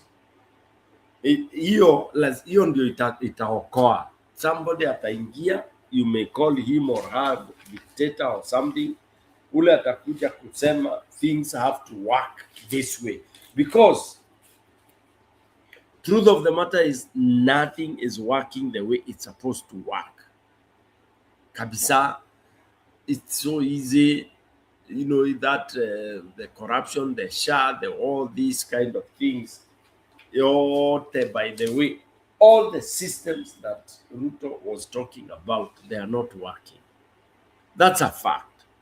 But now he's so loud that mpaka mimi nashindwa akina Gachagua na akina Kalonzo, you know, I don't think they can match Ruto. That's a problem. You know, I think Kenya is doomed in terms of creating an opposition, because I now tend to believe in Kenya, you should always struggle to be the president, whether you steal or whatever you do. Upewe hiyo sword. Kwisha, unamaliza wa Kenya nguvu, they retreat and start talking about the 5 years to come. Who does that? Go to West Africa. Hakuna kitu kama hiyo. Ati oh, now we are looking forward to 2020 XYZ. No. If it's throwing you out, they throw you out immediately, and then they replace you and they continue with manenos.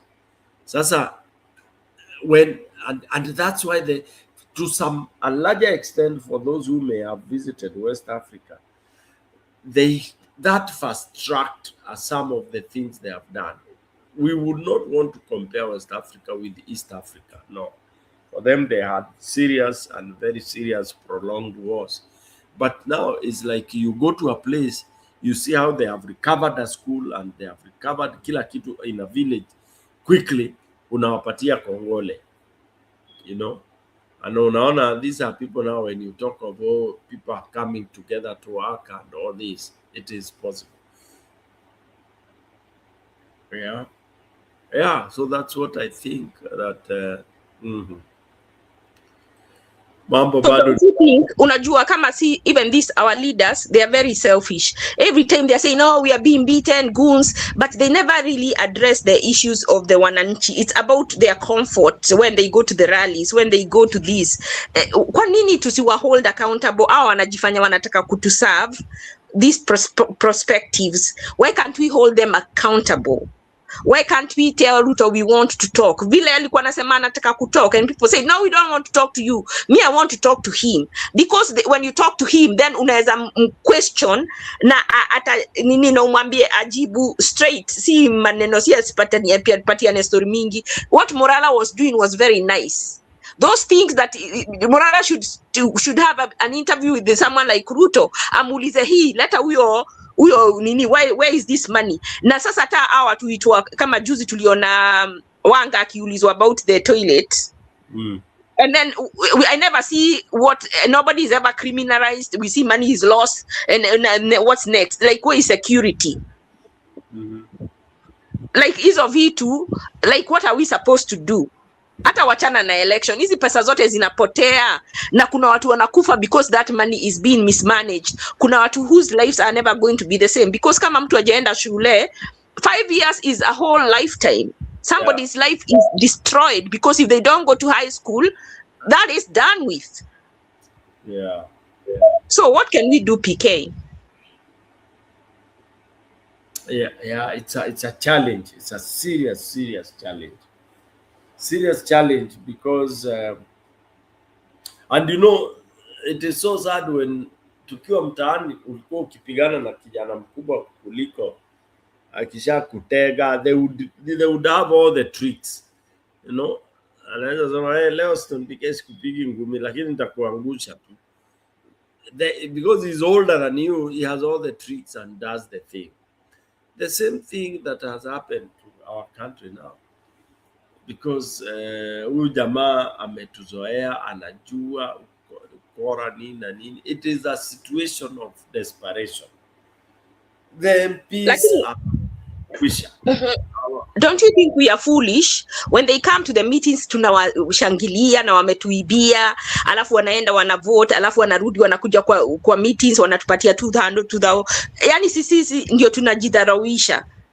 Don't you see there is a place where Kenyans we've messed up because when they take that money, when they come, we should refuse the money and tell them we want you to go and impeach Ruto. If every time they came, we told them that for 4 years, for 3 years, you think they would still, what would they do? Now, you know, I don't want to reveal some of the things that are going on. In Kenya today, anybody, they say ni saini wakati wa kukula pesa ya siasa. And that's where they lose focus. Kabisa, wanasahau mashida. So they are looking at who is coming, calling them for meetings, and naacha wagawiwe hiyo 1,000, 1,300. By the way, it will go reducing because of double candidature. Yeah, but now that is what they are obsessed in. Challenge, yeah. Whatever they call it. But when it comes to hard issues, hawawezi. unless you are there to guide them into a taxi, I mean into an Uber or something like that. So we've gone through throttle, Baka. You know me, I feel like the way Ruto is not doing a good job, it's so easy for someone like Sifuna. I don't think he's very serious, but if we could get someone who wants to be a president, I see like there is a path, because there's so many things that Ruto is not doing. If we can get a presidential candidate, and I'm giving a strategy, and that person goes to every country that they are Kenyans and collect money. Let me tell you, you can decide that, you know, like vile America was a blue state, they start putting this state and this state and this state and this state will have this, and then now you start seeing the ones which are purple, which one where they can lean towards. You can strategize and say, if I can pick this and this and this and this, and then you concentrate on doing things in that and that, you know, like that, and you can win, because there is so many opportunities. Because when Ruto is not doing a lot, there is so many opportunities, but our leaders are concentrated in the old things. You are talking about Jomo Kenyatta, what he didn't do, but we are in how many years? 50 years later, but we are still in the same position. We have not moved. It is so good that Ruto has not done a lot. Then there is a big opportunity for one person without a coalition to go there and sweep, strategize as a menitachukua this county as he strategize and see what can they offer there. Na pesa zinaweza patikana ukienda every Kenyans are all over the world, they are friends of Kenya all over the world. You can collect money and do things, and do them now, not tell people you will do them then. You can do them now through CPACs. Yeah. You get like a proxy akuja anze ma projects Kenya, alafu karibu na election huyo mtu a support a certain presidential candidate. Yeah. And people would move that way. There is so many opportunities for someone who is serious. Now the problem is, do we have someone who is serious? Yeah. You know, you see, Ashley, as it is today, the most beautiful thing, these people who it is me and you, and we think we are foolish. Hiyo ujinga yetu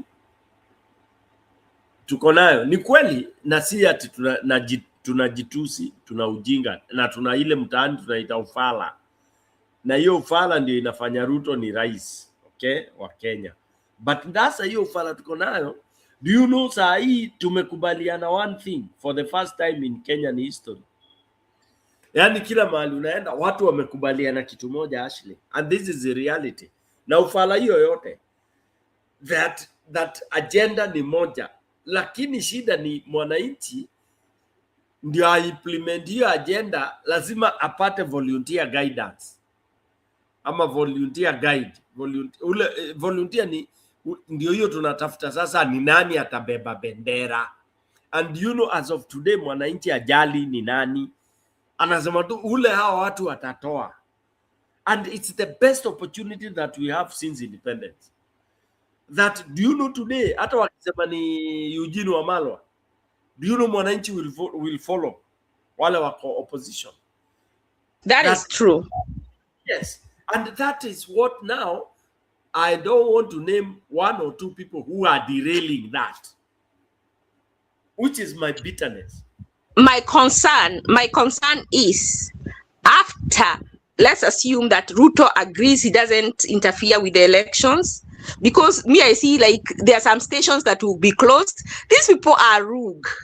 Let me tell you, even on as a Zimanini internet, to where in some places where they know they don't have a following, that place that has no internet, yani hiyo election isifanyike huko. So unaona kama Mbere si kuna polling station haikukuwa na nini, haikufanya vote.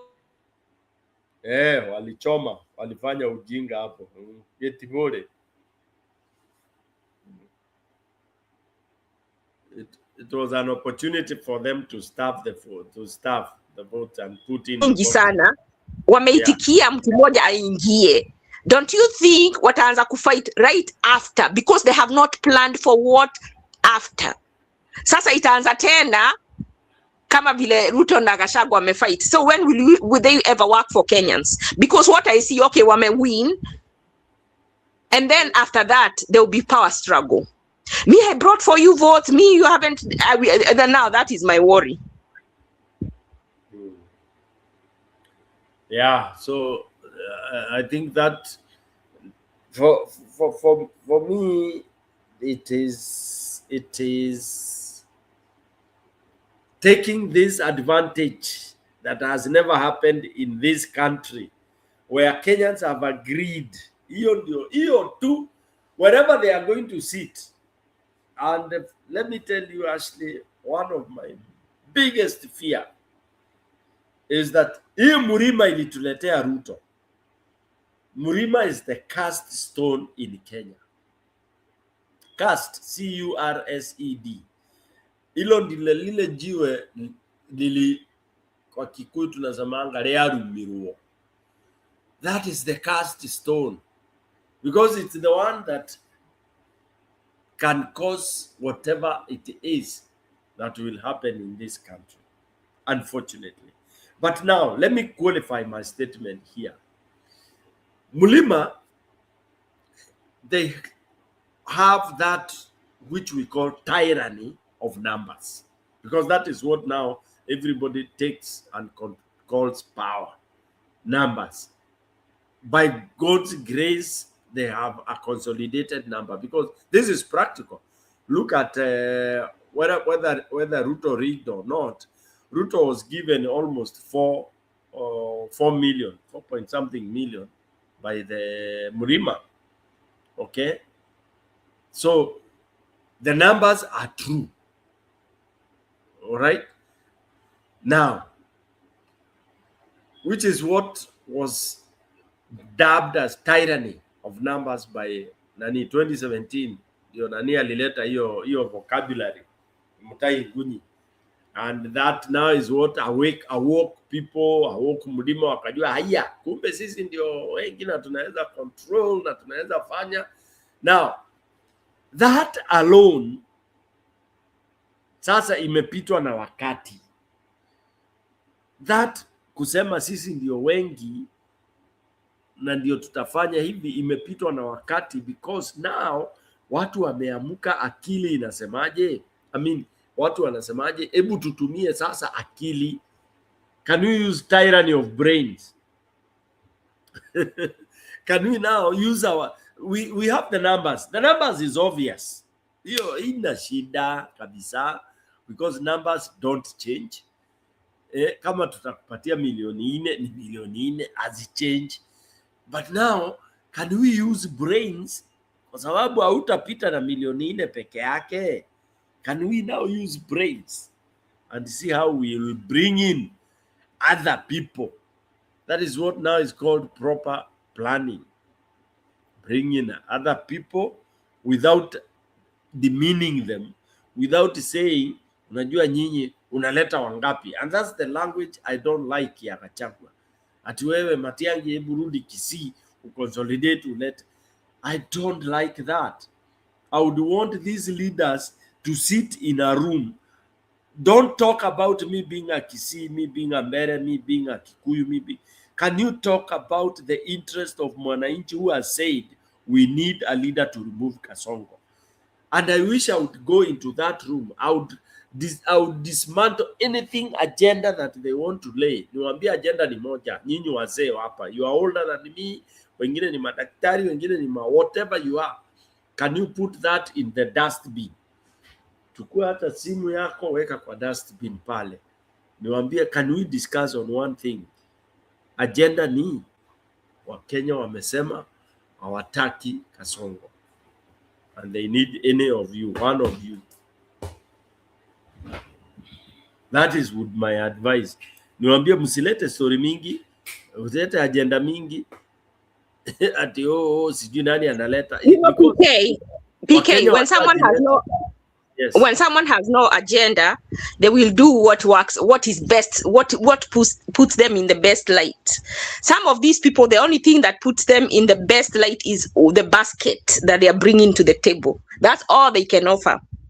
And if that is all they can offer, even you tell them about agenda, then it's like umewakata miguu ama mikono, because now they have nothing else. Wajakaa chini wakafikiria beyond that.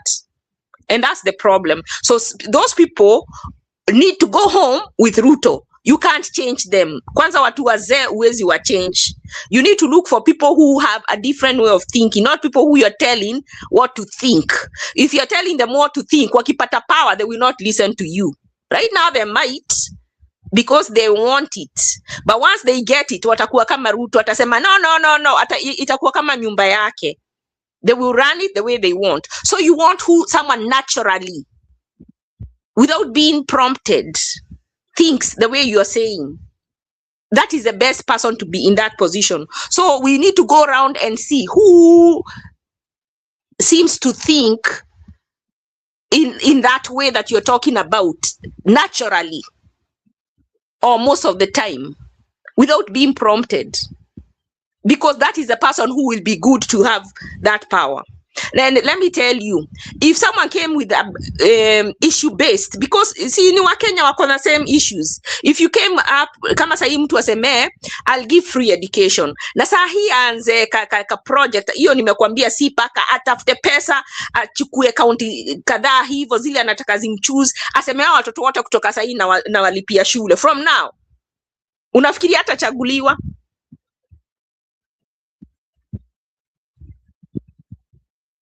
Is that practical? Hello? Yeah, Ashley, for me, this is what I think. It's not about somebody coming and saying ata, because they are not elected. Let's not overburden them. We want to give them the job. As simple as that. I don't want anybody to come and start paying fees or doing this. I'm assuming, for example, and for me, I don't really believe in ati mtu amekuja anasema anapeana lunch alafu ndio tumchague, analipa fees ndio tumchague. As we need today, kile mwananchi anasema, these people, by the way, mwananchi, they know what they want. But these guys now, they are the ones who are, today, ukiambia wananchi ni Sifuna president, he will be voted overwhelmingly.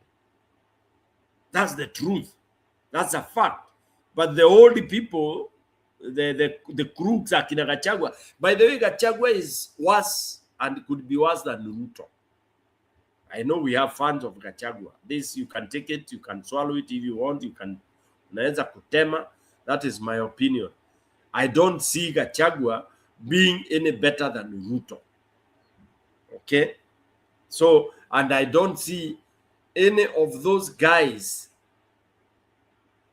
being any different unless they are dictated upon. Even Sifuna, he has to be dictated upon by mwananchi. Ambiwe tuwe tumekutuma agenda 2 ama 3. Number 1, funga waizi. Number 2, rudisha hiyo pesa yote imeibiwa ikuje. Number 3, cancel all the commitments that Kasongo amefanya. Period. Alafu by 5 years tutaona ama tutachagua mara ya pili. It is as simple as that. What Senegal did, what nani did, inaitwaje, Botswana did. They did not overburden Botswana president. They did not overburden it. Unapeana agenda 2. Kenya sahi agenda ni 2 ama 3. Usilete maviswahili mingi na makusoma mingi sijui na mademokrasia mingi. Tunakutuma wewe uende ukanso hizo shida zote Kasongo ameleta. That's agenda number 1. Uende reverse zote immediately you attain the office. And I think people like Sifuna are capable of doing that. And you know the good thing about... Go ahead. Yeah.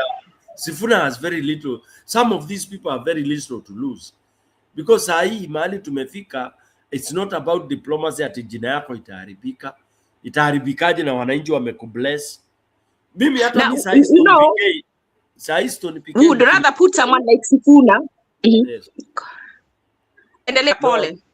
No, I'm just saying, hata mimi sahi mkiniambia, I'll do things because sahi siendi hata kuandika manifesto mpya, naenda tu kureverse zile vitu zote za ushenzi zimefanywa na huyu jamaa, alafu mimi nitoke niende. I'm just saying it. It is that easy. Simple, because wafanyikazi wako, expertise is there. You don't need to go looking for experts. But these experts, they sing to the tune of who is calling and playing the harp. Unaona? Umeingia urezo, unawazima, wanazimika. Civil servants are like that. By the way, they are like ile taa unaweka utambi juu, ina brighten. Unarudisha utambi chini, sijui kama Ashley ulizaliwa those days. Taa zile, you know, the hurricane lamp. Whereby utambi ukitoa sana ndio ina brighten, ukirudisha chini. Civil servants are like that, you know, unarudisha utambi chini. Hata nilikuwa naona maadhi saa ingine anaiweka chini kama tuna travel very early in the morning, azimi taa kabisa, anarudisha tu hiyo utambi.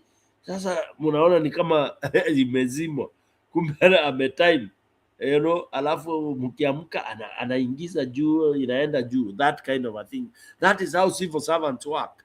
Not that they are useless. They have the light. You brighten them, they deliver. You dim them, they dim. Unaona? So that's why, it depends with the head. Yes. So the head akiingia aseme in 100 days this has to happen. That is what will happen, Ashley.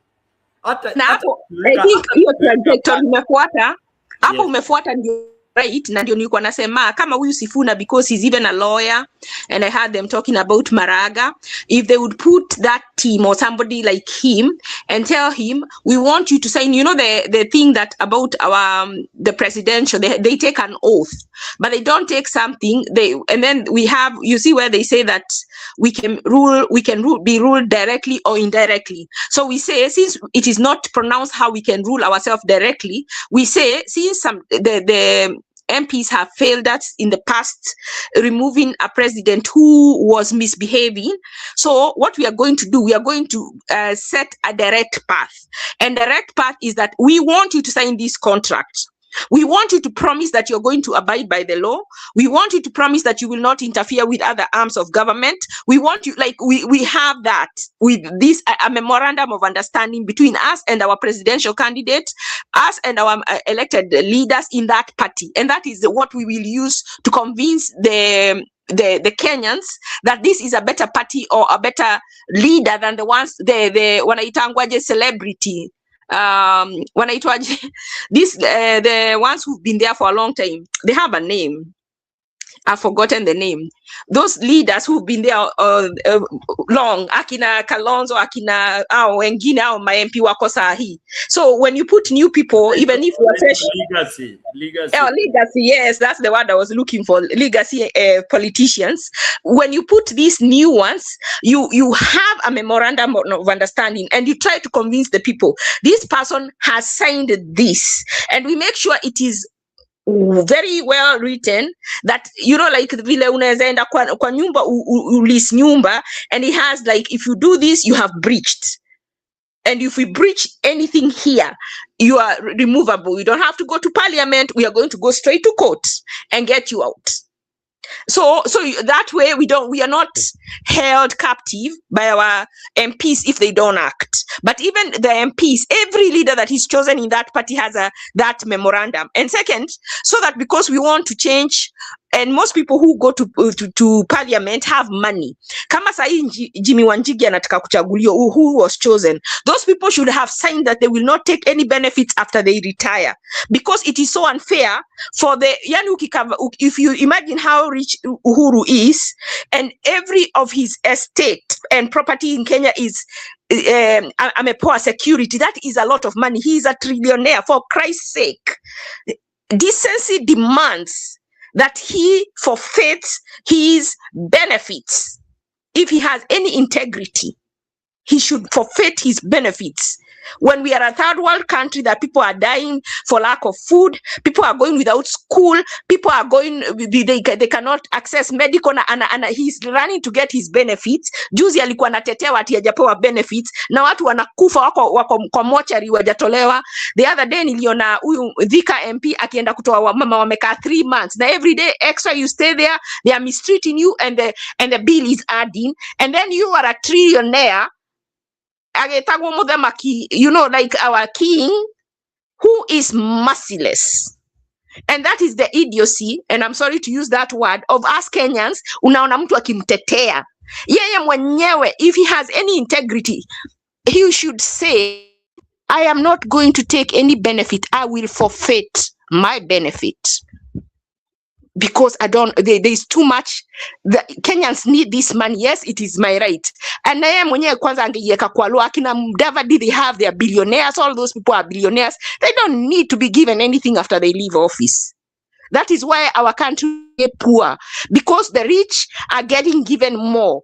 Security only works for the rich. Ukipiga simu kama sasa juzi nimesikia sijui Muthoni wa Kirumba, sijui alikuwa anatafutwa, sijui afanywe gang rape, sijui. I'm like, in what country? Are we in Haiti? Hakuna mtu upewa nini, lakini mtu akikuwa amefanya kitu politically wrong, unaona 100 200 police. Kwa hivyo police na wanalipwa na taxes, wana protect to just the political class ama ndio nini. Wao ukipiga simu wanakuambia uwekee gas kwa gari zao. Yet sasa ile wanaenda kuchukua watu wale wana riot, wanaenda kuadapt people. They come, many of them, gas uko imetoka wapi? Nani amewekea gas? So these things don't work. Anyway, you know what, at a point we have to elect the right people. Na ile reason ilikuwa nasema we need a super PAC is because mtu akaenda around the world to where they are Kenyans and friends of Kenya a collect pesa.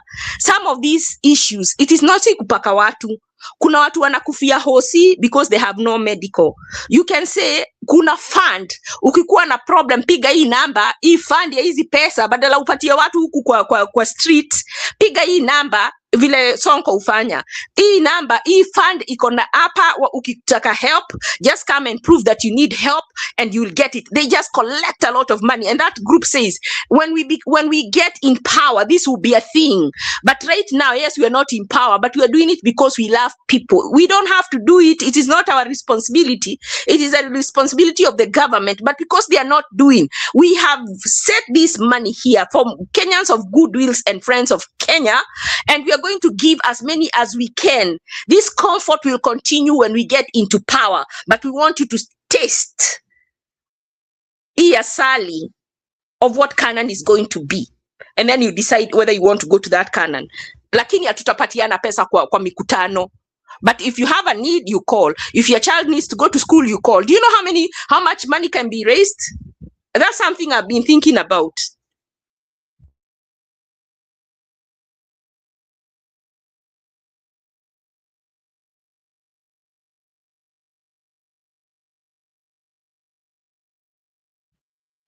Kwako Njiro MPK.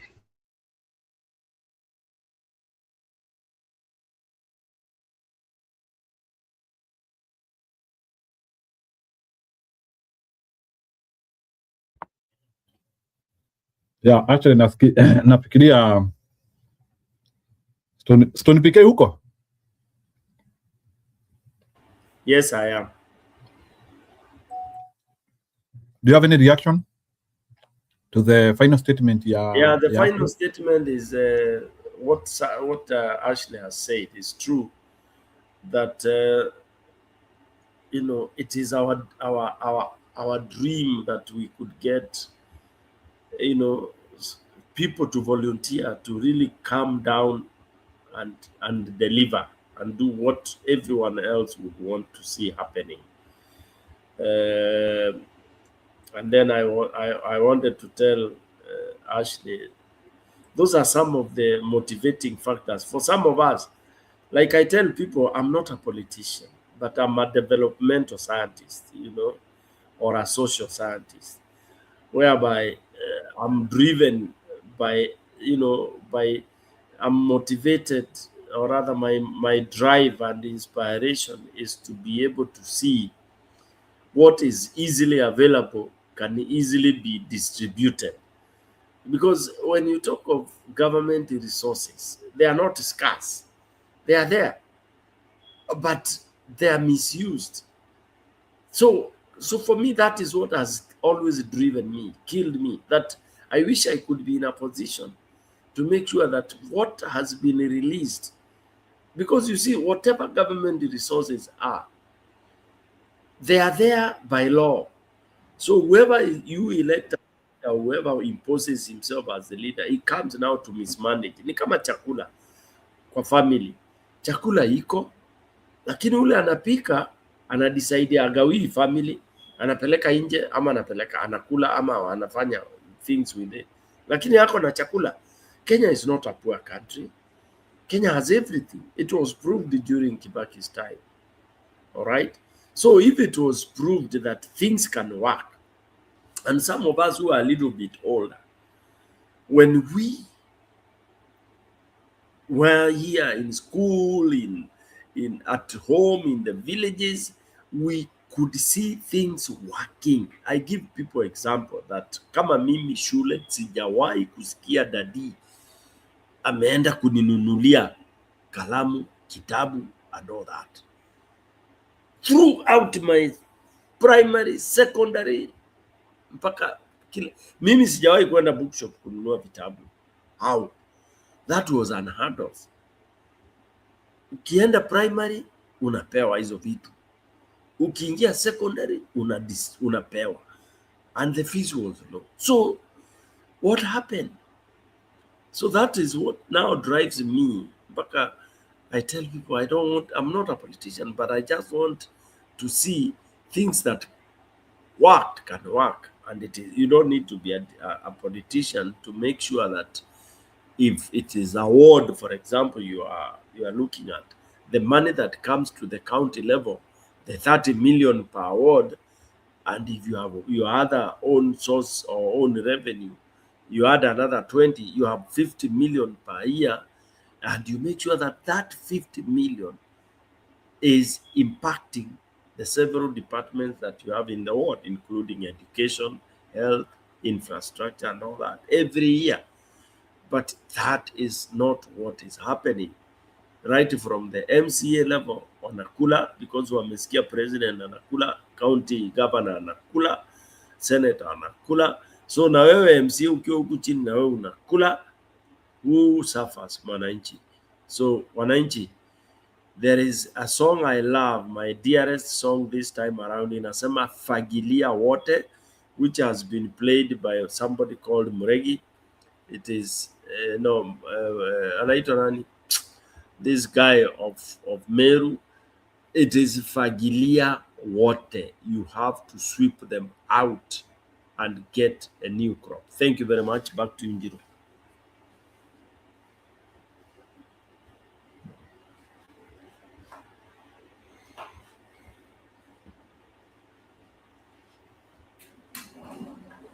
Njiru umelala tena.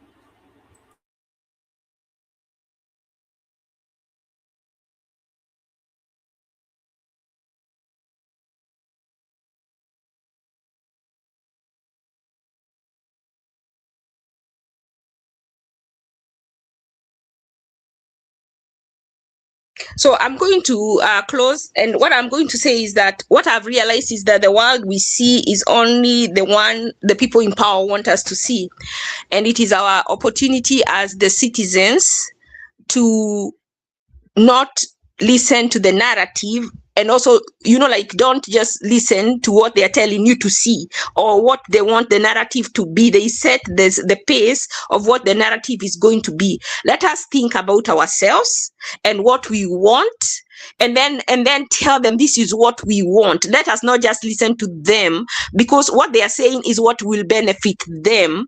So we work, okay, wakisema tumewekwa kwa kiondo, tunapelekwa so that we are better together. How does it benefit us? Let them tell us how us being together and voting together is going to benefit us, because in the past it has not benefited us, because even like Kikuyus have had 3 presidents. Na tunahetiwa. Let me tell you, the people who make the Kikuyu tribe Ikue hated, it is the leaders, because they come and they make us be hated, but hao ndio wanakula, but sisi ndio tunachukiwa. Kuna mtu alisema na hate wa Kikuyu, na akijua hao wa Kikuyu wanaenda wanamistritiwa, wanarepiwa Gulf. If you go to Tuko and listen to those stories, watu wengi wanga kupatia na story ni wa Kikuyu. It's not that they are the majority. Everybody is going through these hardships. It is our kingpins that are the problem. It is not the people. All the people suffer together. Ukienda Sha, waangali kama wewe ni Mkikuyu, ama wewe ni Mluo, ama wewe ni Mkalenjini, ama wewe ni Mkamba, ama wewe ni Mgiriama. If it doesn't work for you, it doesn't work for the other person. So there are only 2 tribes in Kenya. There is the rich and the poor. Once we understand that, we'll be halfway through solving the problem.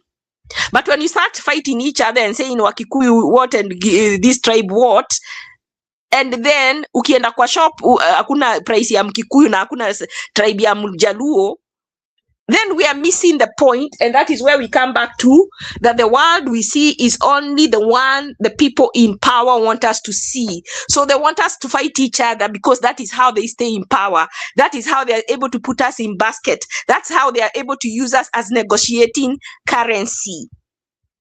Lakini negotiating currency, if Kikuyu were so privileged because they have had 3 presidents, why are they still getting water from the river like donkeys and cows, and drinking water from the river, or drinking water that pours from the rain to their rooftops, and they drink that water? Do you know how much bacteria it carries? Do you know that water can make you get stomach cancer? Kikuyus are the biggest victims. They are victimized, and they are victimized by people who are tribalistic leaders, make their own people to be victimized, because they make people think those people are privileged when they are not. So when our leaders get positions, they make people hate us who are normal people. So on top of being victimized by our leaders when they get positions, even the people hate us because they feel we are privileged even when we are not. And that is very unfortunate. So I wish we open our eyes and see the game that is being played by our leaders, so that we can choose those among us we know that can lead, and that they love the country, and they will go and do the right thing, and we'll have the checks and balances in place. My wish is that the next new party will have those, what I'm calling contracts, that 5-year contract, that if someone says they will do something, if it's the president saying they will do, that they will sign what they have said they will do. If they have ministers, cabinet ministers are supposed to be impartial, that their cabinet ministers will not engage in politics. And if they do, they will be resign, they will be fired. They sign something, a contract like that. If the president signs, everybody in that party signs, and it is actionable, I think we will be moving towards progress, because there are laws, and those laws are the ones which people, yani CCC angels, ukienda, even in the governments that work, the reason they work is because they have laws, and those laws have consequences when you break them. Until we can have laws, and those laws have consequences when you break them, I think we will continue to be in this quagmire of just merry-go-round, choosing the person, and the person coming. They won't do anything to those who are not there, who are there before, because they want to also steal. Now it is their turn to steal. And we have to see these things, these red flags, tuziangalie, tusiziignore, Kama Kalonzo was unable to negotiate for Azimio and he went and did NADCO because he was told he will get a position, which was not one of the requirements he had been sent, how serious are we that if we choose him as president and out of the country to negotiate with somebody as powerful as you know who, to make a good decision for us? Will he be intimidated? Will he be coerced? Will he be compromised? He has shown me that he can be compromised. And for me, he's an ex. I won't mention the rest, but that is the way we should choose our leaders. And I hope God gives us the wisdom to do that. Thank you.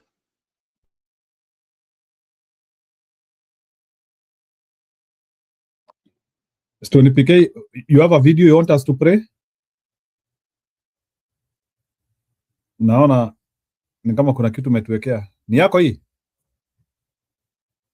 Stone? Stone PK? Hebu jaribu upload. Weka juu. Okay. Wacha niweke. Okay, let me play it.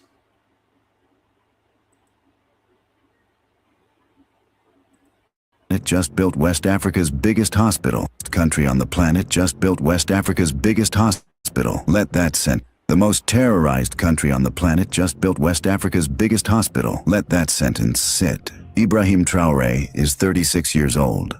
Comes from one of the poorest nations on earth. Inherited a country on fire, literally. And in 3 years, he opened over 10 factories, mechanized farming, spiked food production, and broke ground on an 8-lane road, Burkina Faso's longest since independence. Elected presidents with 50 years, full treasuries, and zero gunfire managed roads with potholes. He did all this while dodging bullets. No excuses, no extensions, no explanations. So tell me, what exactly is your president doing with peace, stability, and a functioning economy? Terrorized country on the planet just built West Africa's biggest hospital. Let that sentence sit. Ibrahim Traoré is 36 years old.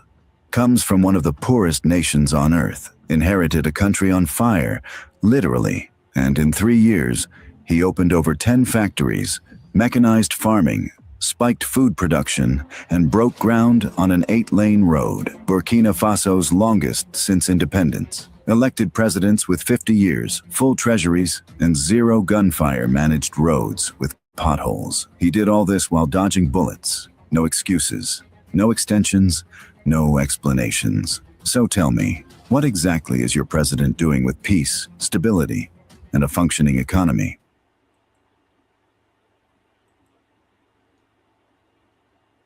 Thank you, Njiro. I think that should sum up our discussion today. That is a guy that has done so much in 3 years. And they have not mentioned that he has done what no country has done, chasing away colonial masters, chasing, expelling, ejecting from his country. Alifukuza Faransa kama madogi. Yes, na nyinyi mnakuja kuwalamba sehemu zile sitaki kutaja. What are we talking about?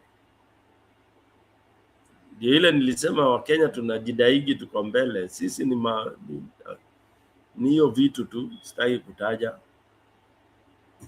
Jiru. So there you are. Jiru.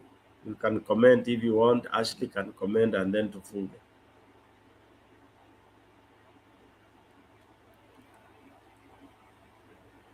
Na watu wapende wasipende, that country is making tremendous progress. Tremendous. Tremendous. Yes.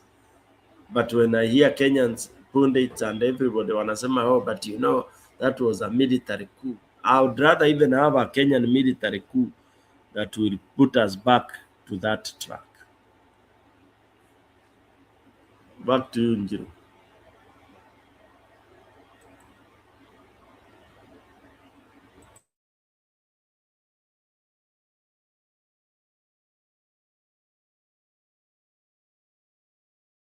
Sawa, Stone Pikai tufunge ama Ashin mko na la kuongeza?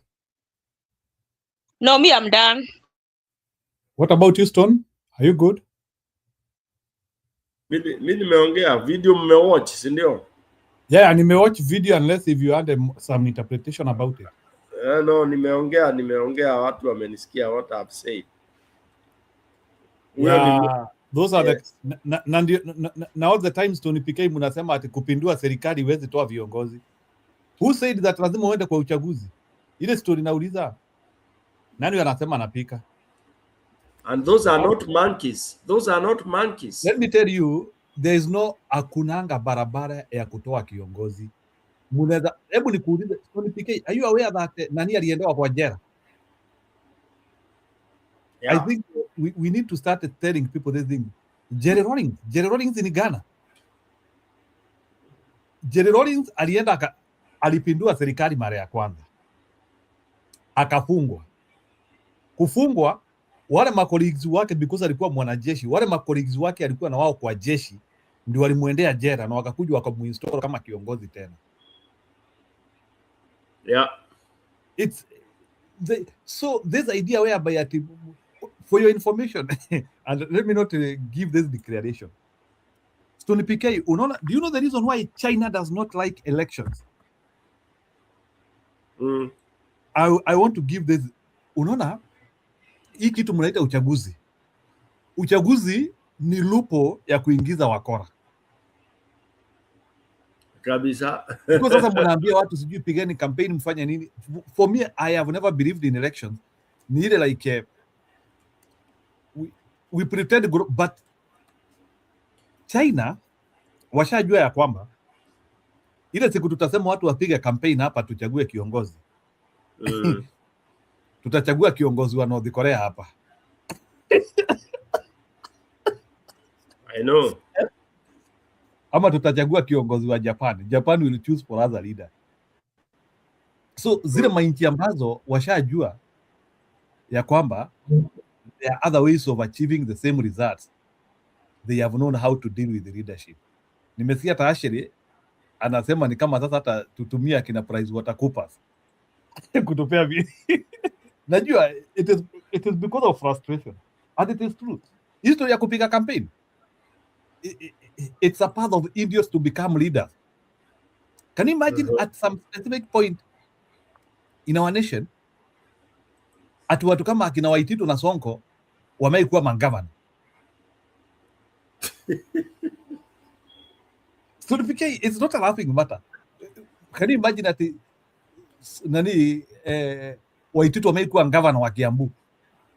Sasa you talk about sasa wachana na Waticho. Can you think about Sudi akiongea about the finance bill?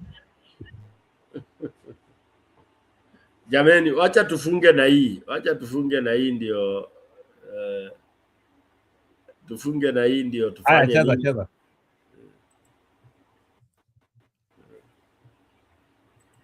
In 1979, a young Air Force pilot by the name of Jerry John Rawlings stormed Ghana's military barracks with a pistol and a handful of loyal men. His mission? Overthrow the corrupt regime bleeding the country dry. It failed. He was captured, dragged before a military tribunal, and sentenced to death.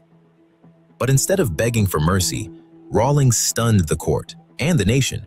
He took full responsibility for the coup, demanded his fellow soldiers be spared, and delivered a fiery speech that echoed through every market, barracks, and radio set in Ghana. 3 weeks later, on June 4th, 1979, junior soldiers who'd heard that speech broke him out of jail. By sunrise, Rawlings was on national radio. By sunset, he was head of state. But who was this fearless young man? Where did he come from? And what shaped his obsession with justice? Jerry John Rawlings was born in Accra on June 22, 1947, to an Ewe mother from Ghana's Volta region and a Scottish father. His father, a chemist from Castle Douglas in Scotland, did not stay with the family and returned to the UK when Rawlings was a boy. Raised by his mother, young Rawlings attended the prestigious Achimota School in Accra, an elite institution that educated many of West Africa's future leaders. In 1968, he enrolled in the Ghana Air Force, pursuing his childhood dream of becoming a pilot. Rawlings proved to be a natural aviator. Upon graduating from flight training in 1969, he won the coveted Speed Bird Trophy as the best cadet, noted for his exceptional skill in aerobatics. He was commissioned as a pilot officer and steadily rose through the ranks, reaching the rank of flight lieutenant by 1978. As a young officer, Rawlings developed a reputation for passion and integrity. He grew increasingly disillusioned with the corruption and privilege he observed among Ghana's ruling elites amid nationwide hardship at the time. You see, in the 1970s, Ghana was under the grip of a military dictatorship.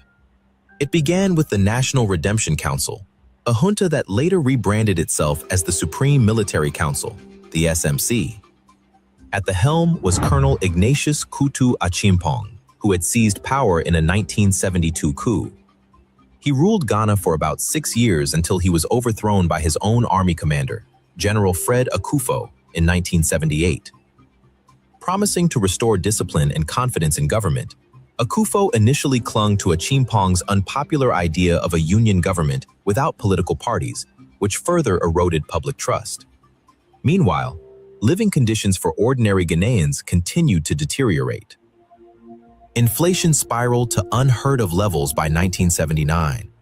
Food prices were 13 times higher than in the mid-1960s, with annual inflation estimated at around 500%. Basic commodities disappeared from store shelves, and Ghanaians could now find them only through hoarding or a thriving black market, known locally as kalabule. Soon, the hardship sent fury on the streets. In the last 4 months of late 1978, around 80 strikes erupted across all sectors to protest the regime's policies. As a result, Akufo felt compelled to declare a state of emergency in November, and even fired over 1,000 striking civil servants in an attempt to quell the unrest.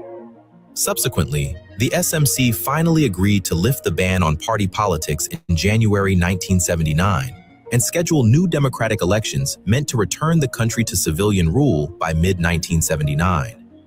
But for many Ghanaians, civilians and soldiers alike, these promises of reform were too little, too late, and something had to give. People were hungry. Most officers could not see it, but I saw there was anger in the men's eyes. Imagine being able to build anything just by thinking about it. Meet Base 44, a complete AI creation platform. It was in this climate that Flight Lieutenant Jerry John Rawlings, now age 32, emerged as an unlikely champion of the people. Fortunately for him, he wasn't alone in his frustration. A coterie of junior Ghanaian officers and intellectuals held secret meetings to discuss how to cure the country's ills. Rawlings, himself, became heavily involved in the Free Africa movement, a clandestine group of Pan-Africanist military officers, organized in part by Army Major Kojo Boakye John, that envisioned a series of coups to sweep away corrupt regimes and ultimately unify Africa. In late-night sessions, members read the works of revolutionary thinkers such as Marx, Mao, and Frantz Fanon, debating the legacies of colonialism and the potential for radical change. Initially, the FAM pursued a more stoic approach, whereby young officers would rise through the ranks and attempt a coordinated revolution years later when they held senior positions. But as Ghana's crisis worsened in 1979, Rawlings grew impatient. All Boakye John did was talk. He was never going to act. On the morning of Tuesday, May 15, 1979, Rawlings decided to make his move. Together with a small band of trusted soldiers, Rawlings set out to instigate an uprising within the military. In the early hours, he and his conspirators armed themselves at Accra's Air Force Base. They commandeered several armored vehicles and weapons from the base armory, swiftly overpowering the base guards and taking control of key points. Under Rawlings' lead, the rebel soldiers seized the base communication center and began arresting senior military officers who were caught off guard at that hour. Rawlings hoped this lightning action would ignite a broader revolt. According to later accounts, he had alerted a close confidant, Lieutenant Kojo Boakye John, of his intentions a few days prior, in an effort to secure wider support. Wache John, feeling the timing was premature, refused to join him on the night of the coup. Unperturbed, Rawlings pushed ahead. He drove to the Army's 5th Battalion barracks in Accra, where Wache John was posted, in a bid to force his hand in the final moments and bring him into the uprising. Fatefully, Wache John was not present at the barracks when he arrived. Frustrated and running out of time, Rawlings reportedly slammed his G3 rifle to the ground in anger. Unfortunately, the loaded rifle discharged upon impact, sending bursts of gunfire cracking through the barracks. The sudden shots shattered any hope of maintaining secrecy. Soldiers awoke in alarm, confusion spread, and the element of surprise was lost. At the same time, Rawlings's ragtag coup team was facing other setbacks. They had seized a small Ferret Scout armored car as part of their plan to secure strategic locations. But the driver of the Ferret had not even been briefed on the true mission. Sensing the chaos after the accidental gunshots, the driver realized something was amiss and deliberately steered the armored car into a ditch, immobilizing one of the rebels' key assets. The coup attempt was rapidly losing momentum, and Rawlings had no other choice but to pull back to the Air Force Station, where he and a few loyal airmen lay low as daylight broke. Subsequently, loyal military units quickly organized to quash the mutiny. The 5th Battalion, once it recovered from the initial confusion, mustered troops to counterattack the rebels. A detachment of soldiers from the 5th Infantry and the reconnaissance cramming the galleries to get a glimpse of the rebellious flight lieutenant on the dock. As the trial commenced, Rawlings and the other accused were brought before the panel of military judges. Immediately, the flight lieutenant set the tone defiantly. When asked by the tribunal whether he wished to be tried separately from his subordinates, Rawlings refused any special treatment. I want to be with my men, he declared. A simple statement that electrified the courtroom and drew wild applause from the crowd. What truly shook the proceedings, however, was Rawlings' own testimony. Rather than pleading for mercy or denying the charges, Rawlings seized the courtroom as a platform to deliver a searing indictment of the very regime trying him. In a speech that has since become part of Ghanaian history, the accused coup leader spoke with a mix of fury and conviction that left both the judges and spectators stunned. Now you listen to me well and good, because I am not here to make a speech, and I am not here to waste my time talking. First and foremost, let me inform you that I am not here to impose myself on 10 million citizens of this country.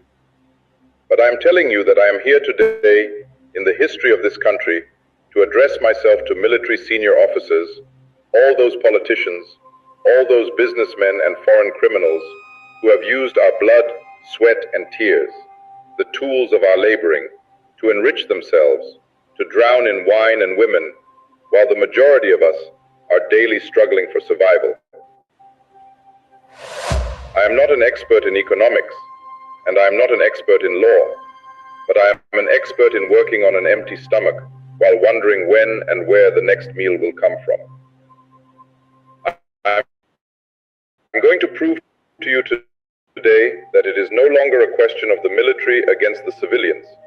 It is no question of the Akan against the Ewe, the Ga against the Northerner, but a question of those who have against those who have not. A question of a vast majority of hungry people against a very tiny minority of greedy, inhumane, selfish senior officers, politicians, businessmen, and their bank managers. You and I are the bigger fools for allowing such a blatant abuse of human dignity for so long.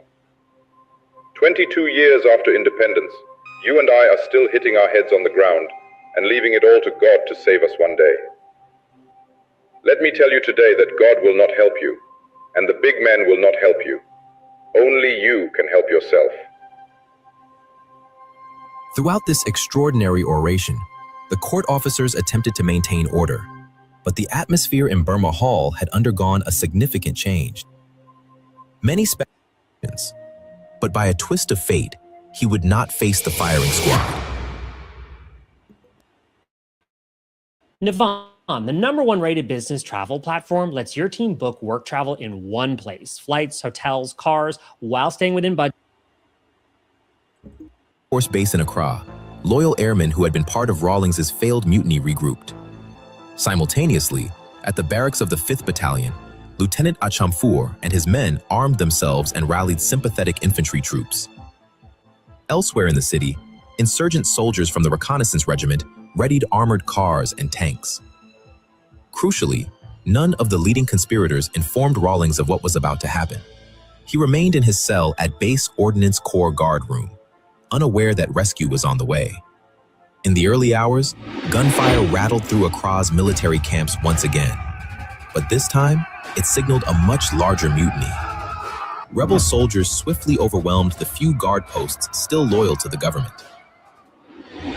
At the camp guard room, Rawlings and his fellow condemned officers awoke to the sound of shooting and shouting. Suddenly, the door to Rawlings's cell was flung open by a band of armed men in battle dress, their faces sweaty and determined. For a split second, he thought this might be a trick or assassination, perhaps government agents staging an escape attempt to shoot him while fleeing. But as the intruders saluted him and yelled that they were there to get him out, Rawlings realized the unbelievable. Soldiers of the Ghanaian army were breaking him out of jail. Rawlings, still wearing a prison-issue uniform and with his boots untied, was immediately rushed to the national radio station by the triumphant soldiers. At dawn, Ghanaians tuning their radios for the morning news heard an unexpected voice crackling over the airwaves. It was Rawlings, breathless, intense, and very much alive. Grabbing the microphone, Rawlings addressed his countrymen live on air. Here to tell you just one or two things. If any further bloodshed had to be avoided in this country, everybody might have as well realize that the ranks have borne the brunt of the suffering of this country for too long. They want bloodshed. They want bloodshed. So for heaven's sake, do not beg in their way. Rawlings did not proclaim himself head of state or declare martial law in the usual coup-maker fashion. Instead, he was essentially giving notice that a thorough purge or house cleaning was coming. He acknowledged that the future was uncertain, but emphasized that this uprising was born from Ghana's intolerable conditions and the people's hunger for justice. All across Ghana, people stopped what they were doing to listen. When it became clear that Akuffo's regime was indeed overthrown and the charismatic Rawlings was leading the charge, a wave of euphoria swept the populace. Many civilians poured onto the streets to support the uprising. They offered water and food to the rampaging soldiers and, in some cases, even joined in to point out known corrupt officials. At the broadcasting station, Rawlings concluded his announcement by letting the country know that a new Armed Forces Revolutionary Council, the AFRC, national leader once more, now as the chairman of a new junta called the Provisional National Defense Council, the PNDC. With his boundless charisma, Rawlings stood at the forefront, becoming a galvanizing figure who could one day mingle shirtless with dock workers and farmers, and the next, descend from a military helicopter to address adoring crowds chanting his name. Truly, he cultivated the image of a dynamic man of the and needed Western aid to stave off collapse. A severe drought and bushfires. What's going to be the lifespan of this expensive machine? The early 1980s saw multiple coup attempts against the PNDC from various quarters, from disaffected leftists, disillusioned army officers, to supporters of the old Liman regime. However, the most chilling challenge to Rawlings' legitimacy came in June 1982. On the night of June 30th, 1982, 3 high court judges and a retired army officer were abducted from their homes in Accra by a group of soldiers. They were driven in an army jeep to the Bundase military shooting range in the Accra Plains, where they were shot and murdered. In an attempt to cover up the crime and destroy evidence, the perpetrators doused the bodies in petrol and set them on fire. However, A heavy downpour that night partially extinguished the flames, leaving the charred remains to be discovered 3 days later by a farmer.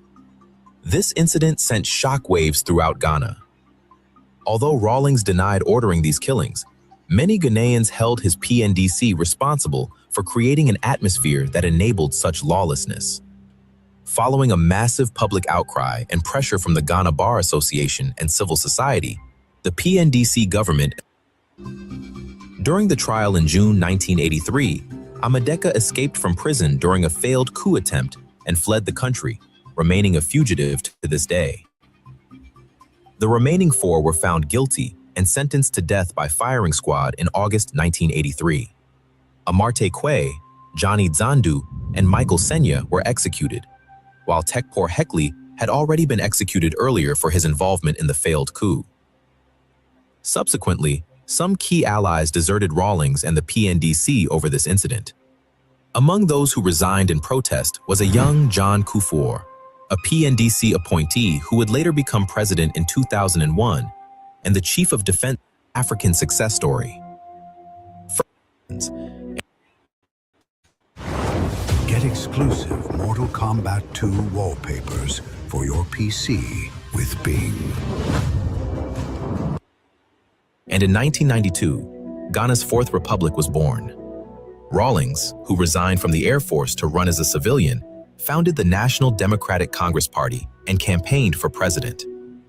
Leveraging his populist credentials and the improvements in the economy, he won the November 1992 election, becoming the first president of the Fourth Republic. Many opposition figures, however, alleged that the elections had been tilted by Rawlings.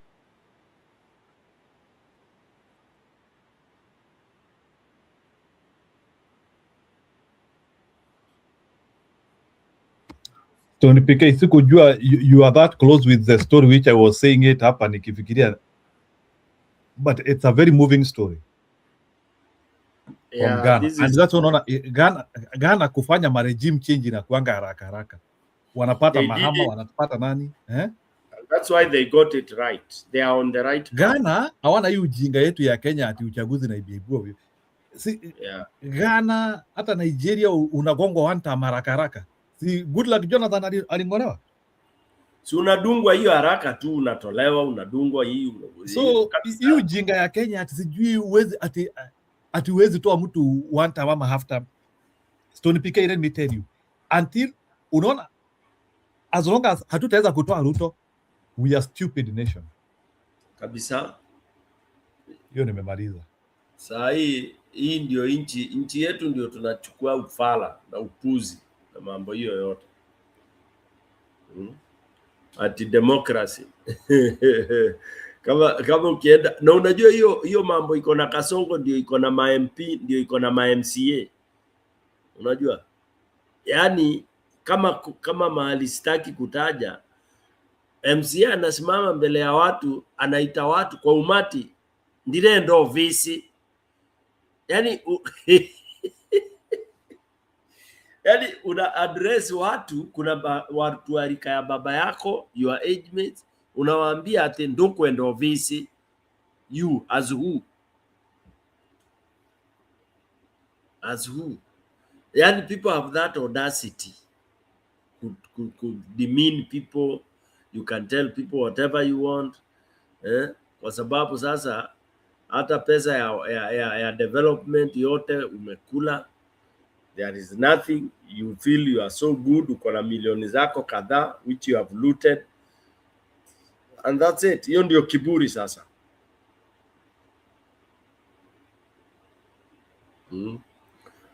Sawa bwana Njiru, tufunge maneno tuseme haya. kwa heri. Sawa. Kesho ni siku. Ashley, uko na la kuongeza ama uko chonjo sasa? Sawa. No, I don't have anything to add. I just want to say that ujaona kuna sio lazima ati mfanye uchaguzi mpate kiongozi mzuri. Hata kiongozi mzuri anaweza letwa na coup. The problem with the coup, I try to say, I feel bad that, like the people, like there were 2 people who died in Laikipia, yani wanasahauika, but in their families, they've lost people and maybe they won't even benefit. So me, I always say, I want us to go, as many of us, to go to Canaan. So I would choose the least bloody way to get there. And that's why I'm saying, I think pressuring our MPs to impeach the president is the best way than having a coup. Because even when we have a coup, we might even get another bad person in. Because unajua Kenya, it's about who has money. So we might get somebody else bad. But tukifanya hii njia ya nani, like now tukitoa Ruto through an impeachment and illegally, Kindiki was illegally placed there. So then we would be able to say Kindiki can't take over either, because he was a cabinet minister. He didn't resign, he didn't follow the procedure, so he's also out. So it would go to Wetangula, and Wetangula is also supposed not to be there because their party did not have the majority. So whoever else is behind him is who will go to. And then within 90 days, would go to an election. So that would be the most ideal way to go. Na mimi naona ni kama it's possible. But we are not doing the heavy lifting. Why can't we even just try to talk to our leaders, to force them, and to see where it is going to go? Tusifike 2027, because tukifika 2027, it will be bloody. Because I don't see Ruto wanting to come out. Ameiba sana. The other day he was saying, I say, apewe 7 more years. I'm like, it's supposed to be 5. What is he talking about 7? So he has a very bad plan. Na tena hata before next election, kama tutamtoa na coup ama tutamtoa na impeachment, we need to go to court. Omtata aende kotini, aweke kitu hapo itikiwe. Hata kama if the elections will not be done as they are supposed to be for whatever reason, his mandate ends after 5 years. Whatever will be going on, if Kenya will be burning, he still has to leave and hand over to the military. So he is going whether we have an election or we don't. We need to settle that in court. And he needs to understand whether we have an election, whether he delays the election, he is leaving when the time comes, not 1 day more. And we need to do it legally through the court. Tuanze saa hii. Our leaders wetu wanapayuka about nini, trying to go to the election. Let us do these other things. And if they are not going to do it, let us look for people who are going to do it, because they are so engrossed with trying to look for positions that they are not worrying about how to handle. I don't like to mention people because I know people here support other people. But lakini kuna watu wanasema wacha tuende tukamshinde kwa uwanja. Hii si football. Is people's lives at stake. Kama Ebola iko, alafu unasema ati tusimtoe kwa impeachment tugojee election. Are you really serious? Whose interest are you fighting for? Why would we let that Ebola come iue watu just so that we can prove a point by defeating Ruto at the poll? Like, seriously, is that person really having the best interest ya watu? Why should one person die? Why should those 2 people have died at Laikipia? We don't need more blood. So the easiest way to remove Ruto without bloodshed is the way I support, if there is one. So that is my opinion. If we can find a way, and I know we can find a way to remove him without bloodshed, so that as many of us can enjoy that new life that we hope to see, a more inclusive Kenya. It cannot be perfect, but it can somehow work. That is what